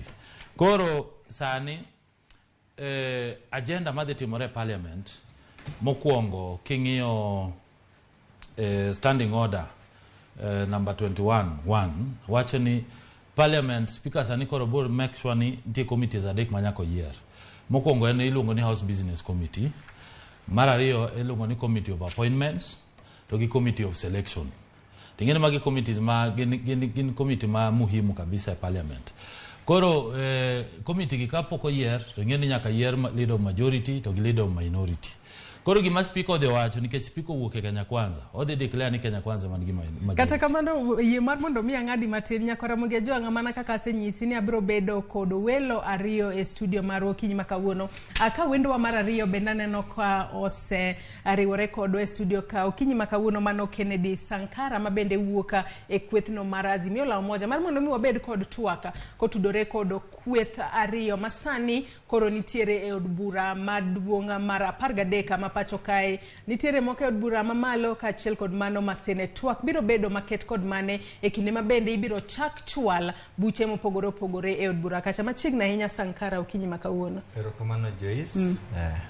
Mana kaka idonjo ka wantiere twaka kod Mulo Junior ang'ado Mulo Junior matin kacha mar mondo mi in bende ichwala e duondi kotudore kod twak ma bende watwake okinyi ma kawuono kotudore kod chal mar od bura mar 13 mano ma pacho kod chieng' manyoro ne waneno ka jo od bura 349 nosechamo muma. Senators 67 bende nochamo muma od bura ma Senate giduto ne giseyiero speakers magi. Od bura mamalo kacha waneno ka Wetangula Moses Wetangula noyombo e komno mar speaker ka od bura no mar Senate Amason Kingi ema noyombo e od bura no mar Senate kaka speaker. Nyaka sani koro kapod wantiere od bura mamalo kacha wang'iyo ni nyaka sani koseyier speaker onego bed ni yango kweth mar jogo mantiere kod kwan mamalo e od bura miluongo ni majority ka achiel kod minority. Parni nitiere duond buche moko ma bende nowuok e Azimio kadhi e Kenya Kwanza mapono nomedo kwan jo od bura ma Kenya Kwanza nitiere godo. Okang' mane monego bed ni kawo e yiero kweth ma jogo mang'eny od bura kacha kod mano ma jogo matin. Joyce ng'eni kaluwore gi Political Parties Act ma jogi te ne gin ogirimiti mane gikete kokgi wuok e riwruok mar siasa nitiere kinde ma katiba ochiwo ma ginyalo wuoke. Lakini ng'eni siasa en chuny dhano ok di chuny ng'ato kitwe dhiang' e modhno to dwa chamo lum mayom. Ineno ka wabunge moko mohero lum ma nitie lum ka koth ochwe nitie pi moro lum moro ma tiga piyo piyo. Koro lum neno yom en nang'a ok njake. Koro gin gidhi chamo lum mayom ok wang' nwatwegi gi tol. Lakini kisheria to Kenya en chik ma en piny ma pok noluwo. Nitiere chike mathoth ma pok oketgi e tim. Koro kata ma en achiel kuom chike ma pok oket e tim. Iyudo ka ng'ato nitiere Azimio to se vuok odhi Kenya Kwanza ndalo adek kata ka gweno pok ong'udho omuodo bando. Koro wabiro rito mondo wane ka gik moko dhi lakini kisheria ok onego bed ni gitimo mano to ne gisewuok kendo giwacho ne gidhi. Ok dwa twegi gi tol gibiro goyo ombulu ne kwethgi kendo mano dhi medo jo Kenya Kwanza numbers. Lakini wang'eyo gimomiyo jatend sani en ker Jatend piny moyier ning'eni dogo ng'iyo ni jalup ker ma sani en ker koro jatend piny moyier ing'eni en ng'at ma king'iyo ideology ne kisiasa en ng'ama dwaro piny mondo bed gi odwano bed ng'at ma gimo wacho ema ji timo. Emimiyo kineno kaka gima nyotimore Senate ka achiel gi National Assembly nyisi ni koro jo Kenya sani ni e kinda kuruga sumbi nikech kowacho ni watimo ma tugo koko ka to dhi e Senate kata National Assembly to joka kale to mano kore chek.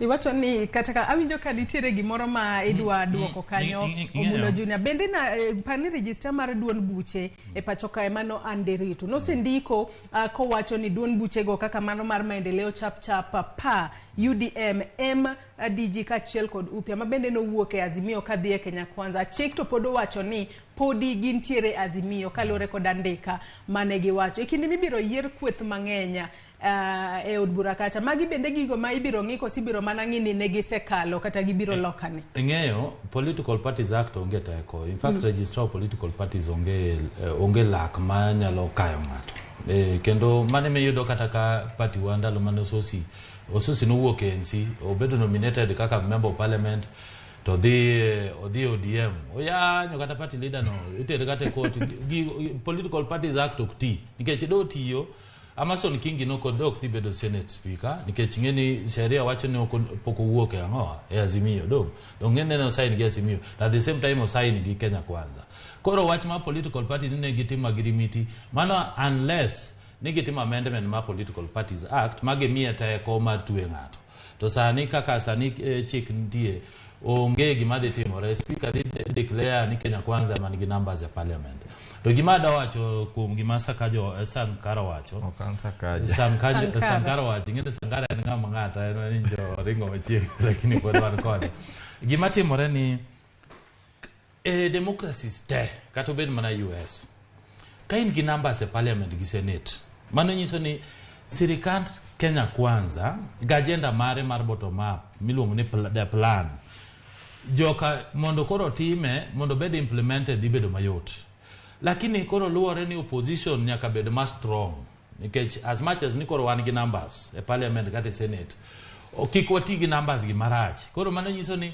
opposition mane e parliament matimo oversight manyaka koro bed gi teko nikech yudo ni nanyisi ni standing orders wacho maber niya nitie positions e committees mobedo reserved for minority kaka PAC gi PEC iluongo ni Public Accounts Committee to gi Public Investment Committee mago nyaka bede opposition magi bro ng'iyo ni to investment midhi tim to pesa itiyo go nade koro ing'ene ko opposition ok strong to mano nyiso ni wadhi bedo gi walkover mane gima neno ni chotimore Jubilee kane handshake osebet makoro opposition onge iyudo ka koro Ker Uhuru Kenyatta ne nyalo timo gimoro amora lakini ko opposition strong ma parliament kujo begin strong to gima ng'eyo ni jopiny onge gimoro ni jopiny dhi bedo kinda kuru ga sumbi nikech Ker Ruto moyier Ker Ruto nowacho maber ni ministers te mag government ne kech gidhi timo amendment standing orders mag parliament ministers gete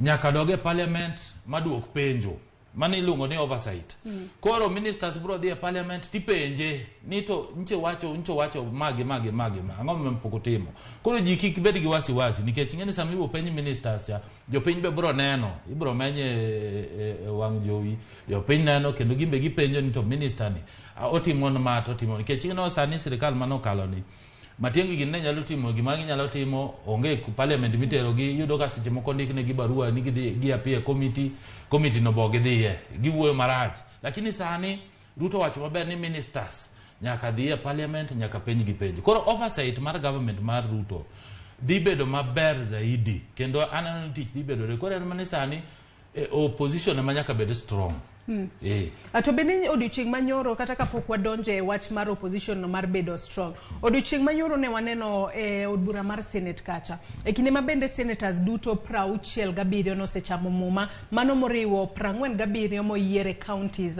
kachiel kod 20 ma bende ogwel kod duond buche mopogore mar siasa.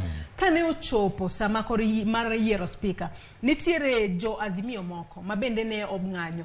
Giwuok oko giwacho ni nitiere kaka mibadhi osedonjo e chenro no mar yiero speaker od bura mar Senate kacha kendo kata kamano moko kuom gi no wuok oko to moko kuom gi no dong kendo ne gi luto mbulu mar yiero speaker od bura mar Senate kacha mano koro keto yiero mar speaker od bura mar Senate kama chal na de Sankara ang'o miyo pogruok e paro no bede kin jo Azimio ingeni wano wacho ni inyalo lose to gi dignity than win gi fraud Ka process ingeni jowa ma jo Kenya Kwanza gin jok ma ok oketo maino e processes magitimo tekni gichopo awach kamano gi dho luo tekni wachopo ok kaka wachopo koro gin ka giseyudo ka giseneno ni tekni wachopo koro wan ka ne senators waneno ni ntiere chochni madhi bet kacha ne giamua ni ok wabi bedo part of process ma wan duondwa ok dhi winjie nikech system madhi idhi tigo de yiero speaker osebedo corrupted kata mibadhi osemieno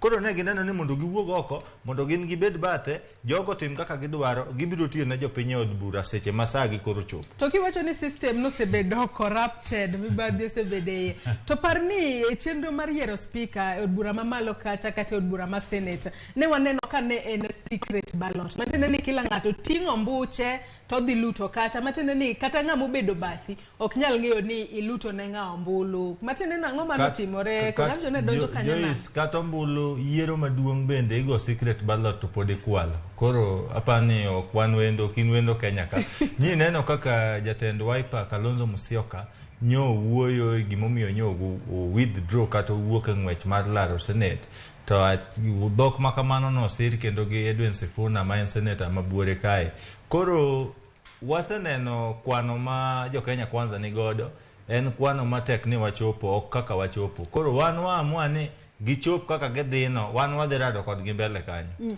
Mulo Junior korka kori wach makama ere kaka ponono picha mane mano nyiso jo Kenya e yiero kacha ma okang' mogik ji nong'eyo ni Kalonzo Musyoka biro bede debe komno mar speaker e senate kendo wacha kwa winjo weche ni ogo bade piny Joyce ing'eni Sankara kana wan kode Kenya Kwanza ne en ga strong tinde ing'eni nyaka nodok kom kocha odonja yuagruok ma enena yuagruok ma onge kore ing'e Joyce ka speaker Clark no oyiene gi sheria mar golo keto gimiluongo ni Orlando vacancy mar speaker ma onyalo gwelo jopiny mondo tim application ma jin jotim application to ncha timeline omegi magitimo application mane gindiko barua ni gidwaro tijno makata Kalonzo be ncha dwaro tijno koro king'iyo weche mane jo Azimio wacho oko kacha ni jo mano ogwel iluongo ni nominated MPs no ko yienegi tayari time no serumo ma ok ne nyalo ketgi mondo gimbe gilar speaker namba 2 jo Azimio no sanano ni gionge numbers kod ng'eni ka ng'ato sanano ni gionge numbers ten yuak mane mino kata Kalonzo no withdraw nikech onyisa ni wiye odhi kuodo wiye ng'eni siasa sani koro chopo kama koro siasa kura seneta ma Mombasa seneta Malamu seneta Makwale seneta Matana River gimoko go ne wantinya go seneta Mabusi okio mtata koro nyiso ni gijogo no go beda piny kaka ne jo parliament otimo nikech the process ni no bedo corrupted kata do rach mane nyiso ni kata parliament kama ni yiere Wetangula den jo Azimio do wuok koro onge wach moro mwanyacho ni system no bedo corrupted en mane jo kanene do ka numbers no do matin kendo ne gidhi yudo wich kuot mana miyo ne gigo kura moko wuok nikech jomo wuok mana jomo mago koko kaka Sifuna gini pile to ayudo ka Sangara be to do yuak gino kikwa yuaga yogoro ni ji yuak wacha ni numbers to tamore lakini gidhi gi play gimiluongo ni oversight role gibedo opposition kendo gigo me nyise ni kata ng'ame dhi yier committees mag park mag public accounts committee gi public investment committee nyaka bed joma strong nikech ko gibedo joma strong jo Kenya Kwanza jipanga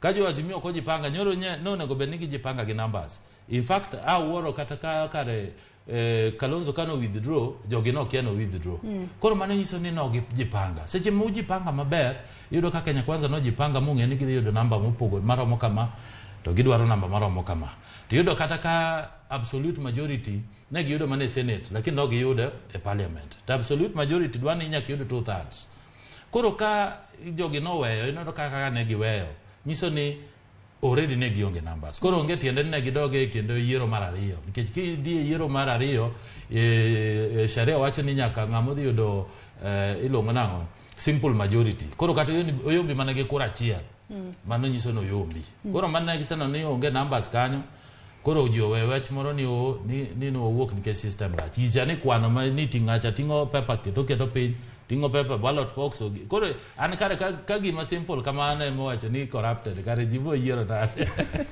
To bende e kinde ma bende ne waneno koseyierwe koro wang'iya ne speaker ka wang'iyo speaker mano mar od bura mamalo sani wantiere kanyo kod Moses Wetangula ka jalupne en Gladys Boss aka e Senate kacha speaker en Amason Kingi jalupne en Kathure Murungi mano ma bende en ja Kenya Kwanza. Iwacho maber ni jo Kenya Kwanza ne dwaro mar mondo mi oyombi e kom mar speaker mano bede od bura mamalo ka chielo kod od bura no mar Senate mar mondo mi ni ponono kalo chike mar jatend piny moyiera e kinde ma bende kosechamo mako chako tie yanga e pacho kae mar mondo mi obeda mayot e kinde mabiro mbele to par ni speaker onego be ni riwo wi jo od bura kacha kanyakla gineno ni twako bedo e yo makare e od bura ka wachako kod Moses Wetangula e od bura mamalo kacha bende obiro bedo kod nyalo mar neno ni od bura kacha obedo kod twak maber kata obedo ni kalo chike mar adiera kalure ne onego be ni gitiyo ne jopiny chike mabiro kelo dongruok makare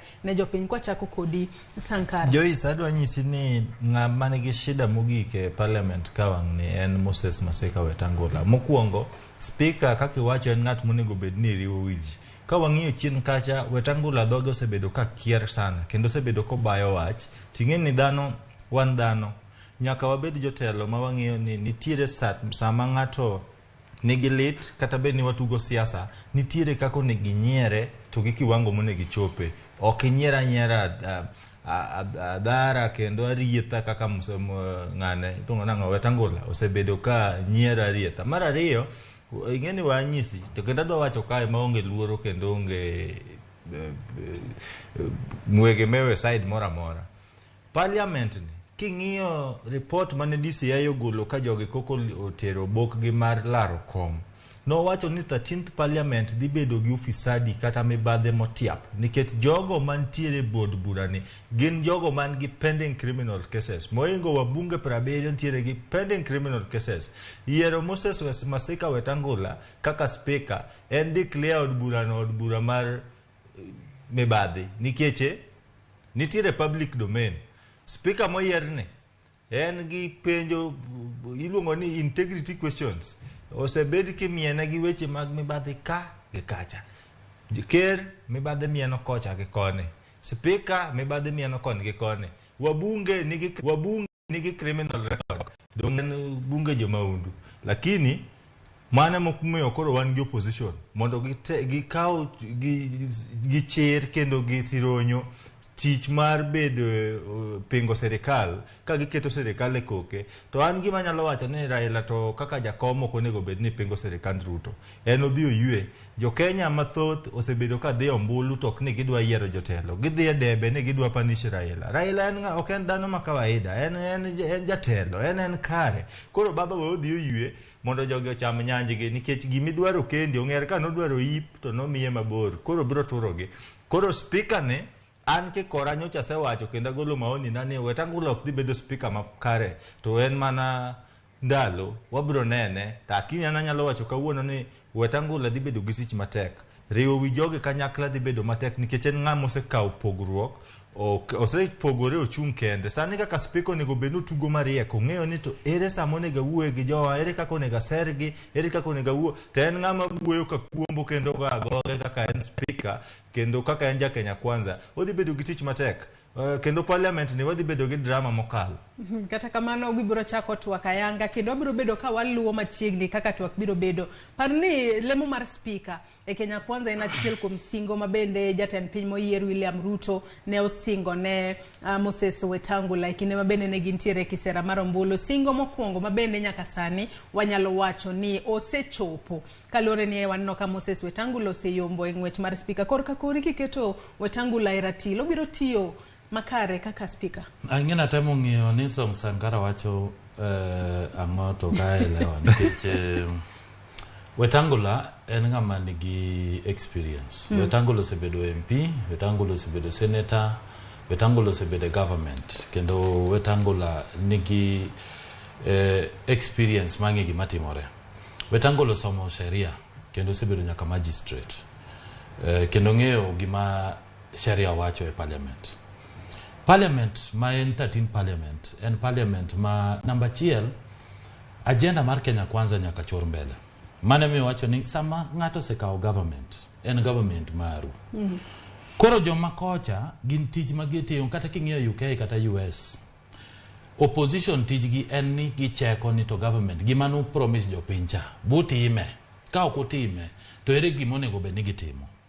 Onge ng'ama nyalo timo kech gima Wetangula nyaka tim nikech jogo te ong'e Wetangula nyaka riw jogi to riw wi ng'ato konyiso ni koro ok ubed opposition ukros no the government. Opposition nyaka tie tijgi kaka opposition ma onge sheria minyalo ket marach e parliament ma jopiny be pod nigi teko mar tero sheria ne court. Kikalo sheria marach e parliament inyalo tere court kendo court nyalo ng'ado ni sheria na ok otime yo maber. Koro gima ng'eyo ni Wetangula nigi tije campaign chorumo campaign en chalo kaka boxing ring. Ka une boxing ring ji nyaka gore ngum. Ng'ato wuok ka wang'e kuot, ng'ato wuok ka bade tur. Mago ka ji osetieko ring iyudo ka kosego firimbi makoro tieko to ji mosore ji hagore. To kendo iyudo kata ka Ruto nowacho maber ni en ng'amo waluoro jakom kendo miye luoro. Kendo wacho ni jakom gimora mama jakom bro dwaro kata e weche mag retirement kata ka pod bro bedo opposition en tayari onge kuma wacho no bro tiyo gi jakom marach. To wambe mane gimwatemo ng'iyo. To e parliament ka agenda wan gik mang'eny wan onge time ma iluongo ni mag side show mod ni ji dwa gore ga parliament wan ga agenda mang'eny modwa timo. Sani kaka no speaker osetiekni anyise ni parties te kata mana Azimio dhi romo gichak pango kaka tich mag parliament dhi timore. Anyise ni committee adek ma very important. House Business Committee mabedo chaired gi speaker. Mani ngeno tingo leader of majority, leader of minority, the whip, minority whip gi majority whip gi members ochiko. Magi makoro dhi ng'iyo ni to House Business Committee agenda mag parliament sheria mage medikal. Namba 2 en iluongo ni Committee of Selection. Ma makoro dhi yiero committees mopogore mag park kuonde ma koro ji bede. Then tie Committee of Appointment. Committee of Appointment ni ema dhi ng'iyo ni to jomi dhi yier kaka waziri koro wuok, ministers wuok gi. Ing'eni nitie Ruto be nyaka appoint jomoko ma be nyaka dhi tere parliament mang'i case gi ni gichalo nade. Then number 3 Wetangula kaka speaker ing'eni sani president moyier nyaka koro luonge parliament nyaka address members mag parliament mo luo okelgi monyisi gi agenda modwa time parliament. Koro anano ni sirikal mar Kenya kwanza dhi bedo sirikal man gi order. De mane minono Ruto nowacho ni en gima ok odwar handshake. Gima odwaro ni odwaro strong opposition. Kendo nowacho maber ni joge DCI joge judiciary odwaro independent of institutions ma koponi nitie ng'ama nigi mibadhi to joge nigi teko mar manyo gi kendo deal kodgi. To samo wacho ni koro nitie parliament nitie gi jokuoge kada ka gin jokuoge jopiny mano yiero gi to ka jopiny no se yiero ng'ato ing'eni the will of the people prevail. The power belongs to the people. TJ MP ni en oversight or represent to legislate.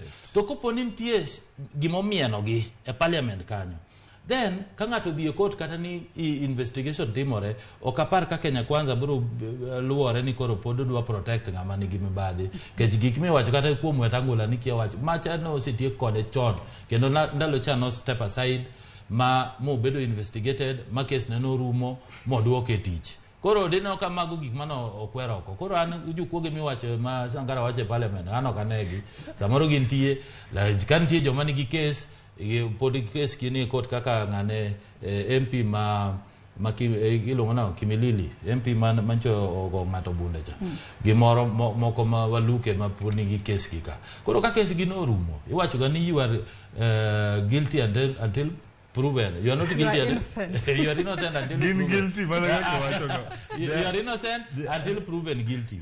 Koro jogi pod innocent, they are presumed innocent, nyaka tergi e court matuegi koko nyawacho ni ng'ane rach ng'ane ober. To ka wang'iyo korka Amason Kingi waneno kacha ka ne oyiere nyaka kod jogo mabende wuoka kwethno mar Azimio inya to jogo mabende wanyalo wacho ni wuok e gwenge makadho wadh nam chumbi ma wanyalo wacho ni ponono ne giketo tenge dwaro mar riwruok kata mar party mar mondo mi gin bende gingi dwaro margi kaka oganda modak kadho wadh nam chumbi gisir wadgi kata jal mawuok machiegni kodgi. Telo mar Senate kata en kwang'iyo kako sebedo kotelo sebedo nen governor machone county ma Kilifi en kaka speaker e Senate kacha bende obro nyalo kochako kod Sankara. Amason Kingi en ngat ma soft but straightforward. Kendo ang'eyo ni e yod bura kacha ka luore go mbulu manogo ing'eni kuro wuoye facts gik mantiere mesa en ng'ama dhi bedo gi tich mayot ok ane ka odhi yudo shida lakini shida to nyaka yudi nikech gen jo siasa to gin e siasa to kapok wadhi kanyo wanyisi ni chopo singo na ja siasa to gi chopo singo na ja piny mago weche ariyo mopogore ka ker moyier ochopo singo ne Wetangula okomino no biro chopo singo na ja piny ni neno kokone sane serikande biro bedo mar mama mboga gi mutu ya pikipiki akene jo apika dimi sana no ka dekaren nyaka nya yiere kata ge jo ja lot geten to kenda dieri go ka biro chopo mbele ka ko gibiro ng'ene a lot no mage pikipiki no mago mana ncha campaign strategies. Namba 2 king'iyo serikandwa ni ineno swearing in budget en budget ma rarie gisebedo ka gigo koko kae kaka ochumi rach koro apenji secha de kitiyo gi milion 200 dwa chamo godo muma kwano dwa chulo na Nyasaye fare mabiro godo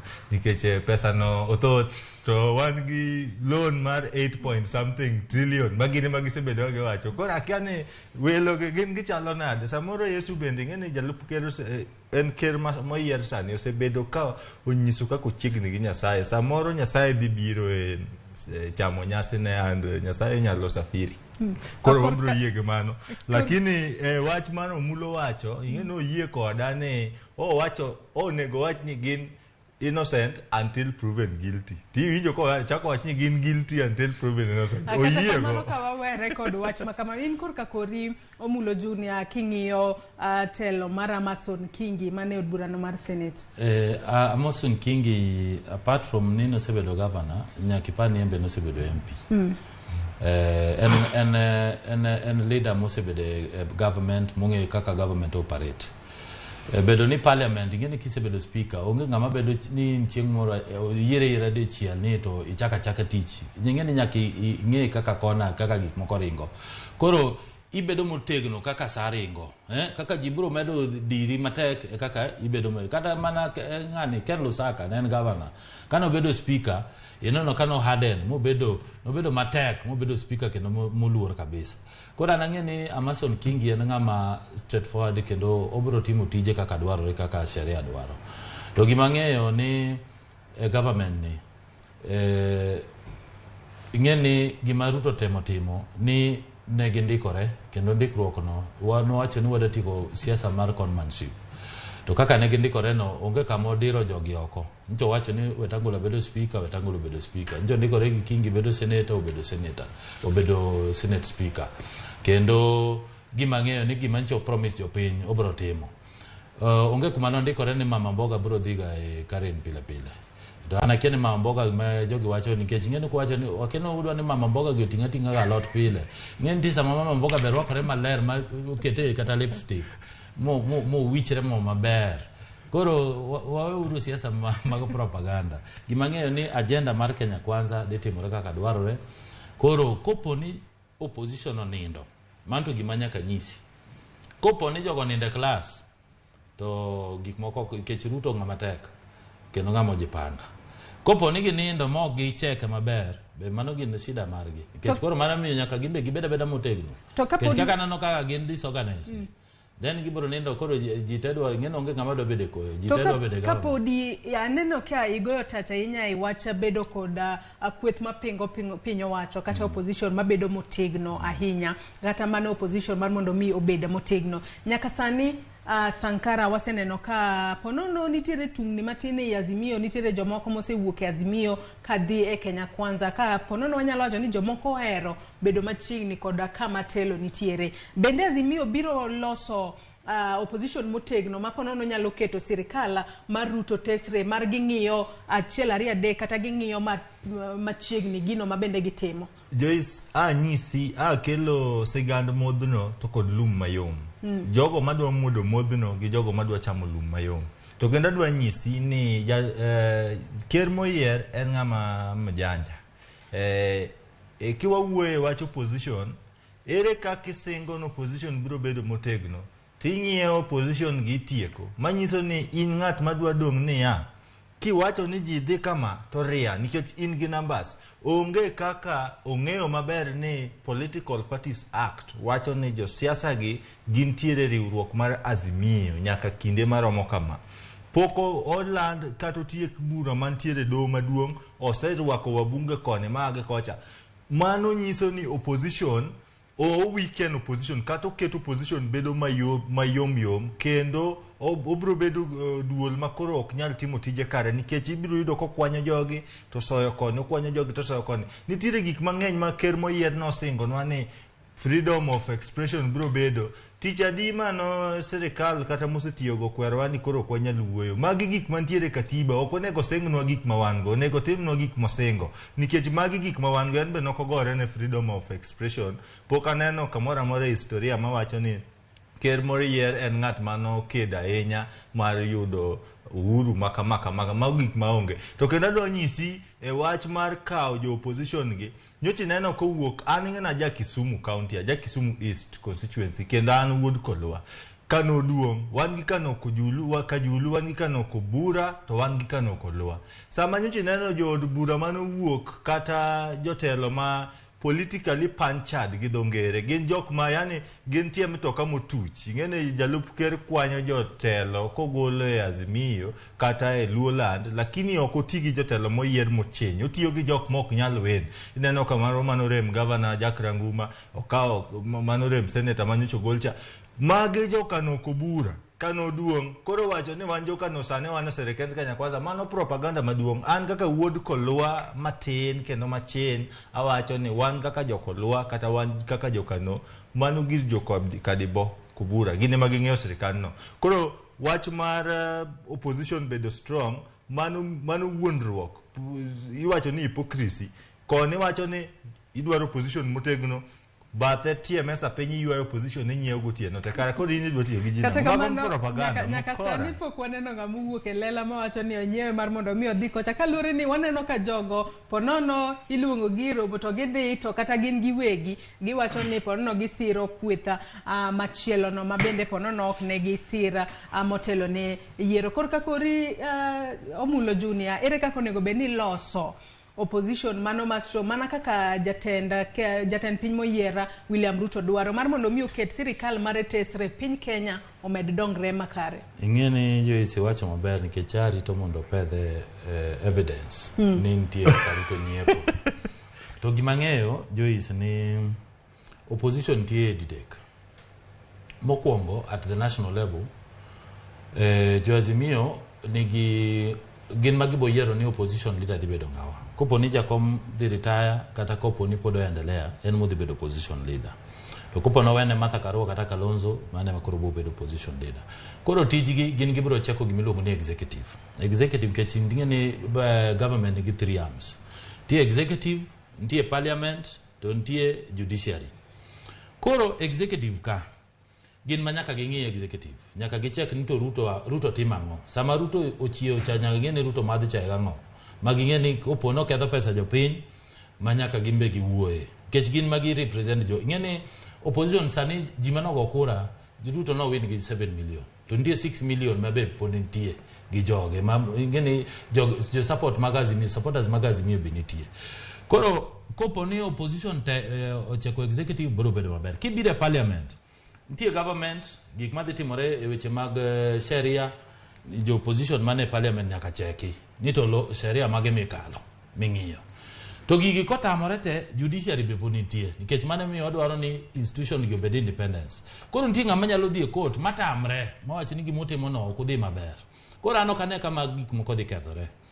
Kendo gimomiyo ineno kata pinje kaka mar UK, pinje machalo US, iyudo ka opposition kotegno to kendo gik moko ringo maber nikech tiju opposition en gima nie katiba. Nyaka bed government gi opposition. Ok en gimoro ni koro diru opposition ni koro ukudwaru, but en tiju ni u check government mantie no. Nyaka ng'e ni gimancha gi chiko e manifesto gi cha gi implement kendo gi keto magi ni ka gincha gi chiko jopiny pi nyaka jopigno gi bed. Ka gincha gi chiko jopiny tich kaka hustlers fund nyaka gini hustlers fund no bedo implemented. Kadugo e weche mantie propaganda mane Sankaro wacho ni $200,000 mar swearing in. In fact, my pesa matin mogik. Nikech ki compare 2013 gi 2017, Uhuru notiyo gi 300 million, almost 2013 400 million. Ma in fact, ne Ruto no wacho ni kata mana congratulatory messages migolo kikete gazette, kikete oboke. Uketi kete social media, kikitigi pesa government, mondo keti kech wang'eyo nikech sani government mwadonje ni wa inherit government manigi gowi motegno, gowi maduong' seriously. Masani gimodhe timo ni gowi ni nyaka wadil go. Wada deal gi vijende makoro dwaro tich, wada deal gi mine madwa timo biashara, gik moko ng'eny ma Kenya Kwanza nyaka tim. To wan mana gi higni 5. Koro waonge time mar wago siasa mag propaganda mag shenanigans. To kendo gima Adam wacho, kik wabed gi attitude moro nikech aneno ka Sangara kilo attitude moro mok ber ne joluo. Wambe wana dhano, wan jo Kenya. Jaluo osomo, odhi school, nigi papers ge. Omanyo tich. Jaluo nyaka tim biashara. Jaluo nyaka tim gik ma gidwar timo. Onge ni igni ka igni nikech siasa ji go siasa, nitie joma win, nitie joma lose. Igni gi igni ok wanyalo wacho ni otini koro karagu magini kano dhi e Kenya Kwanza, Keo Chie, David Ochieng ni koro mago joma raj, ni jokanogo mago dhi jogi bobiro manyo, gimany ne jogi. Seche ma wane sirikal kama obado ni sirikand ni wan joma ni sirikal, joluo mane sirikal, joluo tan nyaka tiete gi sirikand Ruto ni. Kopo ni agenda mar sirikal biro, wambe nyaka wapenje penja Ruto ni tere marwa mar Nyanza ka. Nikech pesa mimiyo wa e county cha ok dhi romo. Pesa mimiyo wa e county governors ka ok bi konyo ji te. Joluo nyaka yud tich, joluo nyaka tim biashara. Hustlers fund ko wuok malo kae. Gimo nyaka dhi Nyanza, nyaka dhi Kisumo, nyaka dhi Homa Bay. Wambe wana jo Kenya, ok nyatamore dhi nikech nokwago kura. Koro gimoro kik wabed gi attitude ni mano sirikand gi wan koni. Udura beda koni nyaka igni adi. Nyaka wambe wabeda government no. Nyaka chieng' moro wambe wabed gi ng'at wa mabu bedo president, wambe wa appreciate. Gima dwa mede ineno omulo samoro en ng'at ma wiye will pay. Ingeni ka nyocha wan gi kane en jalup ker moyier sani nyayo kocha ndalo mane an e ANC na penjo ker moyier ni to in isebedo kiwuotho e tung Kenya ka got ka irundo ridhi kata sapar 20 odiochieng' kikelo weche mag economic forum to wan joluo kata wan lakeside counties ma Nyanza pok wan economic forum. Ingene jatend piny moyier no wuonda kendo noriamba dhara kawacho ni nokelo economic forum ma nogoye gi Kidi Kisumu. Adwa nyisi ni gik makamagi ka sami lao le Joyce ilao le in gi rungi gi guogi udhe dwar to ok neni ka ng'at manyalo kelo le mesa. Koro le ni kang'o senegi idwa nyisa ni biro yang'e. Wan gima mulo wacho ni joluo biro yudo stake serikand Ruto. Awacho kawuono ok aluor kendo ok awuondi tinyalo sae mabiro thegowa, sae mabiro bedo jadier. Waritwa ne stake mowacho ni wadhi bedo go ni wadhi gole kanye nikech nyieni sama noloso stake wan nyoko kawo kaka jok mabende nigi economy nyoko kawo kaka gima wan kacha wan economy wa hapa ni Nyasaye biro dhiro nyo rundore mana mlima Kenya wan nyoketo wabathe ere kako dwa convince wani ong'eyo gima wadhi timo kanyo mago propaganda mano gima onge namba 2 adwani imak mana paro no gi kanyo mak mana paro mar ariyo no gi kanyo wakaw yoyo matin mondi e kawaduong nyakora Ramogi Jwang yeno mar mondo mi wakaw yoyo matin mondi e kawaduog wadhi mbele kod twak marwa okinyi makawuono kama bende podi wamedo nono chal mar od bura mar 13 tok ka jo od bura kaachiel kod senators odiochieng' manyoro no chamo muma mar mondo mi gichaka tiyo ne jopiny ayanga wakaw yoyo matin e kawaduogo wadhi mbele kod twak marwa kik idhi mabor.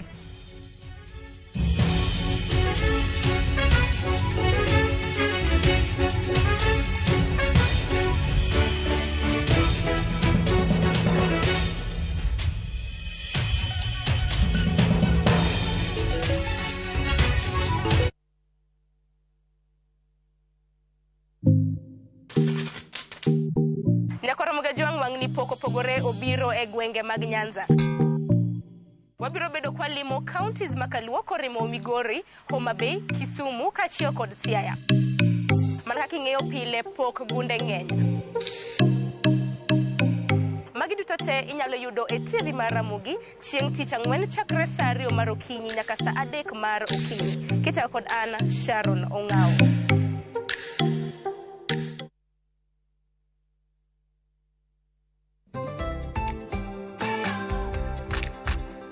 Ng'ama miyo ong'eyo ber mar tim makare kaka math mokinyi manigi ndhadhu kendo milimili kod blue band pile ka pile opong'e gi omega 3 kod omega 6 gi teko madwarore.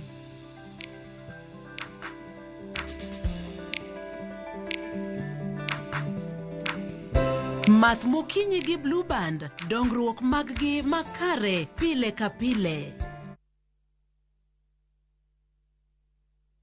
Citizen Digital is proud to have emerged top and been selected for the 2022 Google GNI Middle East, Turkey and Africa Innovation Challenge. With Google's support, Citizen Digital will increase its capacity in news gathering for our viewers and listeners under the Wananchi reporting platform. Download Kenya's #1 app, the Citizen Digital app today and get the news as soon as it happens. Kenya's #1 app, Citizen Digital.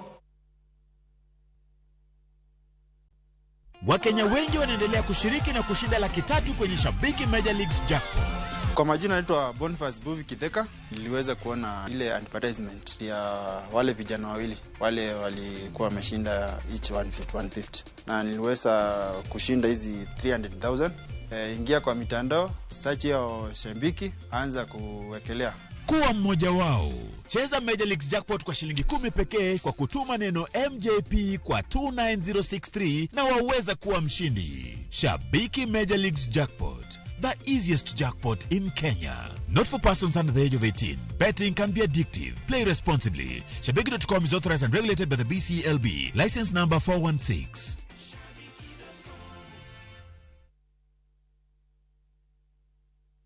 Collect fare kwa boda au matatu ukitumia ViewPay cashless na uqualify for bima ya 100,000 shillings pamoja na medical cover ya 20k na permanent disability cover ya 100k kwa 5 bob pekee. Dial *236# today to start using ViewPay cashless.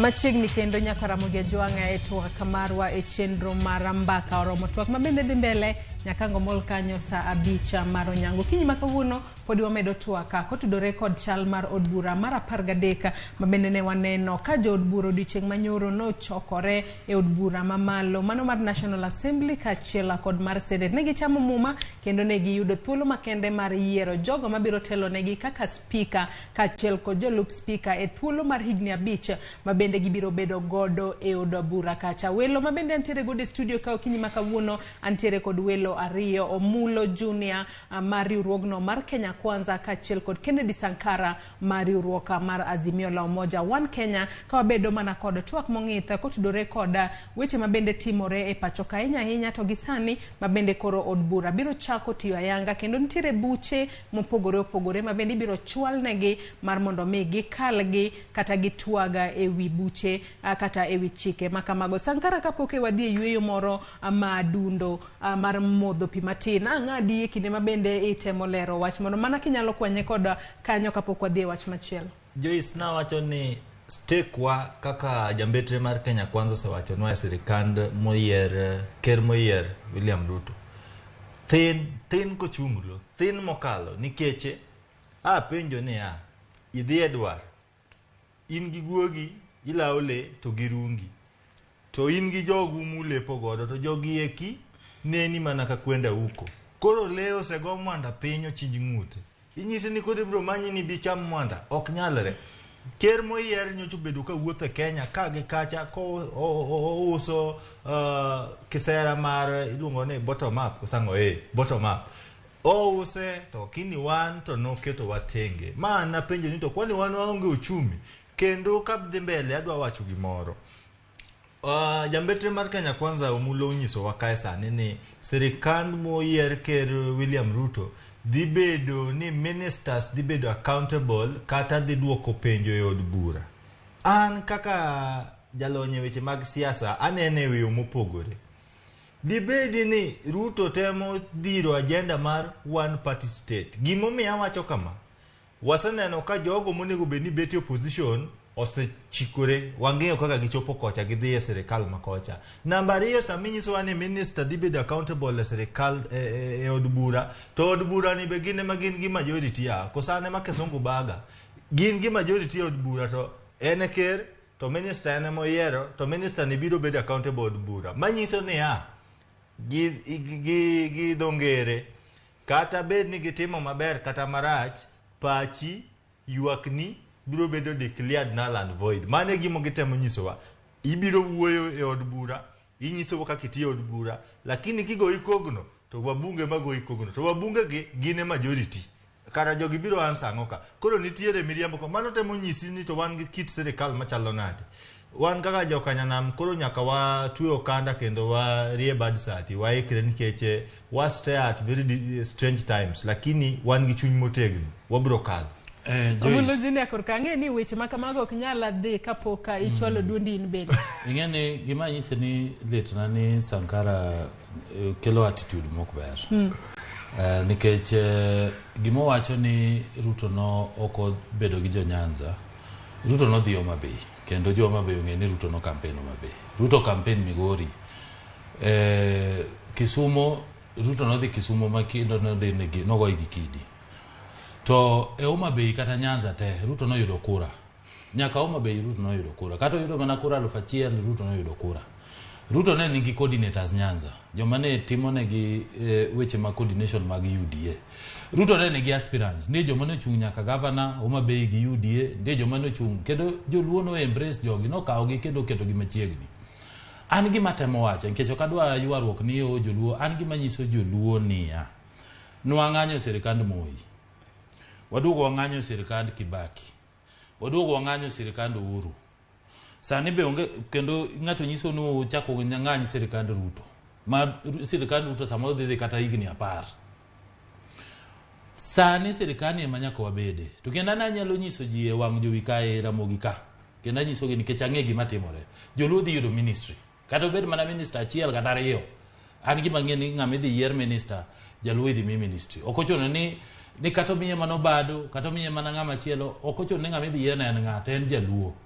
To wan kaka joluo mane Kenya Kwanza, joluo te mane Kenya Kwanza mano biro bed David Ochieng ni. Nyaka koro wan mwati matek, mwa make sure ni vijende wamo ma Nyanza oyudo tije. Hustlers Funds ma Ruto wacho ni embe nyaka wachiema chiema.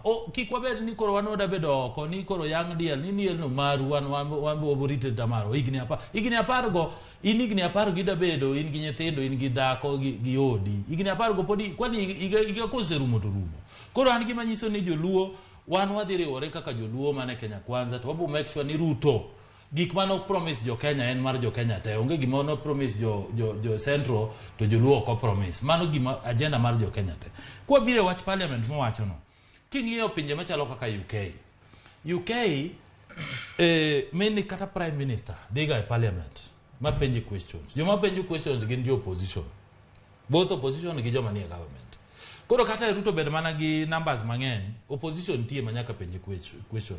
To penje mibro penje e parliament, penje ministers gi. Imenyo jo penje bro winjo kendo bro neno gima timore. Ket nyaka ng'ato nyaka penje nyaka ng'en ni sirikal in minister mar sport ni wacho ni gero stadium.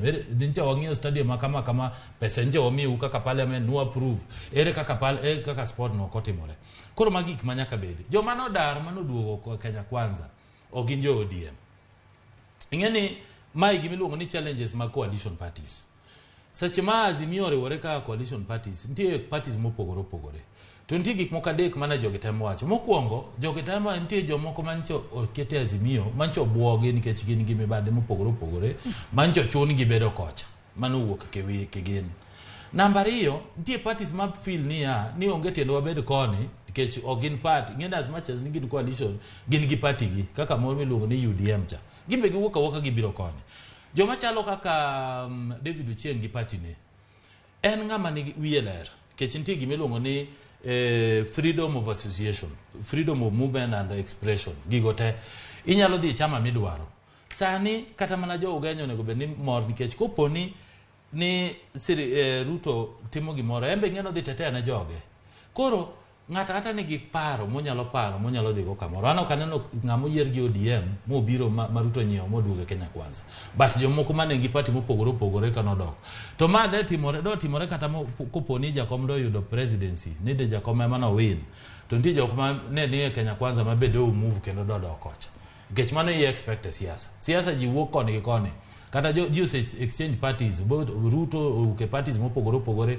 kata mana jakom ne nigi parties mopogore wuok e party ni odok e government wuok ma odhi ma go nitie gimiluongo ni freedom of movement and freedom of choice koro waweuru keto propaganda gima nyalo ashuo joluo ni wan kaka joluo serikali ema nyaka wabede kendo be ma nyaka wacham kata ok wan part of it kata no kugone kura in gi right in gi ratiro mar penjo government ni to gimancho chiko cha ere kaka inyalo yude ato bende kende bende nitiere wach moro ma pod ili matena Sankara madigo men ngene gimo moro muluwe wach mar dami nyis ker moyier no dhi oger Kamerenj Stadium we wach stadium ma wacha ni biro ger ngene serikali ne Joyce en serikali ma ji nya ywake nya wan gi jalup ker mani opposition lakini koro sani entiere gi thuolo koro wadwa ng'ie to nyicho koni Uhuru sheda ng'ane sheda sani koro en gi majority e Senate en gi majority od bura maduong'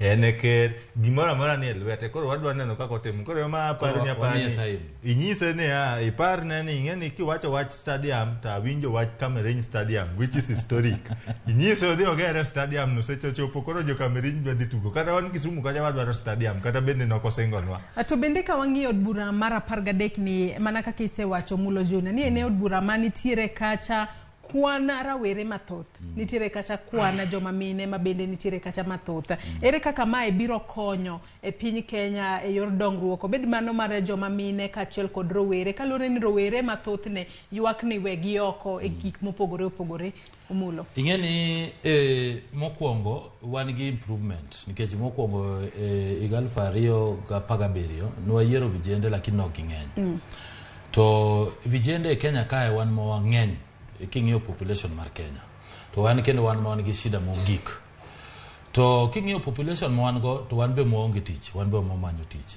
koro nitie sharia moseterga e parliament mosetemo konyo solve problems mag vijende mokwongo wan gi miluongo ni Youth Employment Authority ma no Sakaja mano otemo kele kaka act of parliament to Employment Authority tijene ni ka ji otieko college onego bedni ni kawo documents tete mag vijende tiketo gi e system ma ing'iyo database gi ni ng'ano timo engineer magi jo engineer magi dakteche koro kopo ni government kawo ji to ing'iyo data gi no tikawo gi kaka gi no ka lori gi sombe gi tiyudo ka authority Employment Authority ni okti mano agenda mokwongo monego bedni vijende dhi ng'iyo nitere kaka authority nyalo tiyo namba 2 wan gi miluongo ni National Youth Policy okelo en gi kaka vijende onego bedni itimo ne gitimo attachment training gik mopogore e weche mag school kata weche mag yudo tich koro National Youth Policy ni onego bedni bedo implemented ma be onego bedni vijende ng'iyo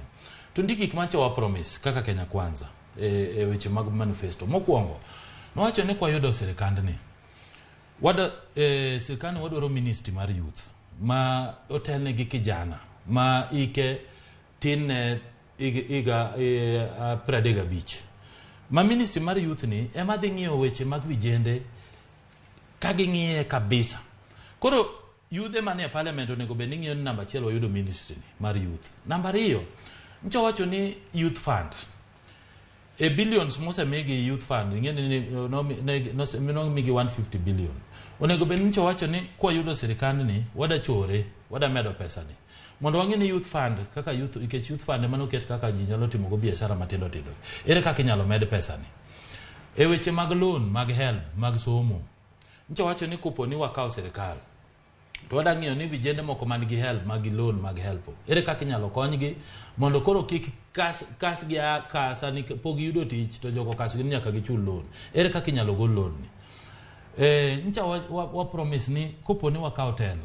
e weche mag vijende Hustlers funds imidi kelme kodi dwa konygo kaka vijende dwa timo magi gik monego beni agenda ma vijende mane parliament onego beni dhi ng'iyo mondo bedi implement kech kopo ni gichung maratiro gin gi association gimilongo ni Kenya Young Parliamentarians Association koro ka giriwore kaka vijende gikelnwa sheria e parliament mabro mako vijende lwet vijende magibro mentor vijende e weche mag telo magibro keto vijende mondo yud tich gin monego gi ka sirikand ni mondo ji yud tich ayo kaka ji onego beni yudo tich maonge e weche mag okabila onge weche mag din onge weche mopogore giket ni ka vijende ka kijana manyo tich i qualify ti yudo tich no kaka onego beni yude korka kori sankare wach ni mara rawere mathoth bedo od bura kacha kaachiel kod joma mine ere kaka onego beni okonyo e ting'o malo rowere pacho kae Jois ka jo od bura go pono ni gitin gi sani tadwa singo ni parliament mar 14 ma 2027 an badhi bedo kaka rawere od bura no gimomi adhi kanyo ng'e Kisumu East ane medhe meya jopiny oseamua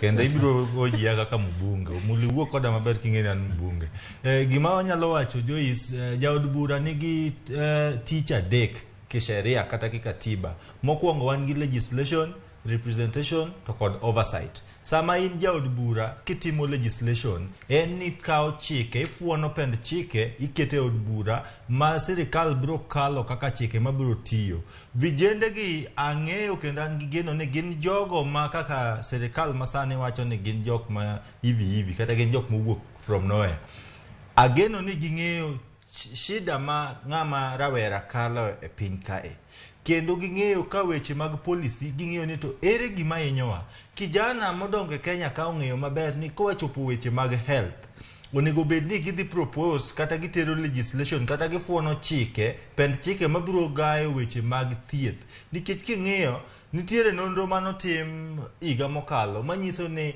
percent 12 kuom osiptende te ma pacho ka ema gin youth friendly manyiso ni kata beni wan go osiptende mathoth youth friendly hospitals pod tin kabisa wadwaro ni osiptendo bed kama karawera nigi tuoche thoth nitiere moko ma bende rawera dignity ne samoro kodwa yange alanda nyaka koro walos policies madhi hakikisha ni rawera ni kodhi hospital to hospital en kama dhi take care of him e yo moro maber namba 2 ka pod awuoyo weche mag legislation wach help ma jambete mar Kenya Kwanza wacho mulo High Court nyogolo order ni sirikal ing'eni nyocho bedo ka finyo wan kaka ojende mokao help ni ikaw gowi kawuono to kichaka default ni koso chulo matin to koro en ochwera ka koth koro mano court nyocho wacho ni wabiro mana duoko gima ne wakawo koro vijana osekawo help ikaw loan isomi tieko lakini koro ionge tich vijende mantiere parliament onego gitim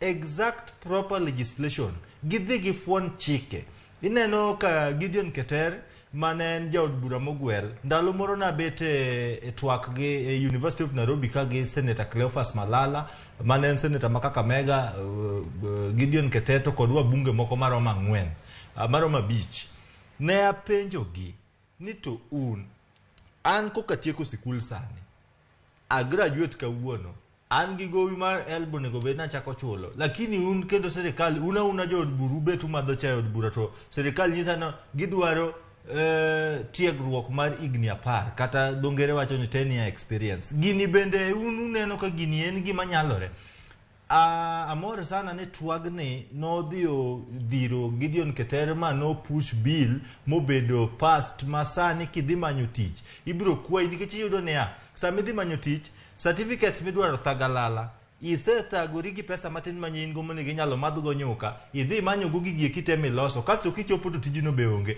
nyecha wakalo chik ni sani ibiro mana penja otas ka tijino osesingna ni aseyude koro dhi manye mano positive stride kata en okang' maber e weche mag policies mag youth namba 3 kata 4 youth mantiere od bura gitigi numbers gi mar hakikisha ni policy mane sirikal oseketo. Nitiere policies mane osebedo created mang'eny kata riwruoge monego bed ni shughulikia weche mag vijende. Wang'iyo the National Youth Council. National Youth Council en duol mochung' kanyo. Pesa magi madhogo chae giwuotho go tende magen go, lakini policy magi dwa tero ne japiny kijana mantiere Turkana South, kijana mantiere Migori kacha kata Kisumu dala onge. Dwaro ni wabunge matindo gi giae weche mag side shows magidhi makorego gi siasa ni koro gin wan jo Kenya Kwanza, wan jo Azimio. Sama wawuoye weche mag ojende to koro waonge mipaka mar siasa, nyaka koro wang'i weche gi nikech wan wainyore mokalo. Koro numbers mantiere e parliament gi en positive impact, kendo wan gi geno ni wabiro bedo gi wabunge mathoth. Biro chopo chieng' moro ma wadonjo od bura tiyudo ka jo od bura 290 gin vijende te. Kasto wacho ni koro ker nyaka bed kijana. Nikech koro mane kuma wadhiye, koro vijende nyaka chung' motegno. Nitiere vikwazo moseketi momono kata vijende moko matindo chung'. Nitiere vikwazo moko makidwa chung' tinyisi ni ng'ane in kama, ng'ane in kama. Anadwa wacho ni kisomo legislation, oversight to kod representation, gik mipenji go bineno ka gimitana gi gik ma joge wacho. Kawiti din many komni to kiseyude in mbunge mantiere od bura mawinja sane, kikibed kanyo ni madho chae ichama allowance tiduogonwa 2027. Wan wadwaro ni ng'ato ka ng'ato moyudo thuolo e od bura. An kaka kijana kibiro adresa, kikibi nyisa wachne na timang'o, nyisa ni to an rawera. Ang'o mani time od bura madhi konya, nikech an rawera, an gi nyathina biro bet kijana. An gi nyaminwa ma en kijana, jiranda en kijana. Wan idwa konyo wanade. Ok wayuagre ne wadwaro konyruok. Wadwaro jok man gi telo mondo los policies. Ingeno ok inyal pidho jite, ok inyal konyo jite. Lakini kiloso policies te, winyo ka winyo biro dhi duong'o bando kumoyude. Ok inyal kelo bando gi lori ni koro akelo ka. Losnwa policies, losnwa alwora manyangafu. Ma wan koro ka wan kan kijana to ka wuotho kamanyo tich ka to policies nyiseloso ma ka yudo kotim kama, kasto wabunge gi gibede jok minyalo yudi. Mbunge kaka Babu Owino en MP maber, anyalo wacho kuom jotendwa ma joluo. Inyalo wuotho tidhi KICC kacha tiyude, ok obing'iyo ni in ga appointment mondo inene, obiro yie mondo inene. Wadwaro ni wabunge ma vijana kik ubed ni koro chalo ni unyiseche matindo. Igni en mana igni 5. Bede kaka nyochi beti madho nyuka tiwuotho gi jopiny kacha kimanyo kura. Wegi thuolo gi bigi manyi. Ginyisi ni to jatelo mae kama timore kama. Koro wadwaro ni numbers gi kik giti kod gi kalo bills madhi konyo jok manie serikal, jok mane gin jok motegno ma ginyalo chung' kigen. Wan youth pod wayot, wafuyo. Ka ning'iya kana wuoyo Bomas tarik 23 dwe mar 1, na wacho ni king'iyo statistics ma pacho ka, moingo vijana 500 rwako gudu higa ka higa, kati rwako negi osimbo kuonde tiegruok mopogore opogore. Lakini pasenti 75 kata mar jogi iyudo ni pod gionge tich. Kara shida ni kanye? Shida en ni yore miyudo gudu tich koro richo. Koro mae momiyo wabunge matindo gi ging'e ni gimbe ne gioke moko ne onge tich, gidhi gichung' giyudo tich. Koro gikony jok mok nyal bedo wabunge oyud tich through policies mabeyo. Ramogi ng'amedo paro ni okinyi ma kawuono pod wamedo twak kod Omulo Junior kaachiel koda Kennedy Sankara. Omulo Junior wuok e riwruok mar Kenya Kwanza ka Kennedy Sankara to wuok e riwruok mar Azimio la Umoja. Ka bende podi wamedo twak kotudore kod chala mar od bura mar 13. Bende anyisi kacha ni wantiere live yore waduto te mag tudruok mano moriwo Facebook, YouTube, bende yudo wakacha Ramogi TV. Oronwa ote kata penjo mora ma bende nyalo bedo godo ka wadhi mbele kod twak marwa okinyi makawuono. Kasomo moko kuom ote ma bende aneno ka joneno magwa oronwa okinyi makawuono. Lunga June wacho nanonwa e yo makare. Kasomo ote mar Barkuku George mar Thimlicho Hinga, Migori County. Wacho ni sani ng'ama wacho ni ker ok bitio ne joluo onoto. Wacho ni odagi. Wacho ni wan joluo wagoluru pachwa ni okwadwarre. Ne kaka sani jatend piny Uhuru Kenyatta oweyo dongruok kaluo to ndalo manodonjo to nyaka gavana Rasanga nodagi keto kata picha ne ekorot mane county ma Siaya. Wawe president elect mano mochamo muma mondo ochak tiyo makare eka wanyalo goyo koko bange kaponi okotinwa yo makare. Mano mana ote marabar kuku George mano kokalo e yor Facebook kacha. Sam Jakoma bende aneno kaneno wakacha ka entiere ko wacho ni niere kaka Ruto wacho no dwaro opposition to otieko opposition ka ong'iogi kata kamano mago mana pacha joneno magwa mabende neno wa kokalo e yora Facebook okinyi makawuono. Nyakora Ramogi Tv bende anyisi ni nitiere weche mamoko mabende waluonu odiochieng' makawuono ka bende anyisi ni ikruoka makoni kod kocha itimo mano e papa ma Ulinzi Complex mano kama bende jatend pinya Uhuru Kenyatta odiochieng' makawuono igeno ni obiro chopo kacha mara nono pareda mano mar jolwenya thuolo mabende imiye godo kaka chenro no mogika ekinde mabende oikore mara chiwo telo ne jatenda pinya moyiera William Ruto. Chenro makamano bende wabiro luonu machiegni kendo ekinde mabende chenro makamano biro chakore wabiro keloni achiel kachiel mana kaka inene wang' jowi mari kanyo ikruoka makoni kod kocha timore ka bende jatenda pinya Uhuru Kenyatta bende ikore mar chopo e alapa ma Ulinzi Complex kacha kama bende obiro yudo thuolo mare mara rango pareda mano mara jolwenye pacho kae ka bende mano mana wanyalo wacho ni bende en yorno mabende ichiwo ne luor mare mogik kinde mabende koro odhi e yweyo tok telo ne piny Kenya kuom thuolo mar higni 10 mano kochakore higa mar 2013 nyaka sani higa mar 2022 makoro obiro dhi e yweyo kendo biro weyo telo ne jatend piny moyier mano William Ruto mar mondo mi obi otel ne piny Kenya kendo kuom thuolo mar higni 5 mabiro. Mana kaka inene wang' jowi mari kanyo mago mana moko kuom jolweny mabende osechopo kanyo mar neno ni girwako jatend piny Uhuru Kenyatta e yo makare kinde mabende obiro chopo kanyo mara atimo chenro makamano kaka mare mogika kaka jatend piny mar 4 mano mapinya Kenya. Chenro makamano bende wabiro kelo ni achiel kachiel e kinde mabende obiro chakore. Ka bende pod amedo paro ni pod wadhi mbele kod twak marwa e studio kae okinyi makawuono. Chenro makamano bende pod wabiro medo menyoni nyaka kinde mabende obiro chakore. Pod entiere kae kod Omulo Junior kachiel koda Kennedy Sankara ka wadhi mbele kod twak marwa. Nyaka sani nyakwa Ramogi Tv kata kamano kapok wadhi mbele kod twak marwa yiena mar mondo mi akaw yoyo matin mondi eka waduog wadhi mbele kod twak marwa okinyi makawuono kik idhi mabor.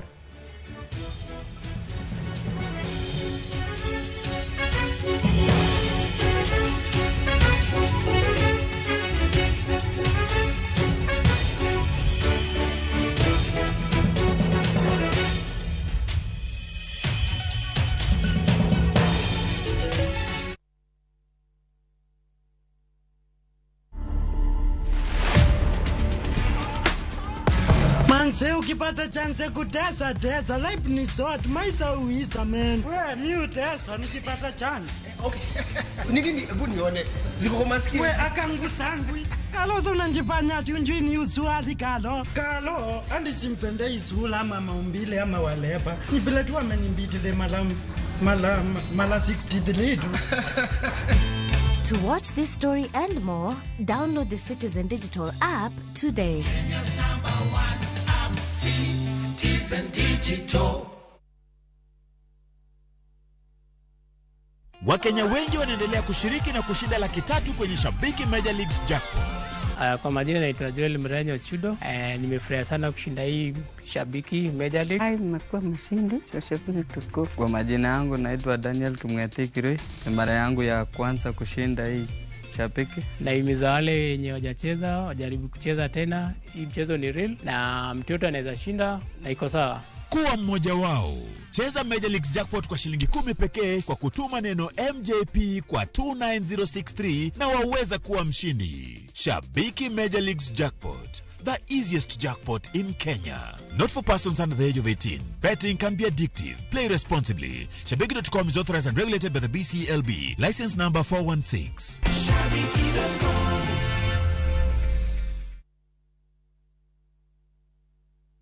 Indomitable warrior. defeated. Hey, Adonai, we glorify your name, Daddy. To get this song as your skiza tone, dial *811 *345 #. I repeat, *811 *345 #. Skiza na citizen ni yumbani kwa wasanii wote.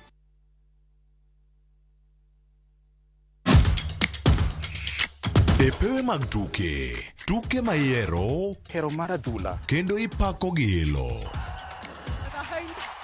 Tudri kod James Opondo, japicha, gi Milton Ochieng Jaka Black, e pau tuke. Chieng' Ngeso ka Ngeso, chakre sa 8 odiochieng', nyaka sa 10, mana e Ramogi TV. Wuond kod andhoga timore pile ka pile, to joma onge ketho ema hinyore ahinya. Apo mi yuak malitin. Kata kamano, hera pod riore kendo medo lo. Aheri ahinya to. Ka joma moko geng'o joma gihero kuom yudo rem. Hera mar anyuola medo mana loyo. Tapki, wuok tich nyaka Ngeso, saa 2:15 mar otieno, mana e Ramogi TV.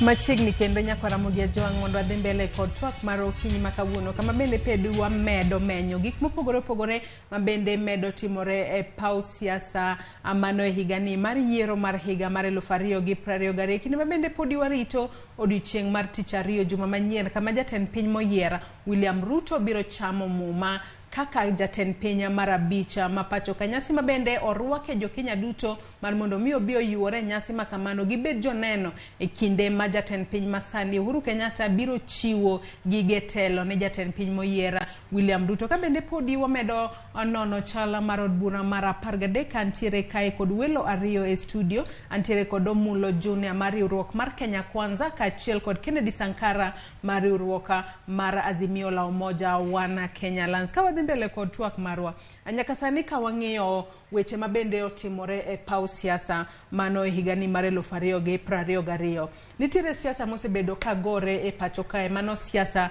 mabende ithoro wachi ni en mano mar dynasties nyaka sani kane wang'iyo dynasties ithoro wach ni en mano mar anyuola mar jatend piny mar ariyo mano mar mosenindo Daniel Toroitich arap Moi kaachiel kod mano mar jatend piny masani mano mar Uhuru Kenyatta to nyaka sani ne waneno kata mano Christina Pratt mano mabende en nyamin jatend piny Uhuru Kenyatta nonego bed ni miye lemo moro ma ogwela kaka senator mane od bura gi duond burano mar Jubilee kata kamano nyinge ne okobedo e listi kacha wach makamano sani koro keto siasa no mar dynasties e pacho kae kama chalo nade ka wachako kodi Sankara koso muli dwa chako Omulo gima ng'eyo e wach dynasty ni wachak gi me katiba odeko ng'ata modak e Kenya monyuol e Kenya oyiene chung president so long as ni ogo kura o en gi qualification ma chung president so long as ni bende en ja Kenya mar chung president to nitie jo mosebedo e Kenya ka mang'eny yani mose okang' maduong' sana kaka neno wachako gi Kenyatta waduoge Moi waduoge Kenyatta koro gingonere wariwa kamano koro gimi luongo gi dynasty nikech giseloso pesa kendo gin gi ohala madongo ma koro gibede wijo Kenya gifinyogi kabisa iyudo kata ka Kenyatta family gin magi uso chak gin magi uso mafuta gin magi gi puothe mang'eny yani gin gi biashara moko madongo ma koro Kenya gin gilaro tije gi jo Kenya koro kupo samine no koro no ugol gi makoro ng'amane uso mana gweno e kor ndara ng'ama wuon gi okong'e kata kamoro odhi okawo president mano nyiso ni omiyo wapuonj kendo omiyo wamijiwo ni ng'ata mane luo land kata mabedo ok ochuno ni iwache ni ng'ata ja ema nyalo bedo president imi nyalo wuok ka odu matin no kata gi kami wuoke no mi bed president kata Sankara donge nyo ko sani ko nigi chiro mo wacho no dhi bedo MP sani ko wuoke MP winjo no dhi bedo governor ko wuoke governor odwa bedo president koro miyo wa mijiwo kendo miyo wa teko ni sani nyathi jachan kata nyathi mowuok kaka mora nyalo bedo gimoro e Kenya ka kendo mano gimo miyo ji hope maduong' sana koro dynasty kogo segol ka dhi bedo matek mondo giduogi nikech Moi ting'eno koro nwasitieko te nwatieko Gideon nwatieko wadgi moro ma ja Raymond cha nwatieko Kenyatta be koro rumo but ing'eni gin pod gin gi pesa nikech nitie gik ma gi control e Kenya ka madongo to bro luwore gi kaka be kech ok en ywaruok mar biashara ma ji dhi yware go to ing'eni definition yani kaka ni what is a dynasty yani dynasty en ang'o mane nyaka wachako koro ing'eni Sankara bro nyisi ni ni Ruto be kobedo president to koro nyithinde bro wach ni en dynasty ing'eni koro an mane ng'ena somo pa Sankara ko somo pa but jogi wan wang'iyogi ni in terms of ni gisebedo telo mang'eny gitimo biashara mang'eny koro giweyo jomoko be mane pok otimo gimoro amora e Kenya ka bobede gi thuolo mar rito Kenya ka korka kori Sankara nikech kata ka wang'iyo familia no mar Moi ne waneno ka Gideon Moi nolo e ng'wech mar laro kom senate e county no ma Baringo ka owadgi bende nolo mano e kar ting'o bura mar Rongai e county ma Nakuru. Joyce adwa wacho ni wach moro ka erokamano kuom kelo twak mar Aslas versus Dynasties. Iwinjo ka jambetre mar Kenya Kwanza ka wiya ok rach na winjo ko fuono weche moko maling' jogo mosebet ahinya jogo mosebet winjo Kenya jogo ma wuonegi ok ong'ere. We achak gi ka wago siasa mag jogo ma wuonegi ok ong'ere tadwa luwo ker moyier Ronde adwa penjo kama an Sankara wuon wang'a mong'eyo onge Nick Ruto en wuod ker moyier wang'eyo ni wuon-gi nosebedo mbunge gini pieche Eldoret North owuok kanyo bedo minister obedo minister obedo jalup ker igni 10 sani koro dhi bedo ker jambetre wacho kano dwa bedo ker igni 10 ere kaka biro piem gi Nick Ruto e laro kom mora abiro wacho ni Nick Ruto biro nyisa ni wuon-gi mana launch Asla koro en Asla to an dynasty kosa biro wacho nang'o ma siasa molil mochido marach mokonego wakete kindwa sama ne wuon ng'amo ng'eyo wuon Jomo Kenyatta ker mokwongo ing'eyo wuon gi Joyce jabetre ing'eyo ok ing'eyo ng'amo ng'eyo wuon Jaramogi Oginga Odinga onge ng'amo ng'eyo in sama ne wuon Jomo Kenyatta kata wuon Jaramogi kawo Jaramogi tero Maseno school kwaru ne sero nyigweng'e bath dero koro sani biri nyisowa ni ne nikech an joka Kenyatta osebet kama mano makosa mano gimok nyalre siasa mar Aslas versus Dynasties an kaka Sankara adwa wacho ka an nyithi joka Aslas masane jotelo maringo gi geche mar $100,000 ma Aslas gi ikre uru ni an babro mana mako Ronde ni an Aslas to in Dynasty nikech wuonu obede sirikand Moi en mokwongo en makosa kendo en iwacho ni chuny marach lwedo mupidhi ok ka ker moyier ka en nikech en ng'ama osebedo ka siro kata dhiro nyime agenda mar Aslas gi Dynasties dine ok en jaduong'ne en sani do uso gweno propaganda mo magiwacho ni uso gweno do uso gweno no kam gut mar adier sani lakini nikech no mak lwete sani koro ka lwet jogi kendo koni jogi nyaka wuogi embo pidha ng'ouno to ng'ouno no bi wabro muko e singo machal kamano wabro koni wan kaka jogi wegi wambe koro seche waromo gwetao mondo dhi ineno kamano siasa molil kendo mabro kelo confusions kendo ok en gima ber ka wawacho ni Dynasties gin jok mosebedo timo ohala mang'eny kaluwo do jambetre mar Kenya Kwanza umulo ka wang'iyo ni ka Meat Commission ne pok ochiwne Kenya Defence Forces ka notimo uchunguzi ng'ama ne supply ring'o Meat Commission dong ne en wuod Aslan koro idwa nyisa ni mano kore Asla mano ok Dynasty awacho ni siasa ne ok en siasa maber nikech siasa mar Aslas and Dynasties dhi ataro mar pend chike mathurka mayiena ng'ata chung laro kom samora mora kamora mora tekni jopiny oyie meya koro an kabiro chung tinyisa ni an Asla inyisa ni in Dynasty koro kara wadwa laro kom nang'o to singo ni osechiw kendo osegure ma ot moseger koro gi ker masani okaluor mar wacho ma ene molonj siasa mar Hustlers versus Dynasties. Ka nyocha winjo ka jalup ker moyier Rigathi Gachagua wuoyo Nakuru. Nyocha wacho ni hawa Hustlers tumemalizana nao, hawa Dynasties tunamalizana nao. Ni huyu Gideon Moi, Raymond Moi tunafagia ya mwisho, maneno ya Hustlers, maneno ya Dynasties kwesha. Mano en dok monego wuok kuom jatend piny moyier. In onego bednere uwi oganda kanyakla. Koro in kimeo kako meocha. En be nyocha winjo kaka kot wacho, lakini sirikal ni fani. Nyocha winjo ka kot onyise no owiyo wil gi wach mar $200,000 mag Hustlers ma wan go. $200,000 ni ng'eni nowach ni noyude yo mokler. Akoro sani en odhi ochung' kacho wacho ni koro en Hustler. To an koro luongra nang'o asli. Nikech ka apana mano siasa molil. An ke kora apingo wach mar siasa mar Hustlers versus Dynasties. Jok moluongo ni Dynasties gi awacho ni sama ne jogi eki kedo ne loch ka gigole lwet jorochere. Ineno ka Queen Elizabeth otosane ang'eni wabiro wuoye mano. Jogi no kale tembe kendo lit mokalo. Jok miwinjo ka wacho ni gin Hustlers gi gin ne giliere tok jok manoyudo loch gi. Onge kama historia yango gi kaka jok mosekedo ne loch mora mora pacho ka. Gina jok ma kizungu wacho ni opportunists. Gin giliero kuodo, oliere dendi, to nyonyo rembi. Kose kuot koro ogara goge ni an Hustler in Dynasty. Onge piny no neu. Nitie gimi ida medo mulo junior kapok wadhi mbele. Kata anno ka samarwa bende dhi mapia hivi. Ing'e ni Sankara kikore mara ni nyithi Ruto gi Hustler, mara okodo wacho Hustler, koro ng'ino ka winj gi. Okawacho no kadwa kikore. Ana yango ne ni Hustler enang'o.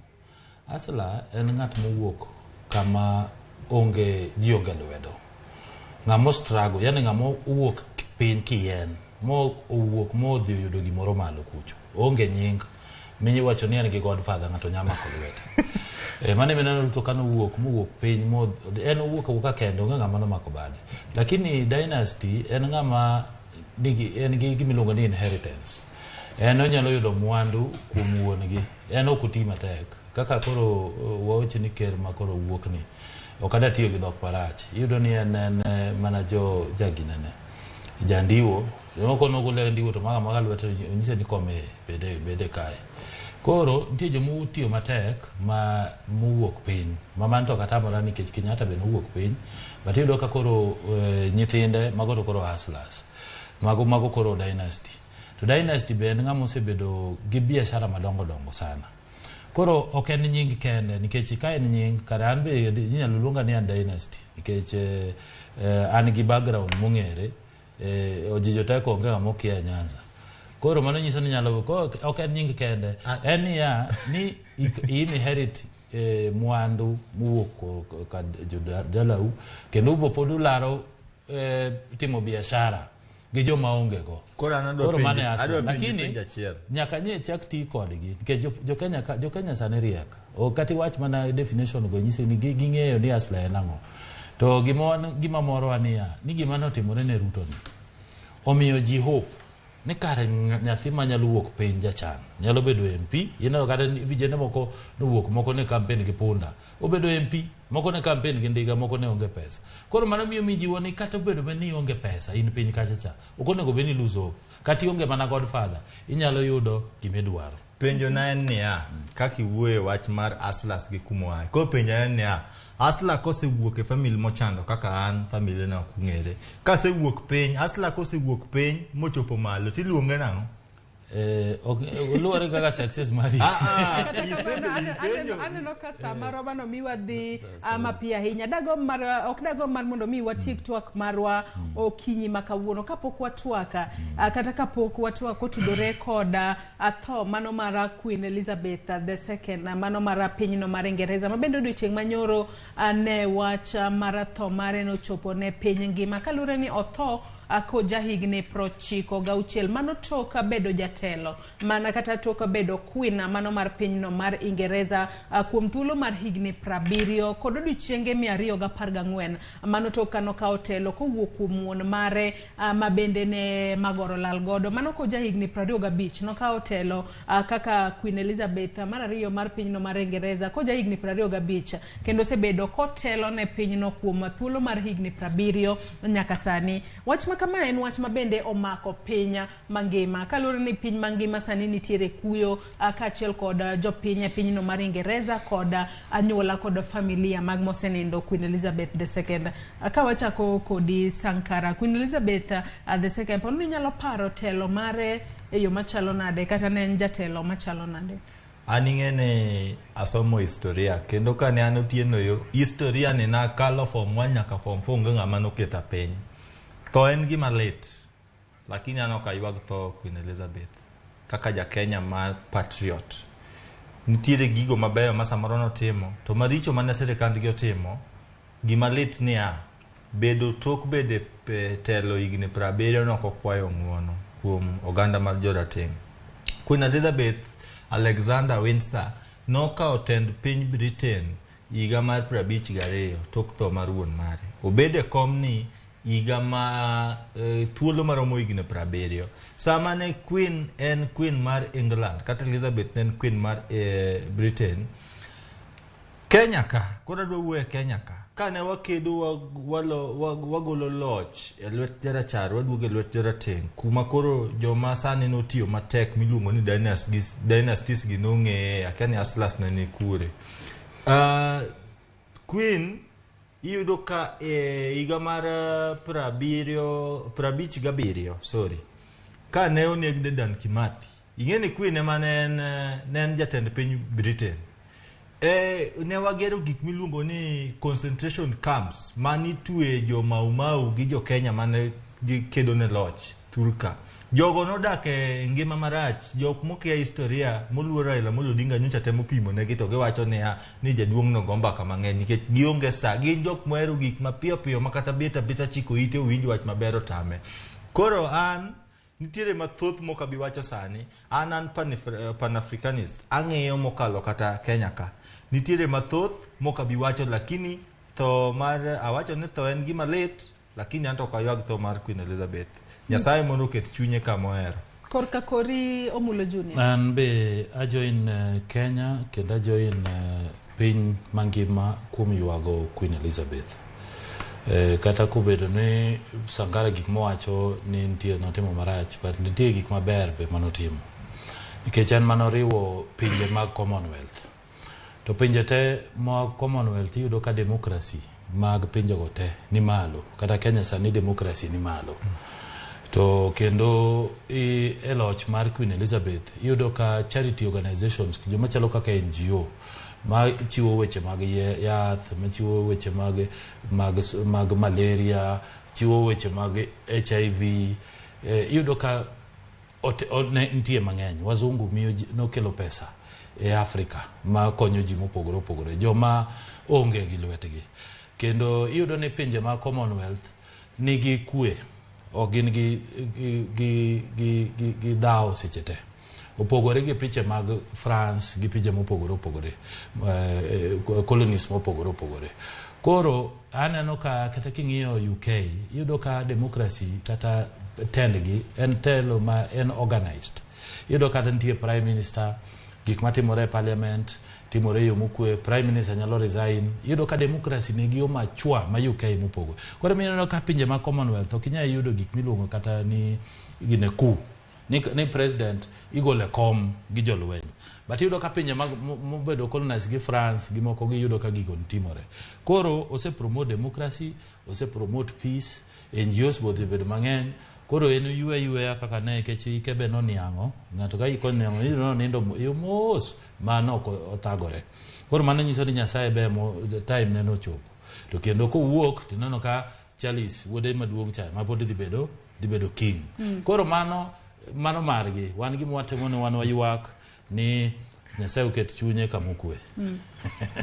Bende jatend piny Kenya mano Uhuru Kenyatta noseriwore koda jotelo mamoko ma bende mawuoka e pinje maoko mar oro ote mage mag kuyo kaachiel kod lit ne familia kaachiel kod jopiny duto e pinyno mar Ingereza kinde ma bende gisani gintiere kod lit kaachiel kod kuyo tok tho mar Queen Elizabeth II ma bende notelo ne pinyno mar Ingereza chakre higa mar 1952 nyaka gi higa ni mar 2022 magikone owito ngimane koja higni 90 ga uchiel. Parni Queen Elizabeth nobiro e pacho kae e higa mar 1952 kinde mabende mane ntiere pacho kae ema ponono iwacho ni nodonje pacho kae ka en princess to wuok ka en queen.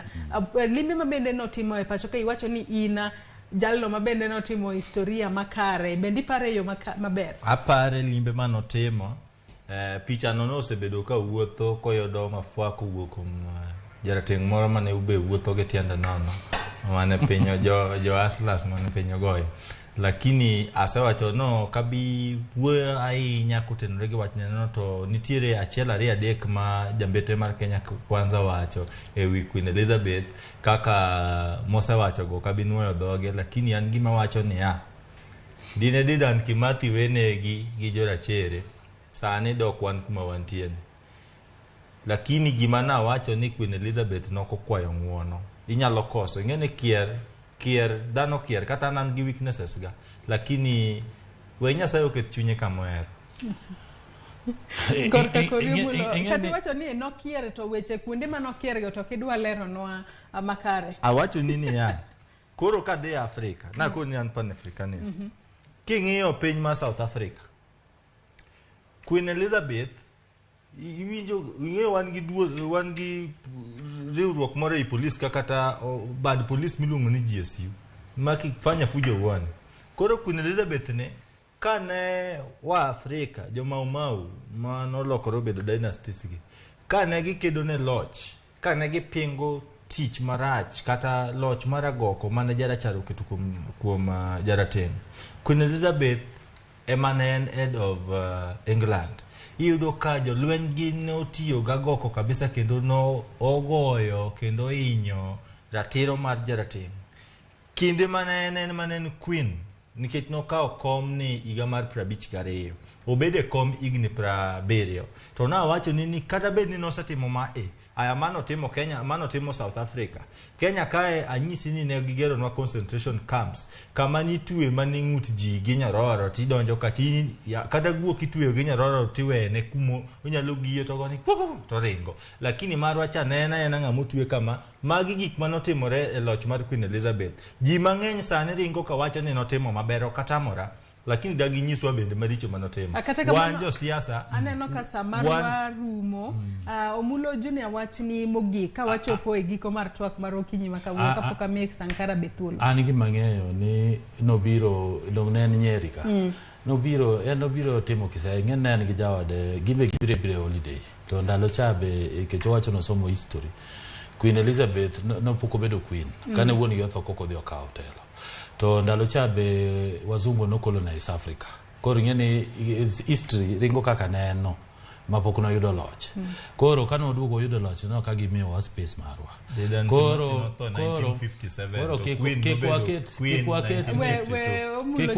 kikwaket no bire holiday ne ilungo ni honeymoon ne en gi jaode kecho wuotho e pinje maromo 100. Koro Kenya is just one of them. Koro kikwaket ni nitie gimoro malich ahinya. But gima dwa nyiso jo oganda Luo ni election no rumo wachak ng'iyo development, wachak ng'iyo ni MPs mancho yiero buro tiyo nwa, wachak ng'iyo ni governors buro tiyo nwa, kikwa paka ng'ato to ng'ato ok ti nyaka wachak gi ni gi mancha gi wacho nwa betimore. Kata mane government mar Kenya Kwanza wan kaka joluo mane Kenya Kwanza awinjo kiluongo ni wan joluo mowar to gima ng'eyo ni wabro riwore nyaka wambo riwre gi joluo obed kodgi sirikani mar ji te kendo sirikali be manyaka walose dongruok mar joluo. Korka kori Sankara kawatieko twak mar okinyi makawuono onagi nyaka koro wuog kendo bed kamo bete kong'eyo ni unun kikinang' mo kich kendi to wadu dhi tedho duogo ken kich kinang' mo kich miwadu wadu cham gini wabed kaka joka ng'ato, wabed wamany maendeleo, wamany dongruok, wabunge muyiero kik uyier joma dhogi thambathi, yier ng'ama dhoge leo ng'ama nigi network maber nikech ka uyiero jogi ne giseyiero to pod gibiro yiero nikech ang'e gimomiyo wacho kamano. Ka ubiro yiero jogi kiku yier jok mageto pes sirikal kende. Mbunge en ng'ama bade lach. Onyalo dhi nyu neno ka keno koth ne dhi oko. En ka sirikal pod rito $175 million osedhi omanyo $200 million. Mae kaka wabro kelo dongruok nikech tie rigruoge mochung' kiwegi ma bende nyalo donjore mondo kony dhir agenda mar tich mantiere county.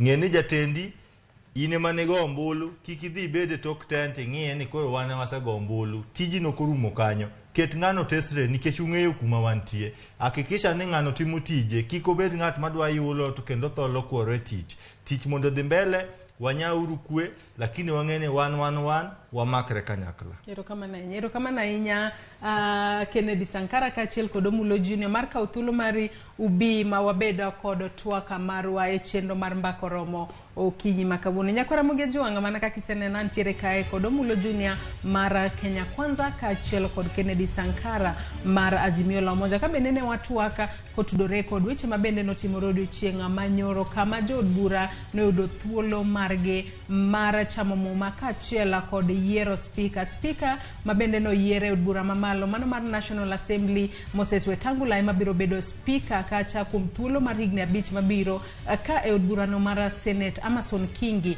ema biro bedo speaker e od bura mar Senate kuom thuolo mar higni 5 mabiro. Nyako Ramogi Jwanga kopogore kod mago weche ma bende podi timore pinje maoko en kotudore kod tho mar Queen Elizabeth II ma bende wach mar tho mare nochopo ne piny ngima odiochieng' manyoro ka nyaka sani jotelo mopogore podi medo oro ote mag kuyo kaachiel kod lit ne familia osiepe kaachiel kod jopiny duto ma pinyno mar Ingereza e kindegi ma bende gintiere kod lit kod kuyo. Parne Queen Elizabeth ne obedo queen mano e pinyno mar Ingereza chakre higa mar 1952 nyaka higa ni mar 2022. Telo mare ne en telo mar thuolo mar higni 70. Nyaka odiochieng' manyoro e kinde ma bende nolanda yanga tho mare jal ma bende biro kawo telo kowuok e lwete en wuode ma en King Charles III ma sani koro en ja higni 73 ka bende en bende odhi yudo thuolo mare mar telo ne jopinyno mar Ingereza tok tho mar min-gi. Kata kamano chenro mare mar rwake telo wach kanyo ni en chenro ma iye lach nitiere ikruoge makoni kod kocha ma nyaka ket piny kapok oyange kata kapok opuodhe kaka king ma bende biro medo telo ne jopinyno ma Ingereza. Pod wamedo oro ote magwa mag kuyo kaachiel kod lit ne wede kaachiel kod osiepe kod jopiny duto e piny mar Ingereza gi e thuolo ni ma bende gintiere e lit kod kuyo tok tho mar Queen Elizabeth II. Nyako Ramogi Jwanga kanyo e mwachopo godo e giko mar twak marwa e chenro mar mbaka oromo okinyi ma kawuono. Kata kamano chenro podi iye lach kaluwore ni bende anyisi ni ikruoge makoni kod kocha itimo e alap ma Ulinzi Complex kama bende jatend piny Kenya Uhuru Kenyatta odiochieng' ma kawuono biro yudo thuolo mare mogik mar nono parade mano mar jolwenya kaka chenro mare mogik ma bende biro timo kaka jatend piny mar 4 e pacho kae masani koro dhi e yweyo tok telo ne piny Kenya kuom thuolo mar higni 10. Chenro makamano bende wabiro luonu machiegni kendo wabiro keloni achiel kachiel e kinde ma chenro makamano biro chako. Gie thuolo ni yiena mar mondo mi akaw yweyo matin mondi tok yweyo marwa pod wabiro duogo wadhi mbele kod twak marwa kata wadhi mbele kod chenro magwa kalore ni tok mae chenro mabiro biro bedo weche manyien e chenro mar mbaka oromo. Kik idhi maboro, riti masani. Nyinga Joyce Odur.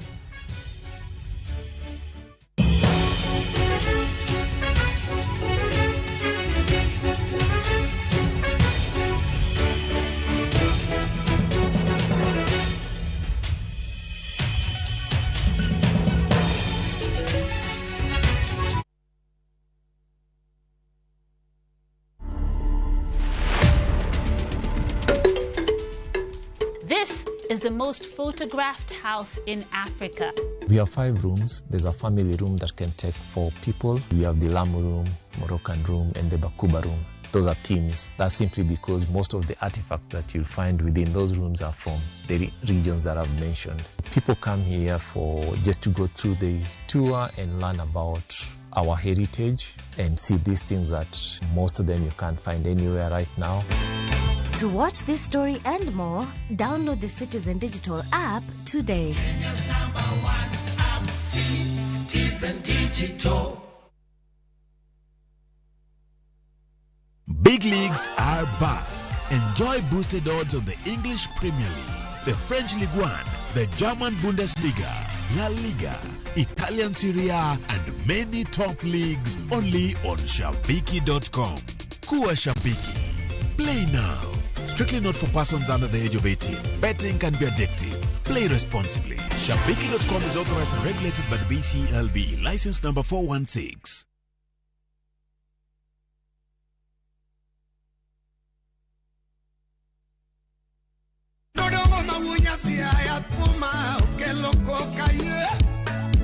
Ni kwa Ramogi. Mangi ngo ndira Ramogi naye twakelo ni manangolo. Wadechi gibenga gi ohangla gi luo artist kata luo nyadendi magolo thum maber.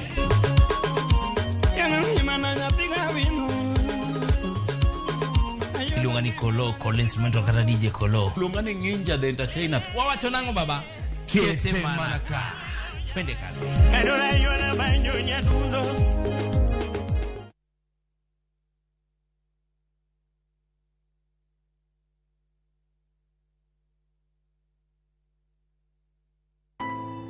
Wund koda ndhoga timore pile ka pile, to joma onge ketho ema hinyore ahinya. Apo mi yuag malitin. Kata kamano, hera pod riore kendo medo lo. Aheri ahinya sabu. Ka joma moko geng'o joma giero kuom yudo rem. Hera mar anyuola medo mana loyo. Tapki, wuok tich nyaka ngeso, saa 2:15 mar otieno, mana e Ramogi TV.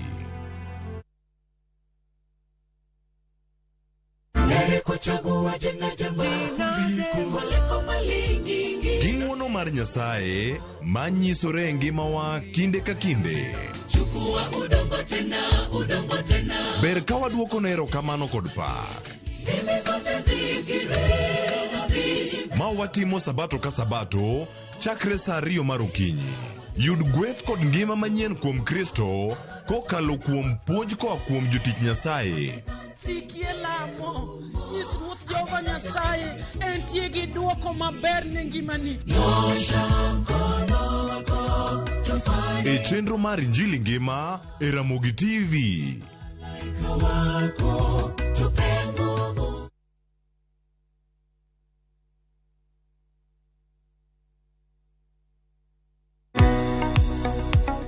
Bein kod penjo mora mora. Hello, penj laktar. Hello, daktar. Kata paro ma osebedo ka chandi ne wach ngima kod thieth. Wakeloni puonj maleo moa kuom lakteche molony e yore thieth te. Biro tero wachiel kachiel e yor puonj. Koro laktar oseneni wacho ni nigi tuo mar kansa ma ema bedo ga stage mar 2. Chieng' wuok tich nyaka tich abich wakeloni lakteche mopogore opogore ma biro puonji gimora mora e wach thieth kod bedo gi ngima makare. Riuri kod Ruth Otieno saa 12 e penj laktar mana e Ramogi TV.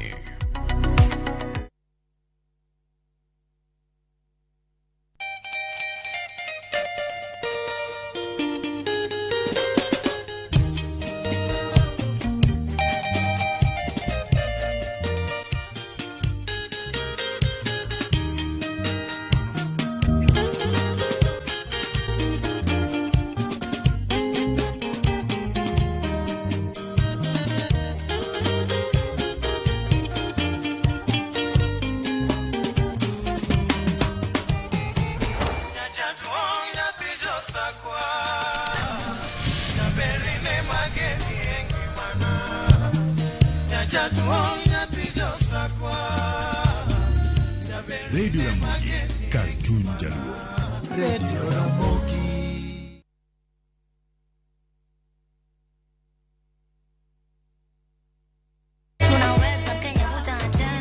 Waduogo kendo waikonu chenro maber moloyo. En ngolo nyadiriyo, miel nyadiriyo, kod mor nyadiriyo.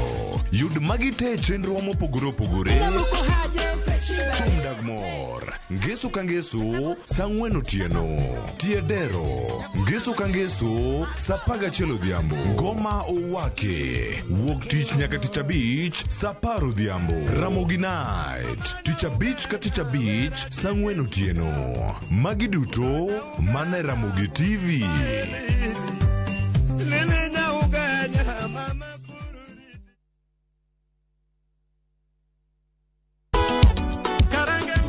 Gima wan go gadier ni wang'eyo en thum, to ok thum athuma, thum mamit sidan. Wakelo thumbe ma ukwayo, en rege owake. Wawinjo mine mogwedhi gi duol mamit. Waparo nu chien gi thumbe machon muero. Wadonjo kod sukus e sama chon. Kitai kod DJ Vic, mana e ngoma owake. Pile pile, kik bai kata matin.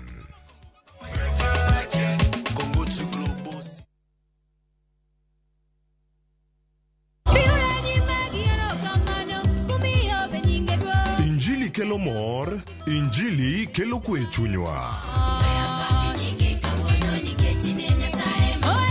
E Injili kalo, wakelo nu wende mag puoch gi pak. Walemo kanyakla, kendo wajiwore kaachiel gi neno mang'wono mar Nyasaye osetimo e ngima joge. Kama wayudo e chiem chuny kod gweth koa kuom jotich Nyasaye mopogore opogore.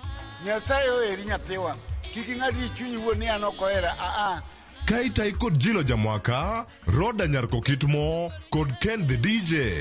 E chenro mar Injili kalo, Jumapil ka Jumapil, chakre sa 12 okinyi, mana e Ramogi TV.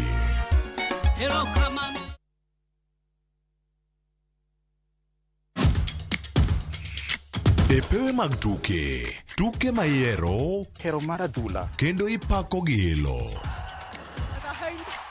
Tudri kod James Opondo, Japicha, gi Milton Ochieng Jaka Black e pau tuke. Chieng' Ngeso ka Ngeso, chakre sa 8 odiochieng' nyaka sa 10, mana e Ramogi TV. E pewe mag tuke maiero, hero mar adhula, kendo ipako gi ilo. Tudri kod James Opondo, Japicha, gi Milton Ochieng Jaka Black e pau tuke. Chieng' Ngeso ka Ngeso, chakre sa 8 odiochieng' nyaka sa 10, mana e Ramogi TV.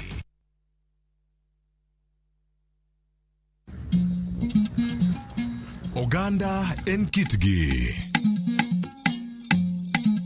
Joluo bende wan gi kitwa. Wakelo ni luo kitwa gi timbewa. E chenro mar 111 Ngeso ka Ngeso, sa 1:45 mar otieno, gi Rabala Kwasi Owad gi Rajabu, kod Odhiambo wuo Nyangege.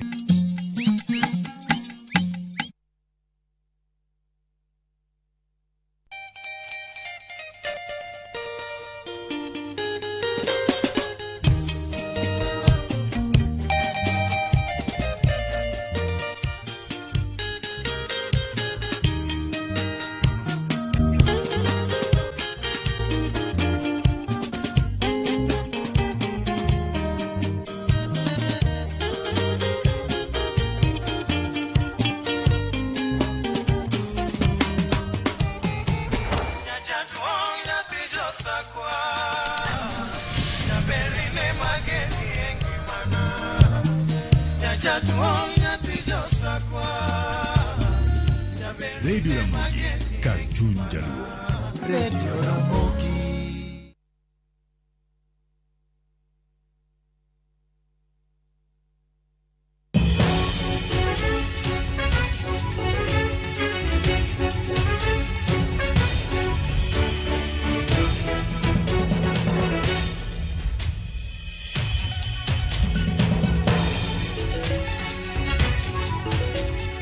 Ramogi Tv kamora mintiere Joyce Doro sekeloni tuak e chenro mar mbaka oromo tuak mabende norumo e kinde thuolo mar dakika machuok mabende osekalo. Kata kamano chenro mar mbaka oromo pod dhi nyime. Parni odiochieng' ma kawuono nyaka Ramogi Tv nyasi mabende biro bedo kwa keloni achiel kachiel. Odiochieng' ma kawuono manyiso ni sani e kinde thuolo masani chakre sani mabende neno ka kanyo osekadho dakika 8 tok saa 5 mar odiochieng'. En chenro biro bedo kwa keloni achiel kachiel. Nyasi mar goyo oriti ne jatend piny Kenya mar 4 mano migosi Uhuru Kenyatta. Nyasi mabendo odiochieng' ma kawuono timore e pap mung'ere kaka Ulinzi Sports Complex mantiere buore Nairobi ka. Kama bende jolweny biro bedo ka goyo oriti ne jatend piny Kenya mar 4 mano migosi Uhuru Kenyatta. Nyasi mabende dhi timre odiochieng' ma kawuono mana kaka inene TV ni kanyo en nyasi mabende osechako.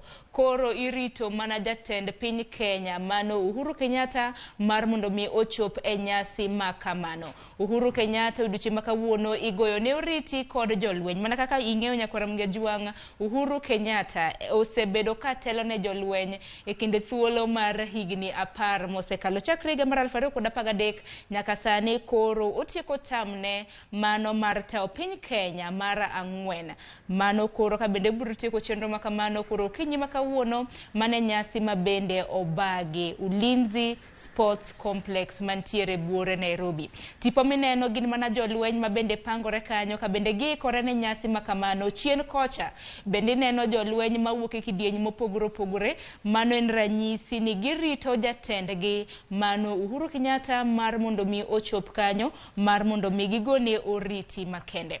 Parni nyaka Ramogi Tv bende kaluwore gi pend chike mapacho ka juma mabiro bende lokruok mar telo. Jatend piny Kenya mar 4 Uhuru Kenyatta biro bedo katimo lokruok mar telo ka bende koro obiro chiwo telo ne jatend piny Kenya moyier William Ruto. Mano mabende biro timre chieng' tich ariyo mano chieng' tarik 13 mar dweni. Koro en nyasi mabende pod oganda mapacho ka pod oketo wang'i kendo pod girito kaka nyasi makamago biro timre.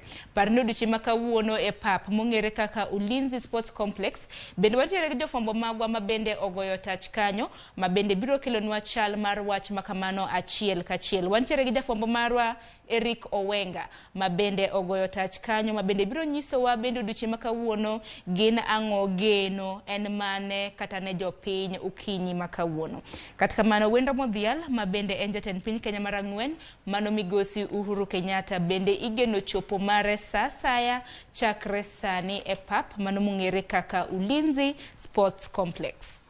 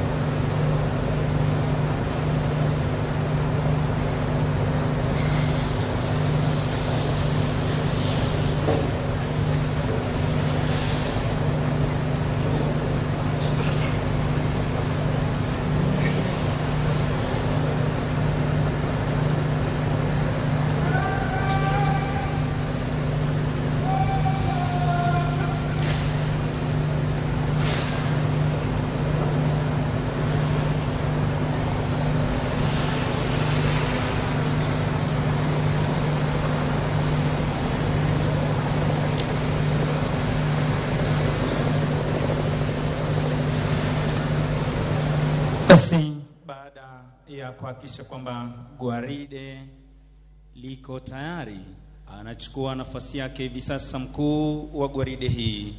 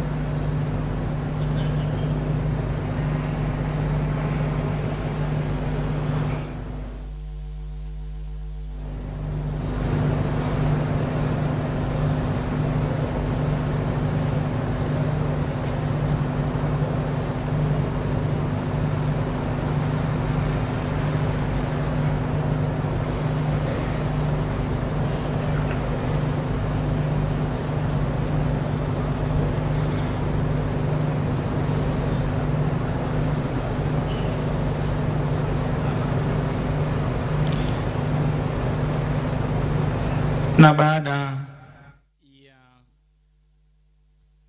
kupokea ama kuchukua usukani kutoka kwake Parade Adjutant, anaondoka kwa kasi zaidi kulingana na muda aliyoweza kupewa, akitoka nje ya gwaride hii kujiunga na wakuu wa vikundi mbalimbali kabla ya kurudi tena na kuchukua nafasi zao mbele ya vikundi vyao.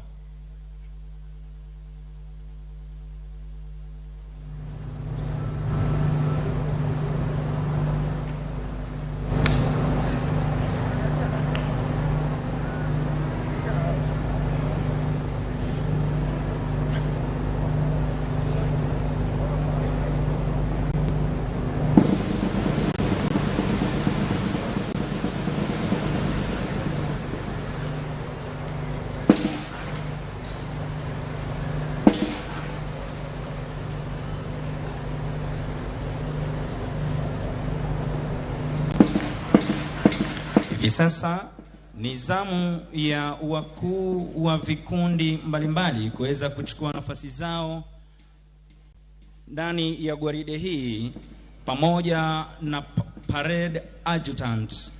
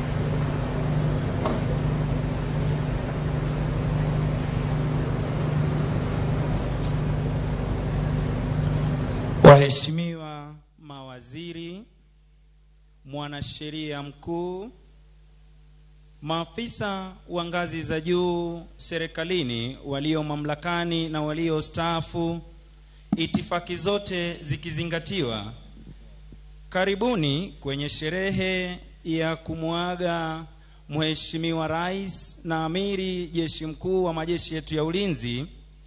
Wima uwanjani ni gwaride la heshima lililoandaliwa na majeshi yetu ya ulinzi.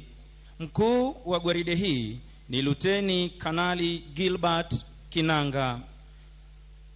Kikundi cha kwanza, jeshi letu la nchi kavu, kiko chini yake Major Paul Josh Yide. Kikundi cha pili kiko chini yake Captain Douglas Onkoba Ntabo. Kikundi cha tatu, jeshi letu la angani, kiko chini yake Major Douglas Wanjohi Mwangi. Kikundi cha tatu, jeshi letu la wanamaji, kiko chini yake Major Daniel Mogaka Nyakamoro. Parade Adjutant ni Captain Vincent Wasike Oduor. Anayebeba bendera iliyo fahari ya kikosi cha 21 jeshi letu la nchi kavu ni Luteni Amon Lechpan. Parade RSM ni Warrant Officer 1 Omar Mwinyi Sururu. Ulinzi wa bendera hii uko chini yake Sergeant Shedrack Kithetu akishirikiana na Sergeant Daniel Nante. Bendi zetu za majeshi ya ulinzi ya Kenya ziko chini yake Captain Peter Kimeu. Senior Drum Major ni Warrant Officer 1 David Maina akishirikiana na Warrant Officer 2 Ben Mulei wa jeshi letu la nchi kavu, Sergeant Mwai Gatama wa jeshi letu la angani pamoja na Koplo Gituma. Band Master ni Warrant Officer 1 Patrick Njeru. Jukwaa la Mheshimiwa Rais liko chini yake Sergeant Kennedy Njeru. Basi ningependa kuwakumbusha kwamba atakapokuwa akiwasili mahali hapa mgeni wetu rasmi siku hii ya leo, sote kwa heshima tutasimama, wanafunzi pamoja na kina mama na wanajeshi wote walioko mahali hapa, ili kuweza kumlaki Mheshimiwa Rais wa Jamhuri ya Kenya na Amiri Jeshi Mkuu. Vile vile ningependa tu kuwakumbusha kwamba wakati wa heko kwa Mheshimiwa Rais, wanajeshi wote walioko hapa uwanjani tutajiunga pamoja na gwaride kuweza kutoa kofia zetu na vile vile kutoa sauti kwa pamoja kwa heshima ya heko kwa Mheshimiwa Rais. Basi kupata kusubiri mgeni wetu rasmi kuweza kuwasili mahali hapa siku ya leo, tutarudi studio ili kuweza kuendelea na burudani. Kumradhi, tutarudi kwa Maroon Commandos ili waweze kutupea burudani. Maroon Commandos, tafadhali.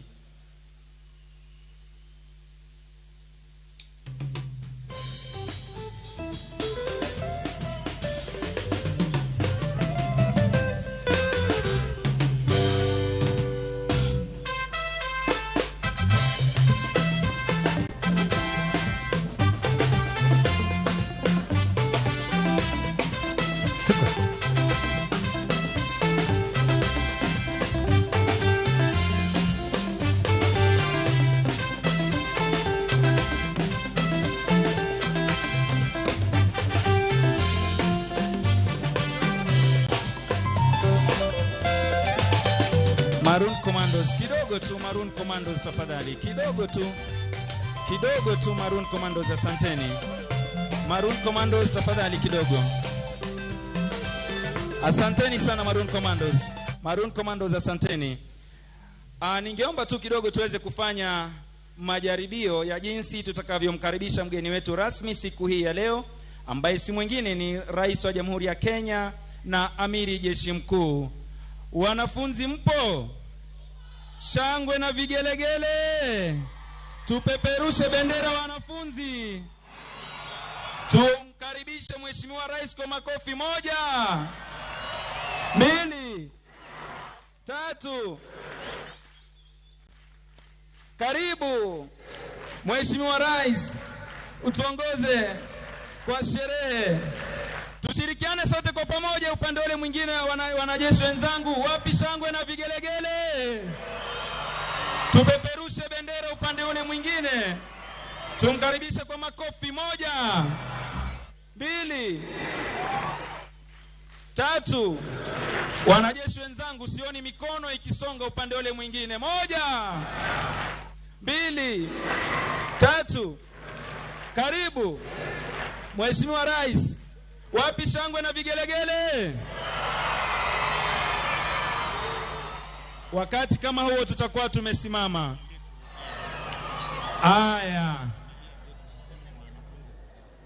Aya, familia zetu ziko hapa, wanafunzi na wanajeshi wenzangu.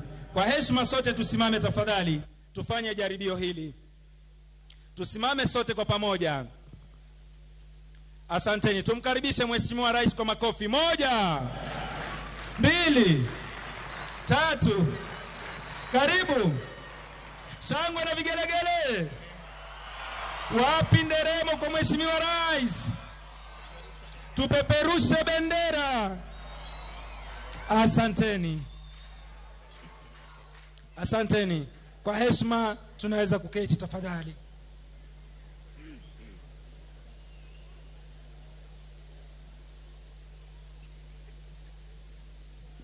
Asanteni. Asanteni. Kwa heshima tunaweza kuketi tafadhali.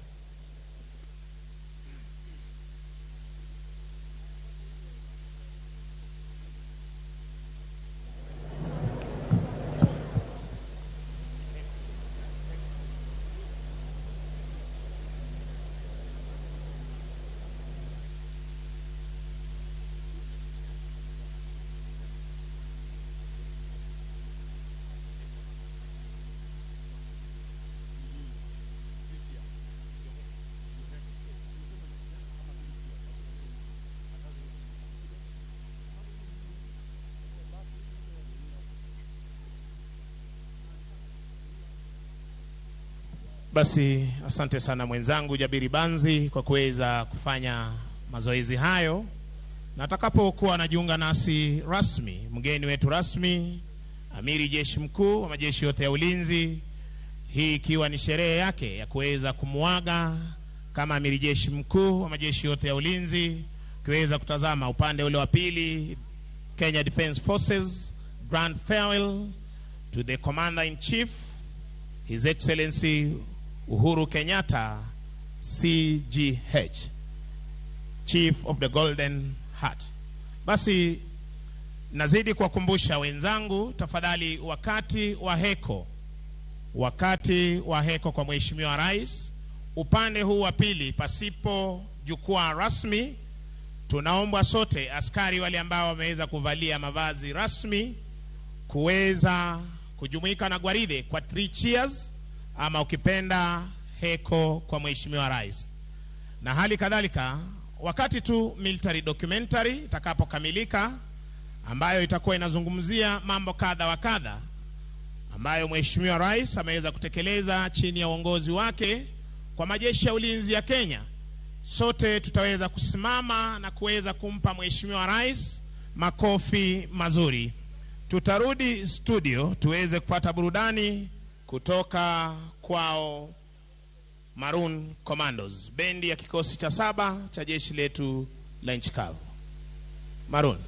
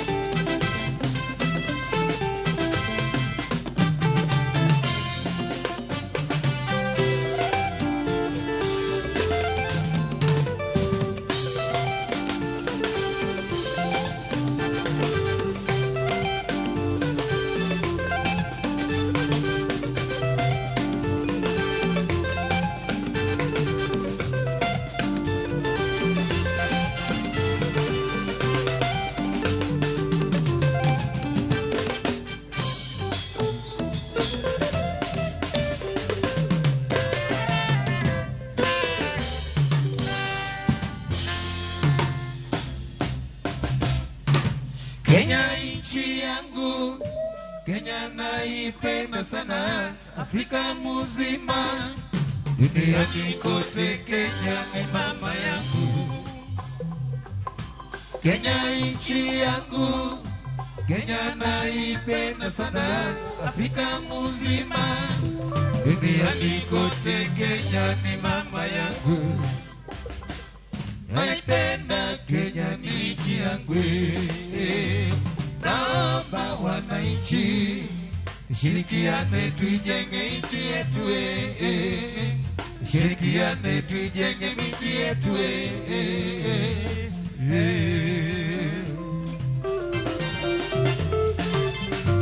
Viongozi wote wa nchi yetu, naomba kuendeleza Kenya yetu kimaendeleo, tutashinda kiuchumi na kilimo tutanufaika.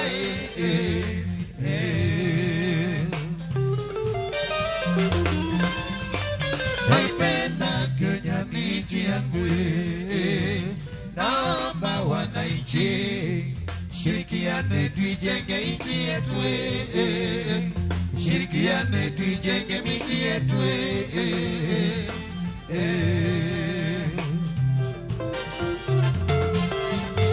Viongozi wote wa nchi yetu, naomba kuendeleza Kenya yetu kimaendeleo, tutashinda kiuchumi na kilimo tutanufaika.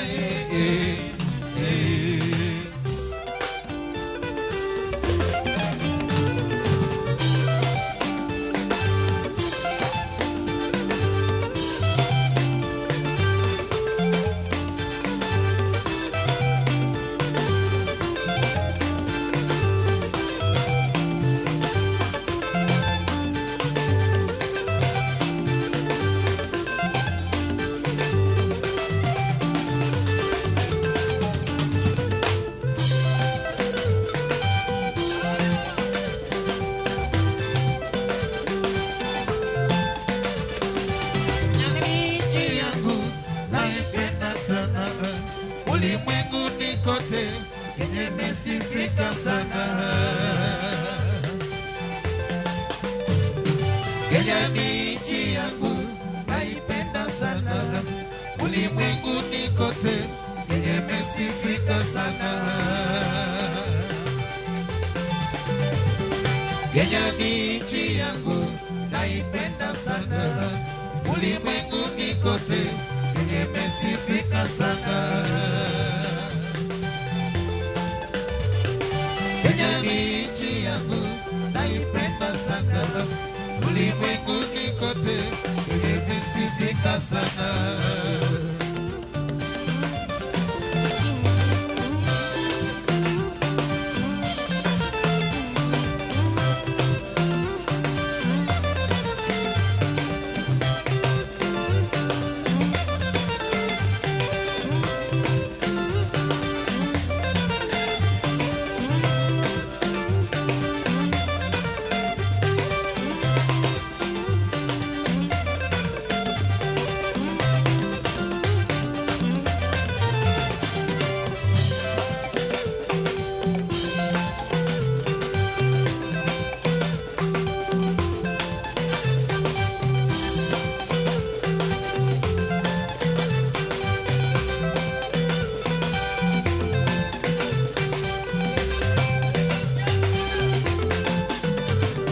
Kenya ni nchi yangu, naipenda sana, ulimwenguni kote Kenya imesifika sana.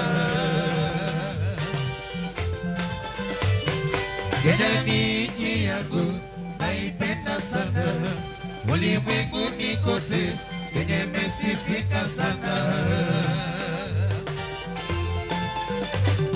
Kenya ni nchi yangu, naipenda sana, ulimwenguni kote Kenya imesifika sana.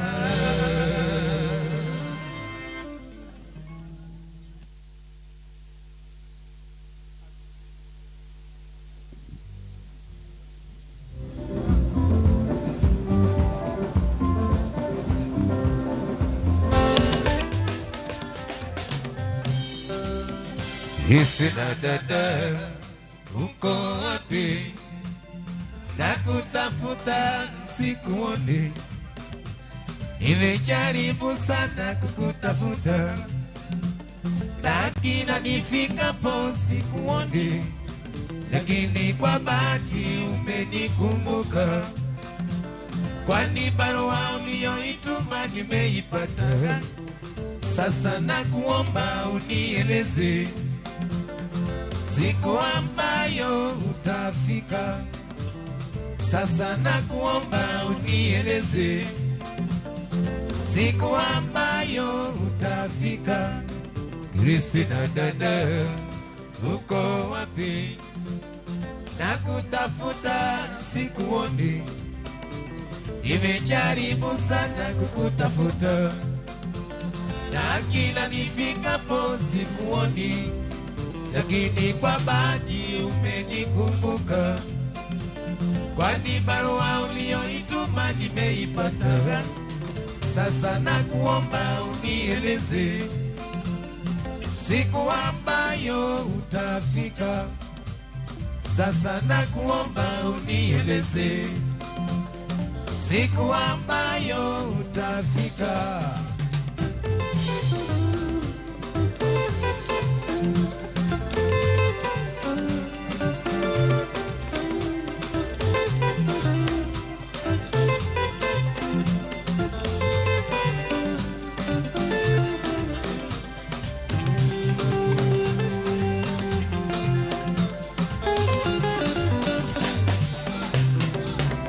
Kristina dada, uko wapi? Nakutafuta sikuoni, nimejaribu sana kukutafuta, na kila nifikapo sikuoni, lakini kwa bahati umenikumbuka, kwani barua uliyoituma nimeipata. Sasa nakuomba unieleze siku ambayo utafika. Sasa nakuomba unieleze siku ambayo utafika. Sabale.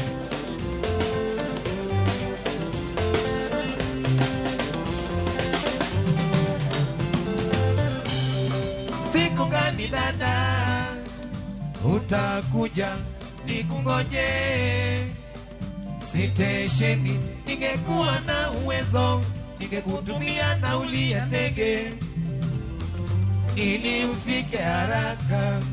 Nimekukosa mama, nimekukosa siku nyingi, nimekukosa mama, nimekukosa siku nyingi. Siku gani dada utakuja nikungoje sitesheni? Ningekuwa na uwezo ningekutumia nauli ya ndege ili ufike haraka.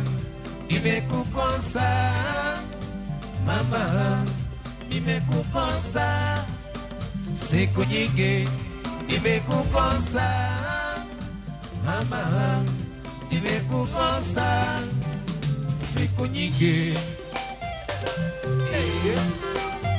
Yes, somebody. Hey, somebody. Hey, somebody. Samba, samba, somebody. Samba, samba, somebody.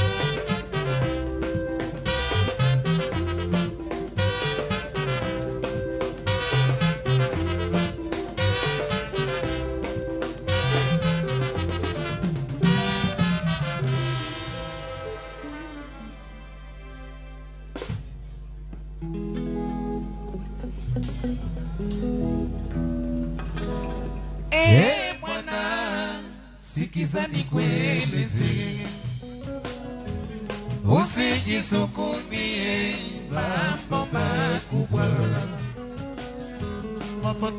Shikilia kidogo studio, shikilia kidogo studio. Shikilia studio tafadhali. Thank you.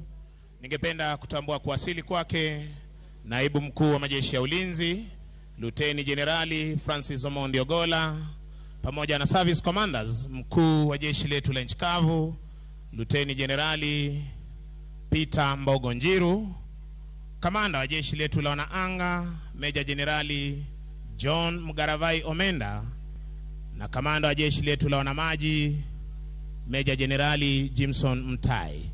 Turudi kwa Maroon Commandos tukisubiri mgeni wetu rasmi kupata kujiunga nasi.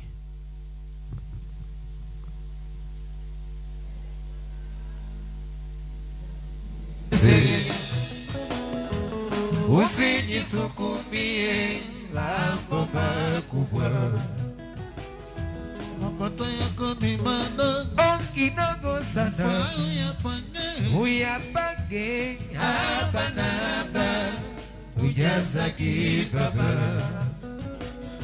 Mapato yako ni madogo kidogo sana, uyapange hapa na hapa, ujaza kibaba. Huyo mwenzio ashabahatika, hiyo riziki yake ishamfikia. Mapato yako ni madogo kidogo sana, uyapange hapa na hapa, ujaza kibaba. Mapato yako ni madogo kidogo sana, uyapange hapa na hapa, ujaza kibaba. Sikia miziki ya watoto wa miaka 7.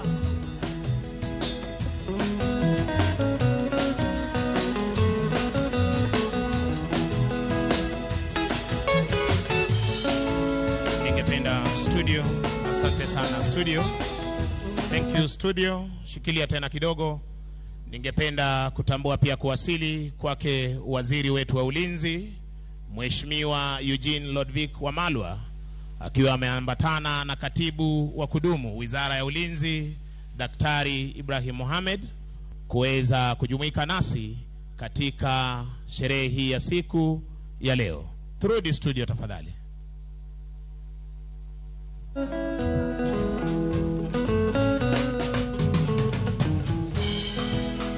Kazana, kazana mwana, na mwisho utafanikiwa.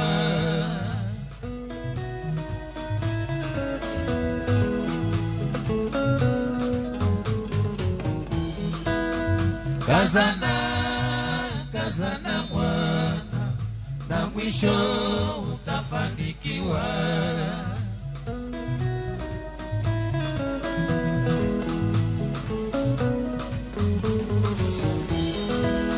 Usiibe wala usinyang'anye, vya kuiba havina baraka.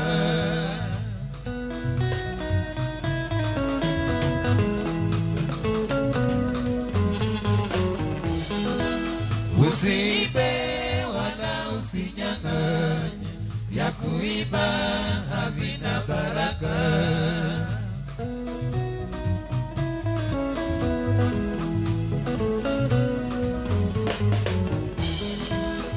Kazana, kazana mwana, pengine utafanikiwa.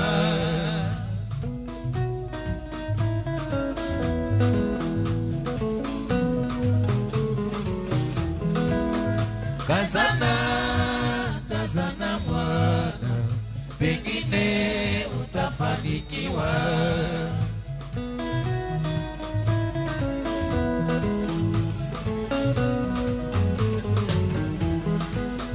Riziki, riziki mwana, haivutwi na kamba.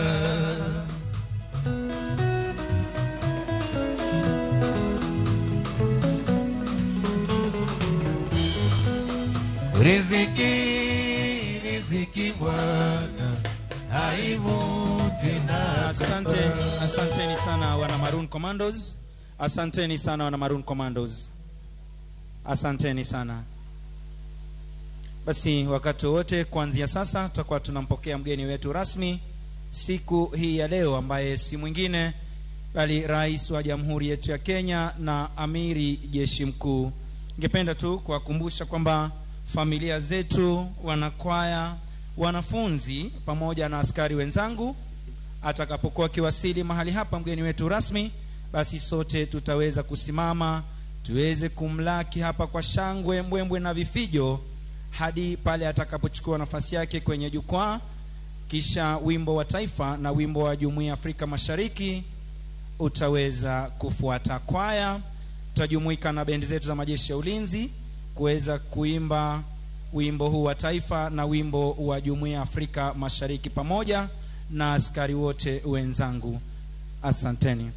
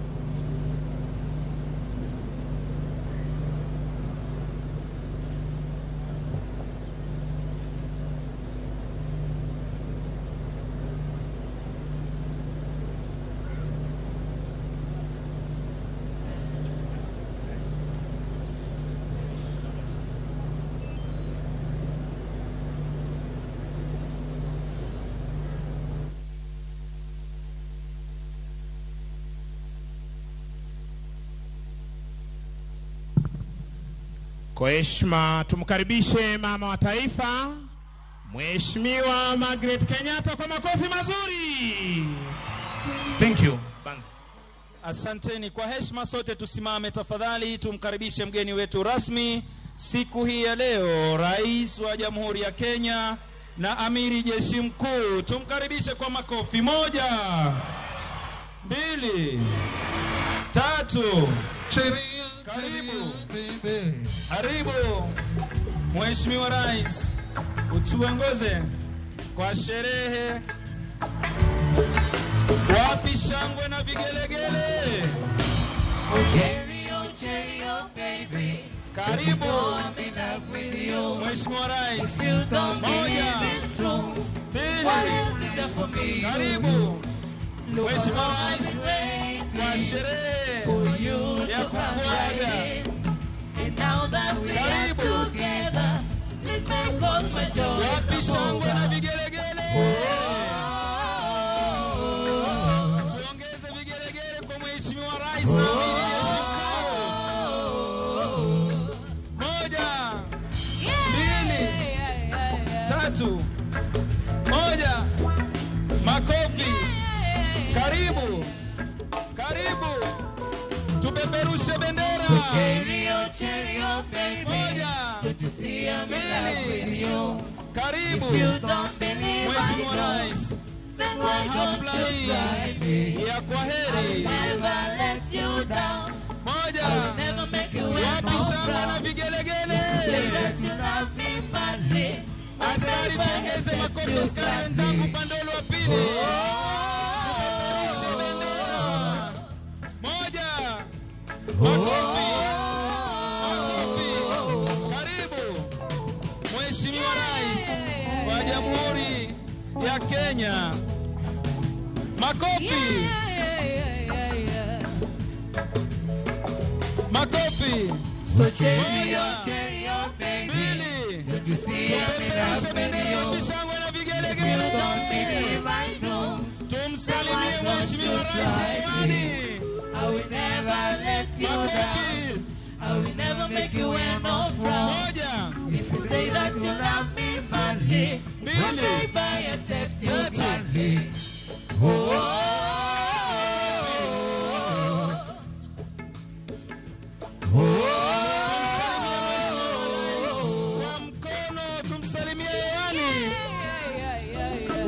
shangwe na vigelegele. Karibu Mheshimiwa Rais kwenye hafla hii. Oh cherry, baby, don't you know I'm in love with you? If you don't believe me so, what else is there for me to do? Karibu. Look how long I've been waiting for you to come right in. And now that we are together, please make all my joys come over. Wanafunzi tuongeze shangwe na vigelegele kwake Mheshimiwa Rais. Makofi. Moja. Mbili.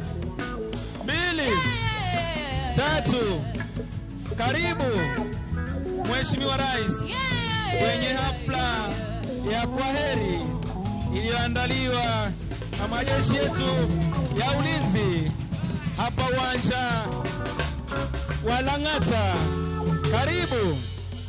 Karibu, wapi shangwe na vigelegele? Tupeperushe bendera hewani. Asanteni. Basi tubaki tukiwa tumesimama kwa ajili ya wimbo wa taifa na wimbo wa Jumuiya ya Afrika Mashariki. Na wote waliovalia kofia zisizo rasmi, kwa heshima naomba tuzivue.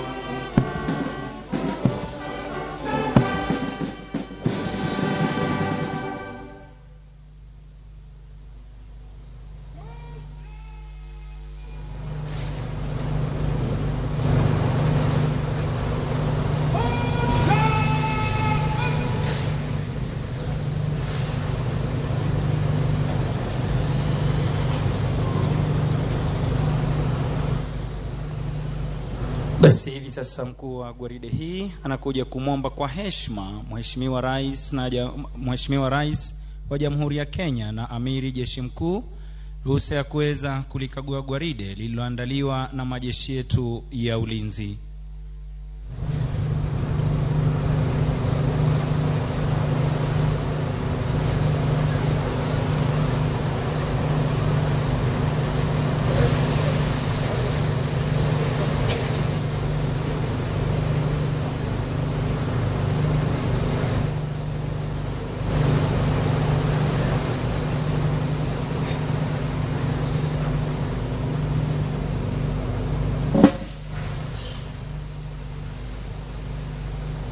Asanteni. Kwa heshima tunaweza kuketi tafadhali. Mheshimiwa Rais hivi sasa anasindikizwa na mkuu wa majeshi Jenerali Robert Kibochi.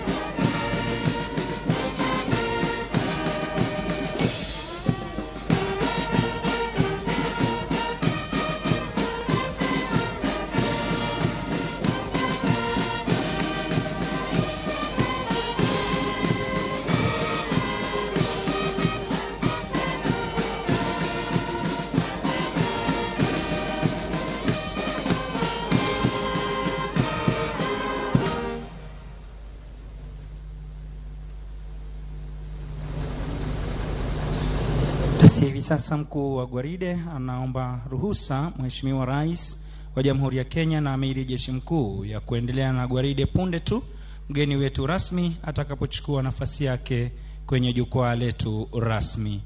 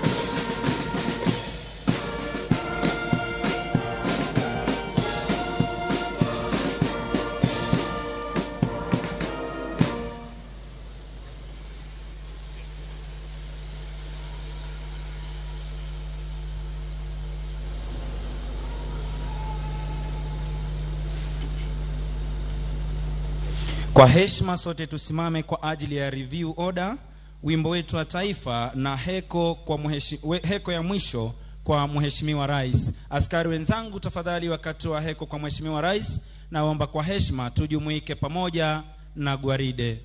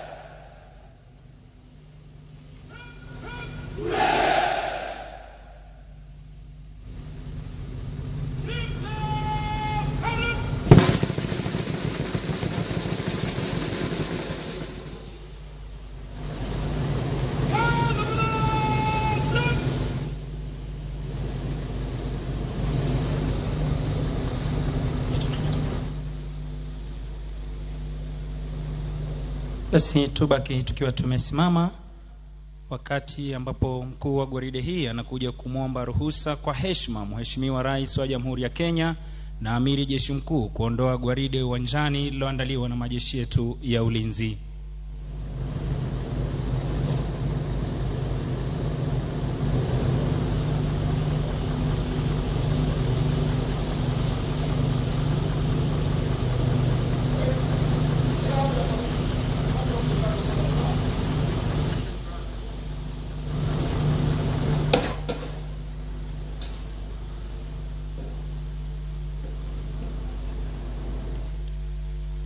Asanteni, kwa heshima tunaweza kuketi tafadhali.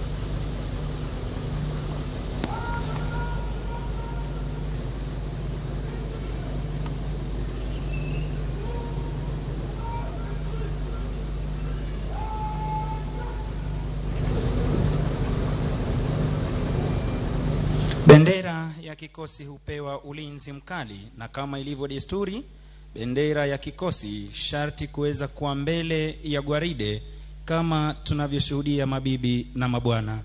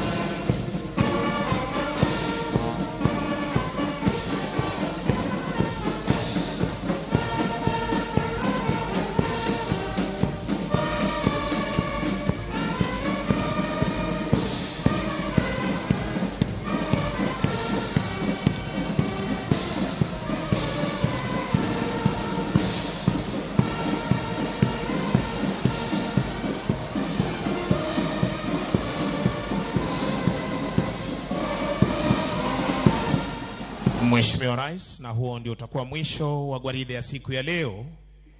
Tungependa kuwashukuru waliofanikisha gwaride hii, wakurugenzi wote, Defense Forces Sergeant Major, Warrant Officer 1 Elijah Pro Koranga, Kenya Army Sergeant Major, Warrant Officer 1 Fanuel Mahebo, Kenya Air Force Sergeant Major, Warrant Officer 1 Dennis Namunyu Oletalengo, na bila kumsahau Naval Sir Major, Warrant Officer 1 Bwana Haji Omar, wote wakiwa ni OGW.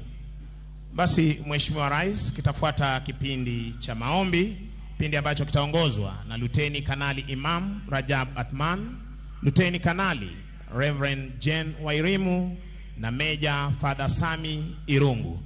Lakini nitaomba tuweze kusubiri kidogo hadi bendera iweze kuondolewa upande ule wa pili kwenye gwaride rasmi, kisha nitaweza kuomba kwa heshima na ruhusa yako tuweze kusimama kwa kipindi hiki cha maombi.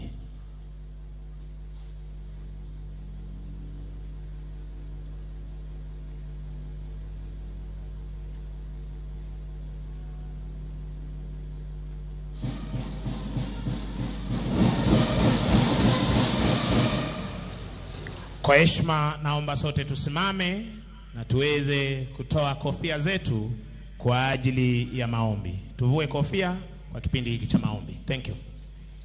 Let us pray. In the name of the Father, of the Son, and the Holy Spirit. Almighty and ever-living God, you are gracious and merciful to your creation. We come before you with praise and thanksgiving, seeking for blessing upon His Excellency, Honorable Uhuru Kenyatta, President of the Republic of Kenya and Commander-in-Chief of the Kenya Defense Forces. We thank you for the 10 years he has served this nation with dedication and transformative love, guided by your divine wisdom. We ask you, Lord, for continued blessings on him during this next phase of his life. May your presence be with him as he takes on this new path. Protect him and his entire family with your precious blood. Send your guardian angels to walk with him and shield him from all that is evil. Grant him the health of mind and body in his future endeavors. Amen. Amen. We continue. Almighty and eternal God, you rule all nations and direct them according to your will. We come to offer prayer of thanksgiving to you this day that you have given us, that we may rejoice and celebrate because of giving us His Excellency Honorable Uhuru Kenyatta, President of the Republic of Kenya and Commander-in-Chief of the Defense Forces. You have granted him wisdom, knowledge, and vision, ability to begin many projects that impacted the whole Republic, men and women and children, and especially the KDF fraternity. We thank you, O Lord, for all the achievements, the great impact he has left upon us. Lord, we thank you. And now as he retires, Lord, we thank you for your mercies and love endure us forever. May your goodness and mercy follow him and his family. We pray that you may remember him. We pray that the peace of God that passes all human understanding will dwell in his heart and mind. We pray, dear Lord, that you will watch over his life and his family. In the name of God the Father, the Son, and the Holy Spirit. Amen. Bismillahirrahmanirrahim. In the name of Allah, the most gracious, the most merciful. O Allah, honor of sovereignty, you give sovereignty to whom you will, and you take sovereignty away from whom you will. O Allah, you honor whom you will, and you humble whom you will, and you give provision to whom you will without account. O Allah, protect and bless our beloved President and Commander-in-Chief of the Kenya Defense Forces and his entire family. Grant him and his family happiness, good health, and prosperous life ahead. O Allah, reward our President for the good service he has rendered to the nation and the military in particular. May he be covered with your mercy, forgiveness, protection, and blessings wherever he goes. Amen, amen, amen.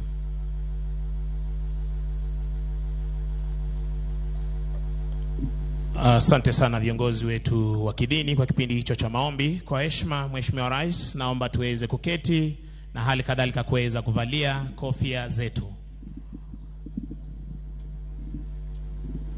Mheshimiwa Rais, itifaki zote zikizingatiwa, niombe kwa heshima niweze kumleta mwenzangu kwa kipindi ambacho kitafuata, kipindi cha burudani. Kwako mwenzangu. Asante sana mwenzangu Sergeant Misango Mbae. Mheshimiwa Rais, tumefika awamu ya burudani mbalimbali kutoka kwa wanafunzi wa shule zetu za majeshi, kwaya ya kanisa zetu, na vile vile kutakuwa na michezo ya kuigiza kutoka kwa majeshi yetu ya ulinzi. Mheshimiwa Rais, watakao tufungulia siku hii ya leo ni wanafunzi wa darasa la 7 kutoka shule ya msingi ya Lang'ata Barracks, watakao tuletea shairi linalosema Rais twakusifia. Kwenye shairi hili Mheshimiwa Rais, wanaeleza namna umeweza kukuza talanta, kuimarisha elimu kupitia mtaala wa CBC. Karibuni. Mheshimiwa Rais, Amiri Jeshi Mkuu wa jeshi letu la Kenya, shule ya msingi ya Lang'ata Barracks, twakusifia. Kumekuchele Lang'ata, tulingoja kwa gamu, wenyeji tumetinata, siku hii ni muhimu, kuyataja sita, 10 zako wafahamu, meongoza kwa hekima, kiongozi mwadhamu. Rais umesifika kwa yako maendeleo, kwani reli katoka inajengwa hata leo, mashinani angazika, umeme ni mwelekeo, meongoza kwa hekima, kiongozi mwadhamu. Kila sehemu nchini zaheri pia zadiki, magari barabarani, njia zipi zipitiki, la kukukashifu gani, sifa nyingi wasahiki, meongoza kwa hekima, kiongozi mwadhamu.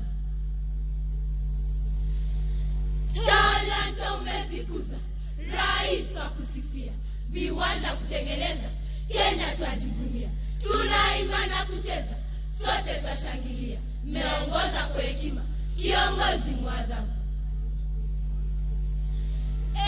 Elimu umeimarisha kwa ujenzi wa mashule, watoto umehamasisha kusoma kwekwe mbele, mtaala umeanzisha wa CBC ingeule, meongoza kwa hekima, kiongozi mwadhamu. Rais wajibika, kaonyesha atujali, na mta kigonjeka, hospitali si mbali, manesi tahudumika, na malipo sio ghali, meongoza kwa hekima, kiongozi mwadhamu. Amiri Jeshi Mkuu wa jeshi letu la Kenya, jeshi letu li imara, angani, majini, bara. Tungekuwa na uwezo, ungeweza kustaafu, meongoza kwa hekima, kiongozi mwadhamu. Jambi tunapofunga, mikono takutanisha, shairi napotunga, Rabana kukumbusha, akuepushe majanga, kwa yale katupitisha, meongoza kwa hekima, kiongozi muadhamu. Shukrani. Tuwapongeze kwa makofi wanafunzi hao wa shule ya msingi ya Lang'ata Barracks wanapoondoka. Hivi sasa tutapata burudani kutoka kwa wanafunzi wa Moi Forces Academy, wanafunzi wa grade ya 6 watakao tuletea burudani mbili, Mr. President na wimbo We Are Celebrating. Watatangulia shairi linalosema Mr. President, wakikushukuru kwa uwepo wa SGR, amani kwenye mipaka yetu na afya iliyoimarika kwa viwango vya juu zaidi. Karibuni. With a poem entitled Mr. President, Moi Forces Academy, Pleasure. 10 years is a long time, working without a break, working without a holiday. Yes, Mr. President, you have worked tirelessly, you have done your best, you have played your part. Leadership is not easy. We appreciate you. May God bless you. For 10 years, you strived to excel. Focused on your vision, you worked on the roads from the city to the village. Your work is clear. And to crown it all, the Nairobi Expressway is wow. It's a joy to behold. We are proud to be Kenyans. May God bless you. Mr. President, allow me to share my wonderful experience. Oh yes, unforgettable. My journey by train, the SGR to Mombasa. The experience was great. For a few hours there, I thought I was in London. Thank you, Mr. President. We really appreciate Mr. President, and all those who helped you, thank you. Thank you for CBC, the competence-based curriculum. I am more exposed now, my talents discovered, my future sorted. I am a global citizen, no more stress, learning is fun. Thank you, Mr. President. May God bless you. Mr. President, the patron of our school, allow us to boast a little. The KDF has done wonders. Look at Ulinzi Stadium, talk of Kisumu Shipyard. As for the Nairobi Metropolitan, your general has excelled. And above all, the peace on our borders is something to be proud of. Thank you, Commander-in-Chief. Dear Mr. President, the Commander-in-Chief, we salute you. But allow us to call you Father, for like a father you have worked. The healthcare has improved. Our mothers are now safe as they add more citizens. We appreciate your care, your love and concern. You had a great vision and you gave it your best. Thank you, Mr. President. Mr. President, just by watching you, we have learnt a lot. Focus, determination, leadership with a vision, and above all, we love your eloquence. Thank you for the 10 years. We shall miss you. Thank you. Tuwape makofi tafadhali wanafunzi hawa wa Moi Forces Academy. Vile vile wataweza kutupa burudani yao ya pili ambayo itakuwa ni wimbo unaosema We Are Celebrating. Wanafunzi hawa wameweza kusherekea jinsi ambavyo Kenya imebadilika kwa sababu ya uongozi wako wenye hekima, Mheshimiwa Rais. Karibuni.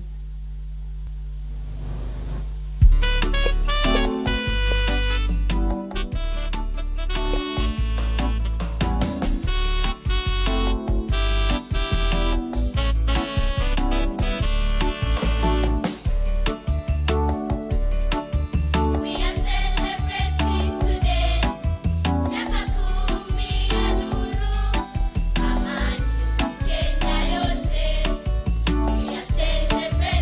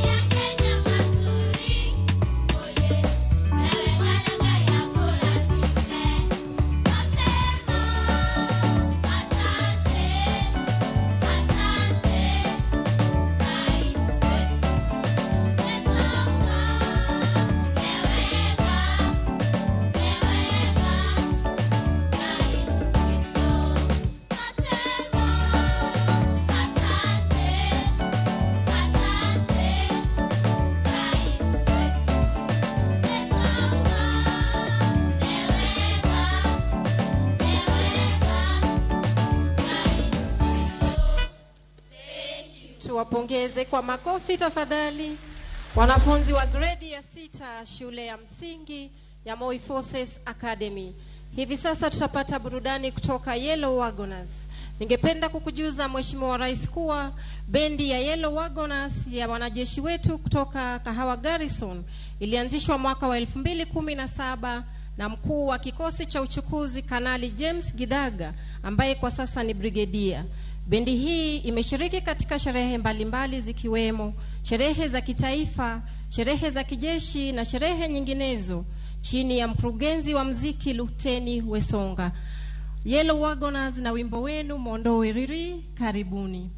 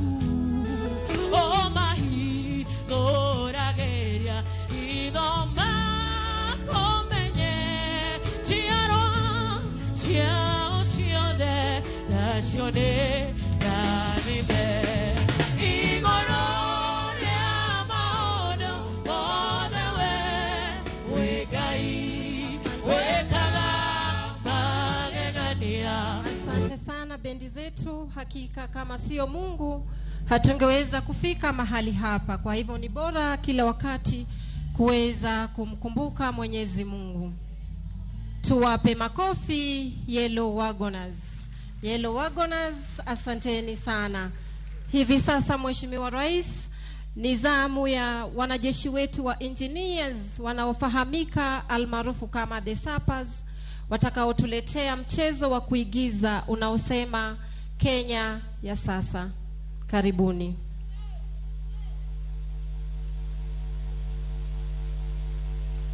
Wanajeshi wetu wa engineers almaarufu kama the sappers. Hey, siwezi kufa kwa sababu ya nyama. Wati ya mngeno. Mama Jemweno. Kuja banda hii. Mimi hawezi kufa kwa sababu ya nyama. Kuja pole, kuja. Wewe nakimbia sana mpaka napita mimi. Kuja. Siwezi kufa kwa sababu ya nyama. Wewe naambia mimi jana iko nyama, hakuna nyama. Tupata wapi nyama? Ndio. Usishituke. KMC ya sasa. Si ya zamani. KMC ile ambia mimi ni ile ya kitambo ama ya sasa? Sasa mtaalamu tunajua tukudanganya. Wakati CNC aliangalia maneno akaona yes. Alipea majukumu yote yes. Kitu imepangwa namna hii. Kabilo. Sinieleza wewe mtoto yangu na leo banda ya Uganda. Ndio. Haya, nyama tatoka wapi na tapeleka nini? Tapeleka namna gani mpaka Uganda? Mzee yangu. Hiyo sikupesi tu less. Nyama tunapata yote KMC. Sabatali. Pole. Iko sita gani bwana? Mzuri, kuja bande, kuja. Amuka. Iko tabu gani? Nimesikia mnazungumzia. Unazungumzia KMC.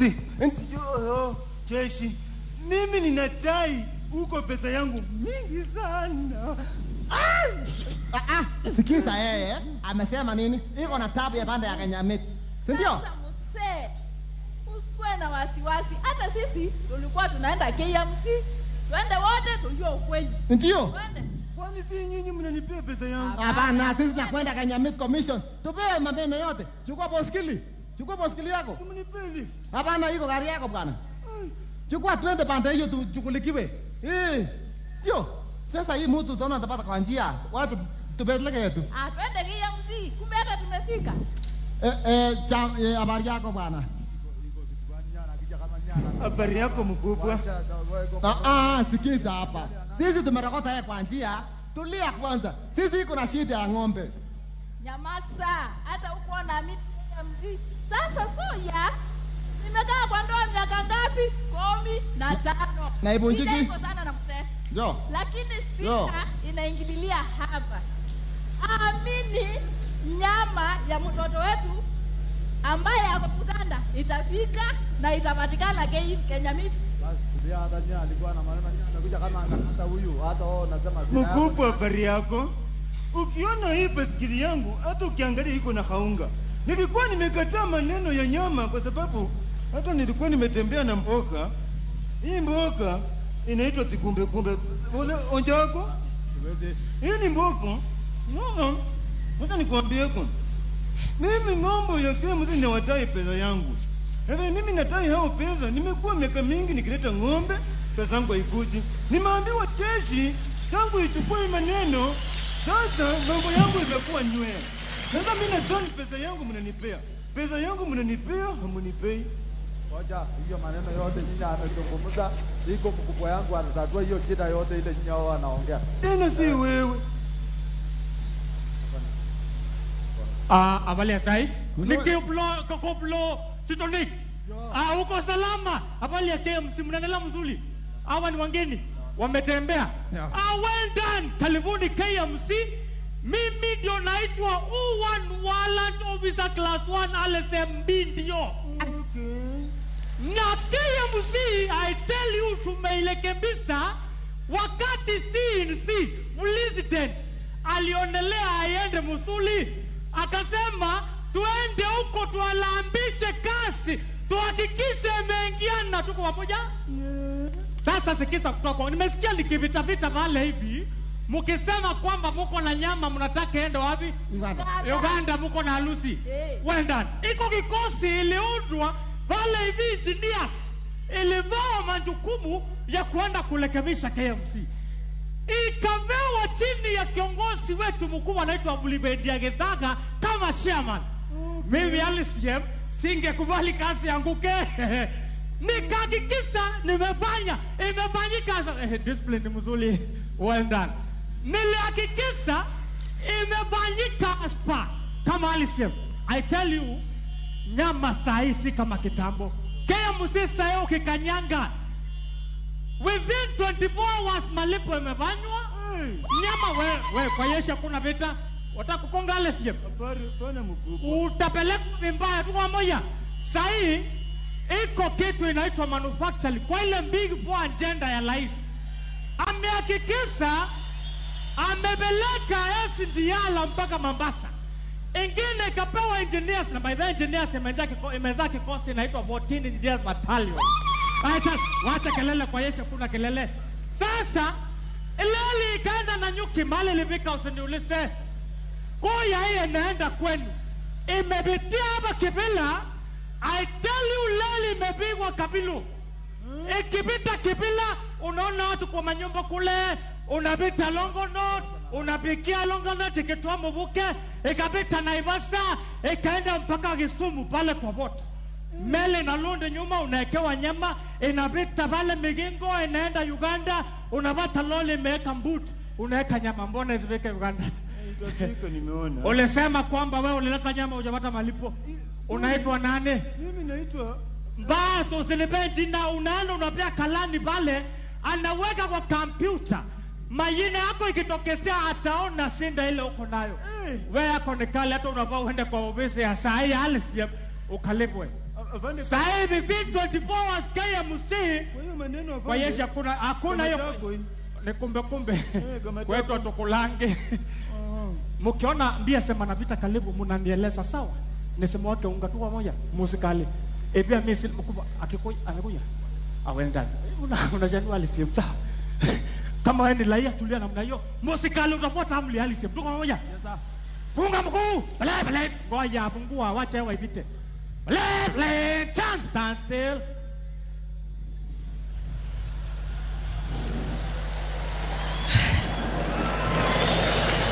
Abala saya pande.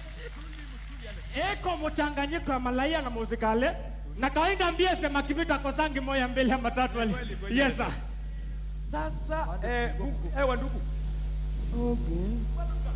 Karibuni sana hapa KMC. Alasema umeeleza vitu mingi msuli. Lakini kuna kitu moja umeluka hapo. Yaani tunatengeneza. Umewaeleza?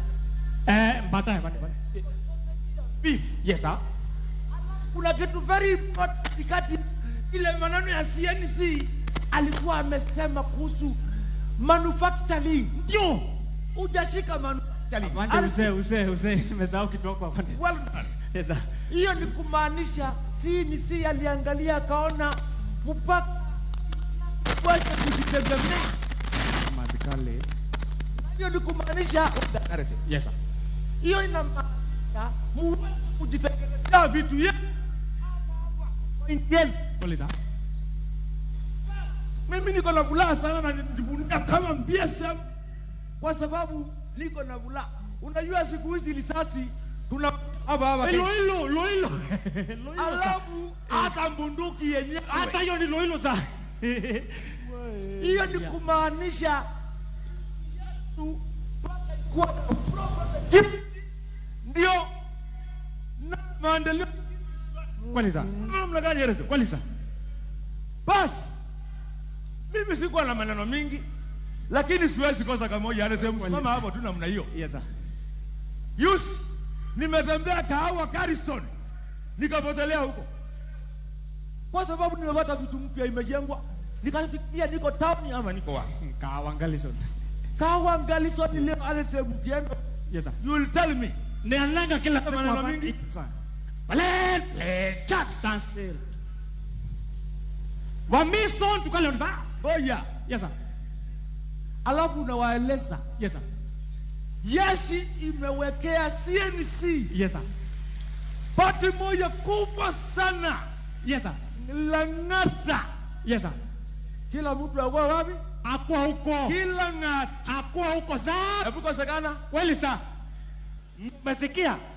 Iko bati ya CC iko Lang'ata complex. Na tunajumuika Malaya Musikali yote tunaelekea wapi? Wewe enda kwa gate ambia Musikali ule utapata. CMK mzee mwatuma huko bati ya CMC tuko pamoja, ya CMC tuko pamoja. Moja kwa zote tuelekee. Usikose wewe vile nilisema pesa kesho uko nayo, lakini tuelekee kula Lang'ata, kula bati ndio bike kwanza mshangilia rais. Usipige LCM tuko pamoja. Lang'ata enda tomboisa mkubwa wapi? Huko. Tukomba isikeli yako kanyanga juu. Musikali. Sipindi ni halisi. Yes sir. Tuko pamoja? Yes sir. Ninataka uondoke na sipindi ndoko bila kuinua vumbi kwa mkubwa. Yes sir. Sitabu ni pole pole, lakini amli ni yangu. Tuko pamoja? Yes sir. Uko tango ya yua. Beke yako by the left hand. Uondoke. Hii ni ngani? Ni ngani? By the left. Tuwape makofi mazuri wanajeshi hawa engineers kwa mchezo wao wa kukata na shoka. Hivi sasa nitawakaribisha wanafunzi wa shule ya upili ya Lang'ata Barracks watakao tuletea shairi lenye anwani Our Hero. Mheshimiwa Rais, kwenye shairi hili, the students appreciate you for your exemplary leadership which has enabled the KDF to be recognized not only in Africa but also in the whole world. Wanafunzi wa kidato cha kwanza, karibuni. Courtesy of the Kenya Defense Forces, we, the Lang'ata Barracks Secondary School, present to you our gratitude to the President of the Republic of Kenya, our hero. Welcome. When you first came into power, no one was sure about your mission and vision. Your mission and vision for our beloved country, Kenya. Mr. President, not even the security system knew your plans. Now that you are bidding us well, we want to say thank you. Congratulations. Congratulations for a job well done. Look at our Kenya Defense Forces now. We are now a force to reckon with, not only in Africa, but the whole world at large. The Commander-in-Chief of the Kenya Defense Forces, you are truly our hero. Under your great stewardship, the KDF Combative Fighting Brigade has expanded from 2 to 4. That is not all. Under your able leadership, the country has witnessed the biggest development of KDF arsenals and equipment since independence. More sophisticated weapons are now available. More security personnel are now available. Very well trained, very well prepared and ready for any given task. Have you seen how smart our KDF officers look? Have you seen how protected we are from external aggressions? People, have you not seen our KDF officers offering help in Somalia? The United Nations peacekeeping mission also entrusts our Kenya Defense Forces. With all this, are we not entitled to call our Commander-in-Chief our hero? Mr. President, we cannot forget that you entrusted our general in Nairobi County. Now look at the improved delivery services by the Nairobi Metropolitan Services. Sir, the Kenya Meat Commission is now making more than enough profits. Sir, our gallant sportsmen and women in the Kenya Defense Forces are now sorted. The Ulinzi Sports Complex was once a dream, now a reality. The National Defense University Kenya is now renovated to international standards. Talk of medical facilities. We are bragging of our latest Defense Forces Wellness Center, right here at the Lang'ata Garrison. The welfare of our defense officers and their families is now taken care of through the bill that you signed into law. That is why we say, you are our hero. The legacy that you leave behind is unmatched. We salute you as you exist. We pray for your long and healthy life. Long live the Commander-in-Chief. We honor you, we cherish you, our hero. To the Kenya Defense Forces fraternity, take heart as you wait for the next commander-in-chief. Aluta continua. Tuwapongeze kwa makofi mazuri wanafunzi wa kidato cha kwanza Lang'ata Barracks Secondary. Hivi sasa ni zamu ya Maroon Commandos watakaotuletea burudani wa wimbo wao Uvivu ni adui mkubwa wa ujenzi wa taifa. Maroon Commandos vile vile ni bendi ya jadi ilianzishwa mwaka wa 1970 na mwanamuziki Senior Sergeant Habel Mwalumba Kifoto kule Kenyatta Barracks Gilgil, na baadaye ikahamia Lang'ata Barracks hadi sasa. Bendi hii imebobea kwa nyimbo tamtamu kama vile Christina, Riziki haivutwi kwa kamba, na hivi majuzi wimbo wa Corona, wimbo uliohamasisha kuhusiana na janga la Corona. Maroon Commandos, uvivu ni adui mkubwa wa ujenzi wa taifa. Karibuni.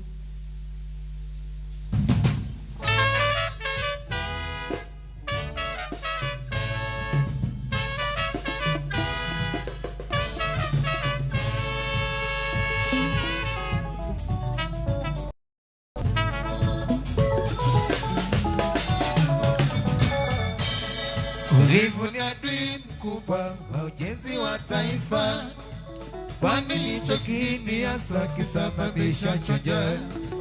Ewe ndugu yangu, amka kumekucha, kamata jembe na panga, twende shamba.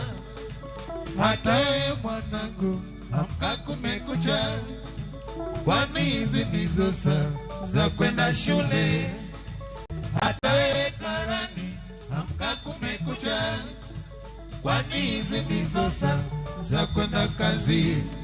Uvivu ni adui mkubwa wa ujenzi wa taifa, kwani hicho kiini hasa kisababisha njaa. Ewe ndugu yangu, amka kumekucha, kamata jembe na panga, twende shamba.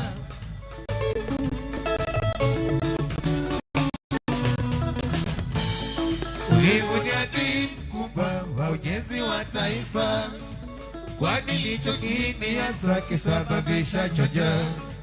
Ewe ndugu yangu, amka kumekucha, kamata jembe na panga, twende shamba. Hata wewe mwanangu, amka kumekucha, kwani hizi ndizo saa za kwenda shule. Hata wewe karani, amka kumekucha, kwani hizi ndizo saa za kwenda kazi. Uvivu ndio adui wa ujenzi wa taifa, jiepushe na uvivu, tujenge taifa. Ndugu yangu, kumekucha, amka wende shamba, jiepushe na uvivu, tujenge taifa. Mwanangu, kumekucha, amka wende shule. Elimu ndio msingi wa maendeleo. Karani, kumekucha, amka wende kazi, jiepushe na uvivu, tujenge taifa. Uvivu ndio adui wa ujenzi wa taifa, jiepushe na uvivu, tujenge taifa. Ndugu yangu, kumekucha, amka wende shamba, jiepushe na uvivu, tujenge taifa. Mwanangu, kumekucha, amka wende shule. Ndio elimu ndio msingi wa maendeleo. Karani, kumekucha, amka wende kazi, Wapongeze kwa makofi mazuri tujenge taifa. muziki wao wenye kufana. Hivi sasa Mheshimiwa Rais na wapisha jeshi letu la wanaanga wanavyofahamika kama CAF Theatre Troupe waweze kutuletea mchezo wa kuigiza unaosema safisha nyumba. Karibuni.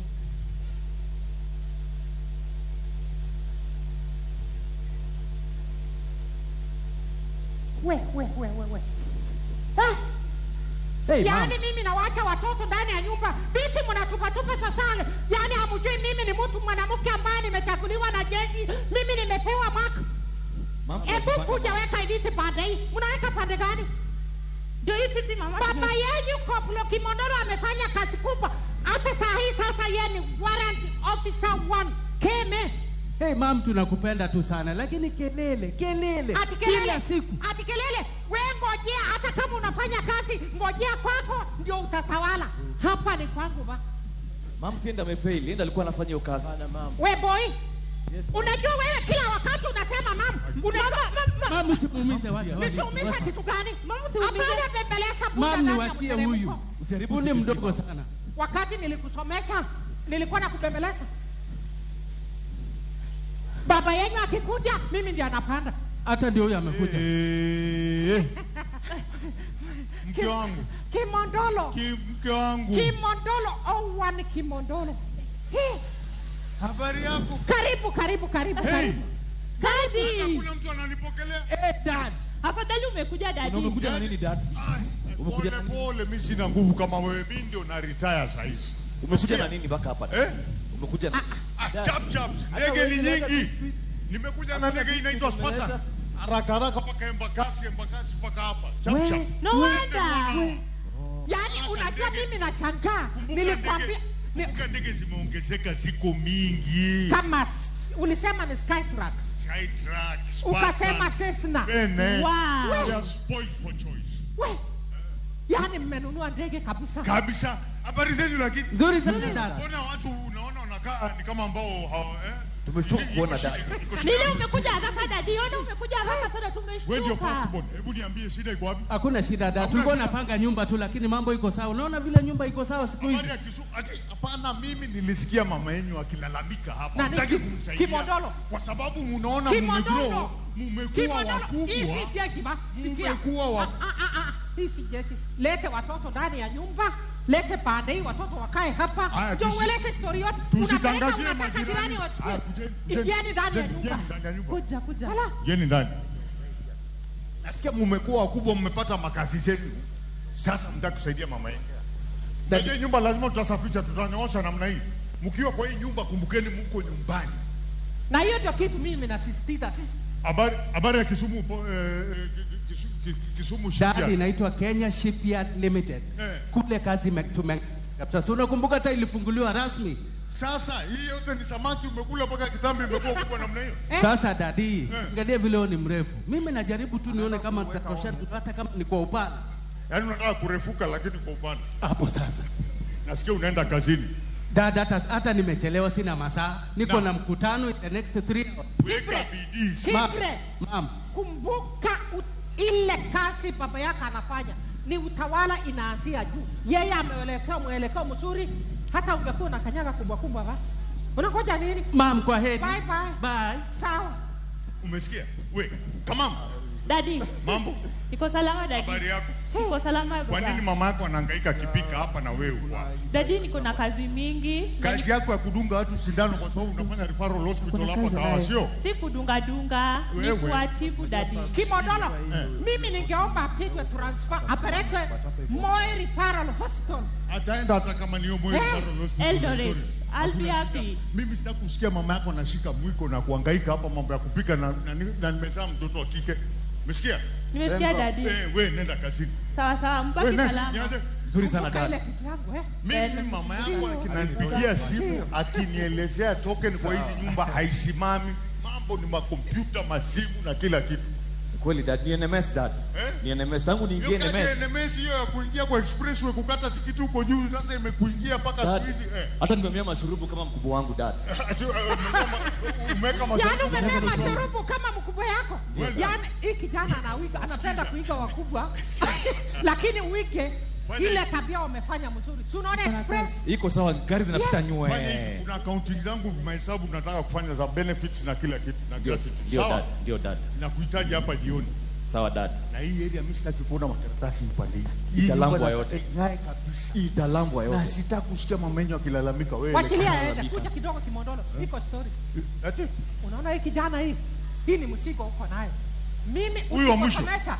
Mimi si nawachana na wewe. Wewe. Hapana dad. Kila ukienda kazini mama ananilemea hapa nyumbani. Ananigonga. How do you sit? Unakaaje wewe? Na kugonga. Unanigonga. Unakaaje? Nibembeleze wewe. Unataka nikubembeleze? Unataka nikubebe? Nimenyonyesha wewe, alafu tena bado nibembeleze. Usiposoma. Shida yako boy ni moja. Hodi hapa. You are very bright lakini nidhamu hauna. Hodi hapa. Umesikia? Kimondolo. Wachana. Endelea na kazi ya nyumba. Mkubwa kuja. Jefwa, Maina. Jefwa Maina mwenyewe. Maina Jefwa. Unashtuka kitu gani? Hata umepewa hii kubwa. Hii ni ile msichana yetu. Huyu ndio sasa Mrs. Kimondolo mwenyewe. Mrs. Kimondolo. Mrs. Kimondolo mwenyewe ndio huyu. Na kalikuwa kasichana kadogo. Kalikuwa kemba. Angalia vile nimelisha. Angalia vile anakajia. Wewe toka, watu wakubwa kiondoka, beba hivi tuondoka. Peleka huko. Peleka ende. Bila kuambia hii jeshi imetusaidia. Yaani nyinyi wakati mlikuja Wajia, ati nyinyi askari ya Kenya Air Force. Wengine wewe ulikuwa ni watu hatari. Nakuja ingine. Askari ni watu hatari. hatari. Sasa mimi nimejifunika pole pole naita. Sikiza mama. Hii kazi yetu ya jeshi, you have to remove yourself. Lazima ujitolee. Kweli mnajitolea. Na uweke bidii. Na ndio maana hiyo bidii nilipata, niliweza kukupata. Mama ndio huyu mama Jibril. Sasa hebu nielezee. Sasa wewe umenipata nyumba yako. Nyumba nimenyoosha. Umefagia. Sikiza. Zile shida ulikuwa nazo kidogo kidogo zimeisha. Uongozi wa nyumba unaanza kutoka juu, kama vile uongozi wa nchi inaanza kutoka juu. Wacha asikudanganye. Hata rais wetu Uhuru, nani anaongoza yeye? Ni mama mwenyewe ndio kama mimi. Sikiza hapa. Mimi nakaa kama yeye. Kabisa. Unajua siri yake ni moja. Na ndio naona kama umetumia hapa kwako. Kabisa. Ametumia kitu inaitwa transformative leadership. Transformative leadership, yes. Hiyo tumefunzwa juzi mwaka, na ndio sababu mimi nikapewa kusimamiwa.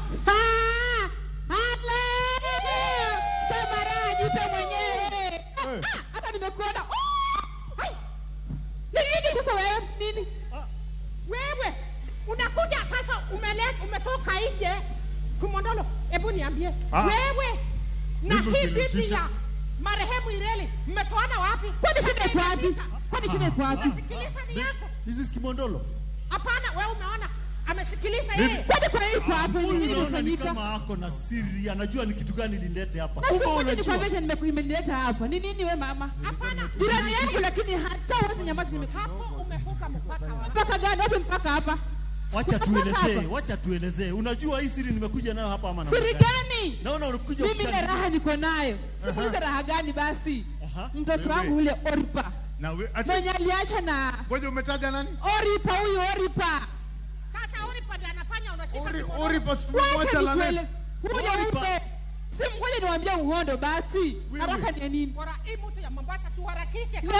Watu wao ni pole pole, hakuna haraka. Maina. Kwa tukae basi. Kaeni, hata usikae. Maina. Oripa si ni yule yuko National Defense University Kenya. Ako Natural Defense. Hapana, Natural Defense University. National Defense University Kenya. Natural. Na mbona hujai mtembelea? Sijui ndio hapo mahali, sijui kabisa sijaenda. Ndio huyu mama Oripa. Ni Sisireri. Yule Taikondo yule alikuwa akifanya chan. Niko chini. Kwa KMC kushika gombe hivi. Mnaendelea namna gani lakini? Tunashukuru tuko salama. Sasa ile niko nayo, nilikuwa niko na wasiwasi wangu atasoma aje. Babake amekufa, sina kazi. Lakini sasa yeye anaandikwa kazi huko. Msema ni ndio hapa ni National Defense University Kenya. Sasa atachukua mshahara wake kufundisha brother yake mwenye hapana, hakuna kitu kama hiyo. Kwa nini sasa? Atatumiaje mshahara wake? Oripa hatatumia mshahara wake hata kidogo. Kwa sababu mtoto wangu juzi tarehe 15 Juni. Hata kabla hujaenda, mimi nilikuja kwake juzi kumuuliza, wewe bibi ya marehemu Ireri, tuende tujiunge na wanawake ya mwaka. Wewe ulikuwa umeenda Mombasa. Mwaka huyu last bond wetu mwaka. Ama mwaka ni nini? Mwaka chama ya wanawake ile jeshi aliwacha ba. Na usingesema, mimi singejua. Sasa wewe mambo yote hata simaliza. Haya, hiyo imeisha. Nimesema tarehe 15 Juni. CNC mwenyewe alisign ile inaitwa Veterans Bill. Commander in Chief. Ambayo ndio nani sasa? Uhuru Muigai Kenyatta. Kama ni Uhuru yeye anabishanga kitu yake. Haya. Hebu endelea kuhusu hiyo veterans bill. Ikasainiwa veterans bill ambayo ina cover nyinyi wakina mama wajane. Huyo mtoto wako ako na sponsorship direct, atalipiwa shule kila mahali. Sasa mimi hata siongei. Sasa hiyo Mimi nakutuma.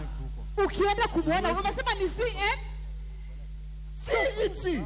Mwambie mama Oripa amesema amekushukuru sana na nakupea hata haki mbelekee. Nasipelekee haki same. Hapana. Anipe raha. Aresema pana mtemo. Mkubwa, ngale wacha mimi. Mimi nakwambia hii wanawake hii. Wakubwa bana shika. Kwangu. Na kazi umenyosha vizuri. Peke yake hapa mimi. Na familia. Na bibi ya Ireri mnawacha. Bibi ya Ireri hata yeye anakuja, na mkikuja huko mna make sure mnakaa kwa karibu ile meza ya mwaka. Unajua Mrs. Kibochi hii mkubwa ya jeshi. Bas. Na nikapata hapo karibu na yeye. Niliwahi salimia yeye, hata unikumbushe. Mambo yenu itaenda mzuri. Tukifika unionyeshe. Now, hii ni invitation yako. Kwa sababu ya kazi nzuri na retirement yako, umeitwa, umealikwa uende ukapewa zawadi yako. Mimi ndo napenda vizuri. Siku ya leo uliona hema pale nyuma? Niliona hema nyeupe pale, lakini hata sikushughulika kuangalia nini. Moja kwa moja ningependa muungane na mwelekee pamoja na familia yako. Twende pamoja ili ukawepata hiyo nafasi ya kufanya. Mama Jibril, tunangoja. Hata sitengeneze nywele. Hapo smart sana. Tuwape makofi mazuri wanajeshi wetu wanavyofahamika kama CAF Theatre Troupe kwa mchezo wao ulio wenye kufana zaidi. Makofi kwao tafadhali. Hivi sasa Mheshimiwa Rais, tutapata combative display kutoka Army Special Operations Brigade. Your Excellency, Army Special Operations Brigade works under limited visibility in their ranger creed known as the Cat family, which consists of rangers, cheetah and leopard. Wanajeshi hawa Mheshimiwa Rais wataweza kutufundisha jinsi ya kukabiliana na adui wakati wowote, mahali popote unapofumaniwa, ukiwa na silaha, ukiwa na kisu na hata mara nyingine ukiwa hauna silaha. Karibuni. Up. Bow. Here. Up.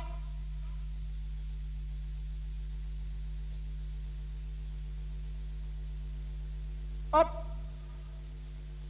Adopt, ready, stance, ready. Adopt, pose, ready, stance, ready. Hand combative arts. Strength punch. 1,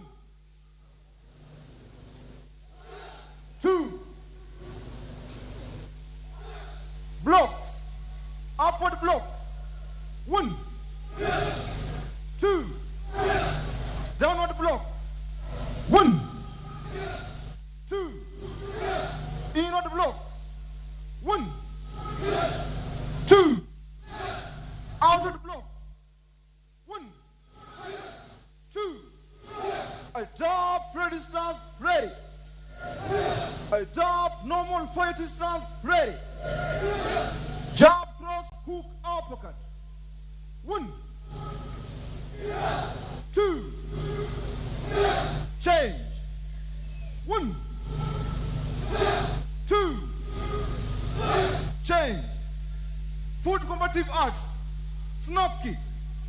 1, 2. Change. 1, 2. Change. Storm kick. 1, 2. Change. 1, 2. Change. Roundhouse kick. 1, 2. Change. 1, 2. Adopt, ready, stance, ready. Feet together. Up. Up. Adopt, ready, stance, ready. Rifle attack on movement. Adopt, fighting stance, ready. Go.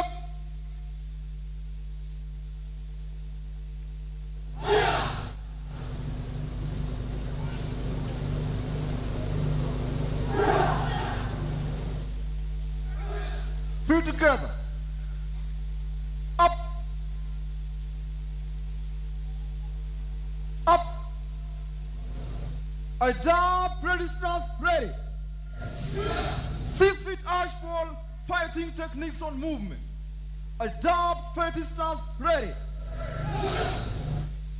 Go.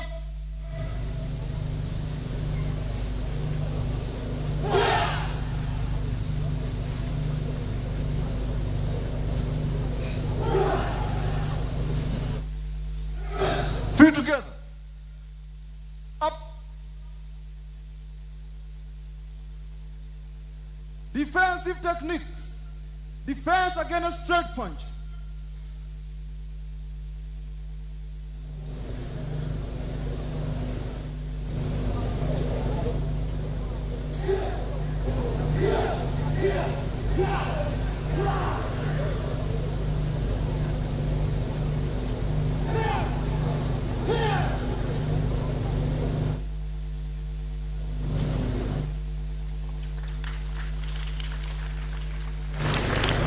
Defense against 3 feet arch pole.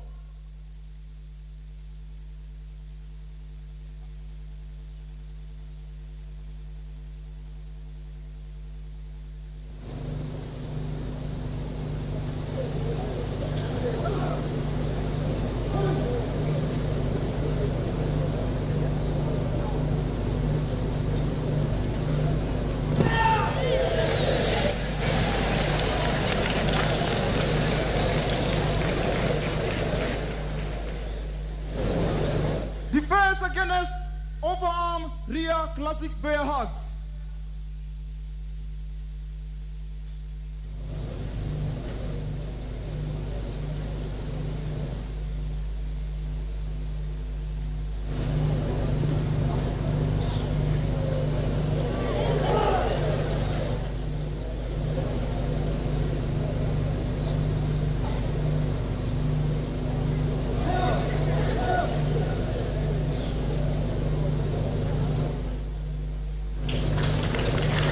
Defense against underarm rear classic bear hugs.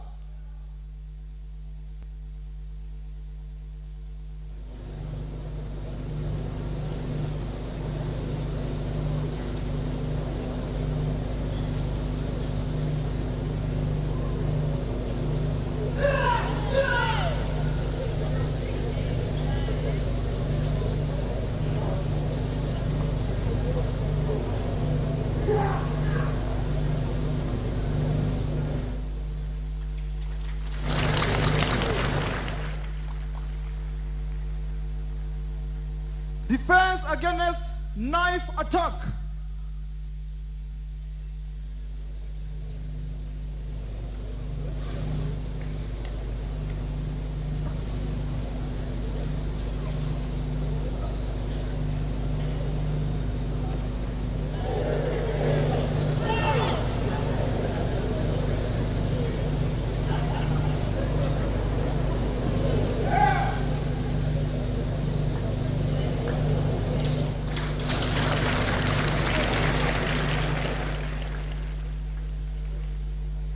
Escape from rear naked choke.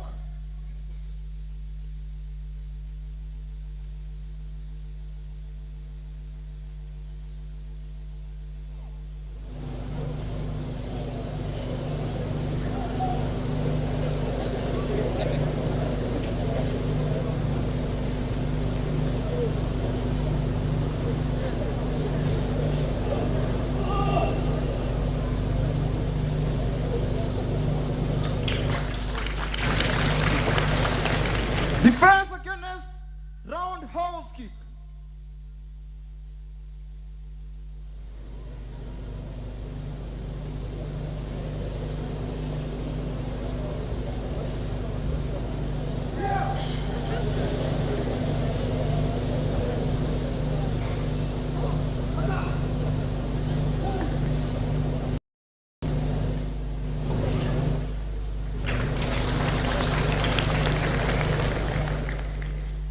Escape from side headlock.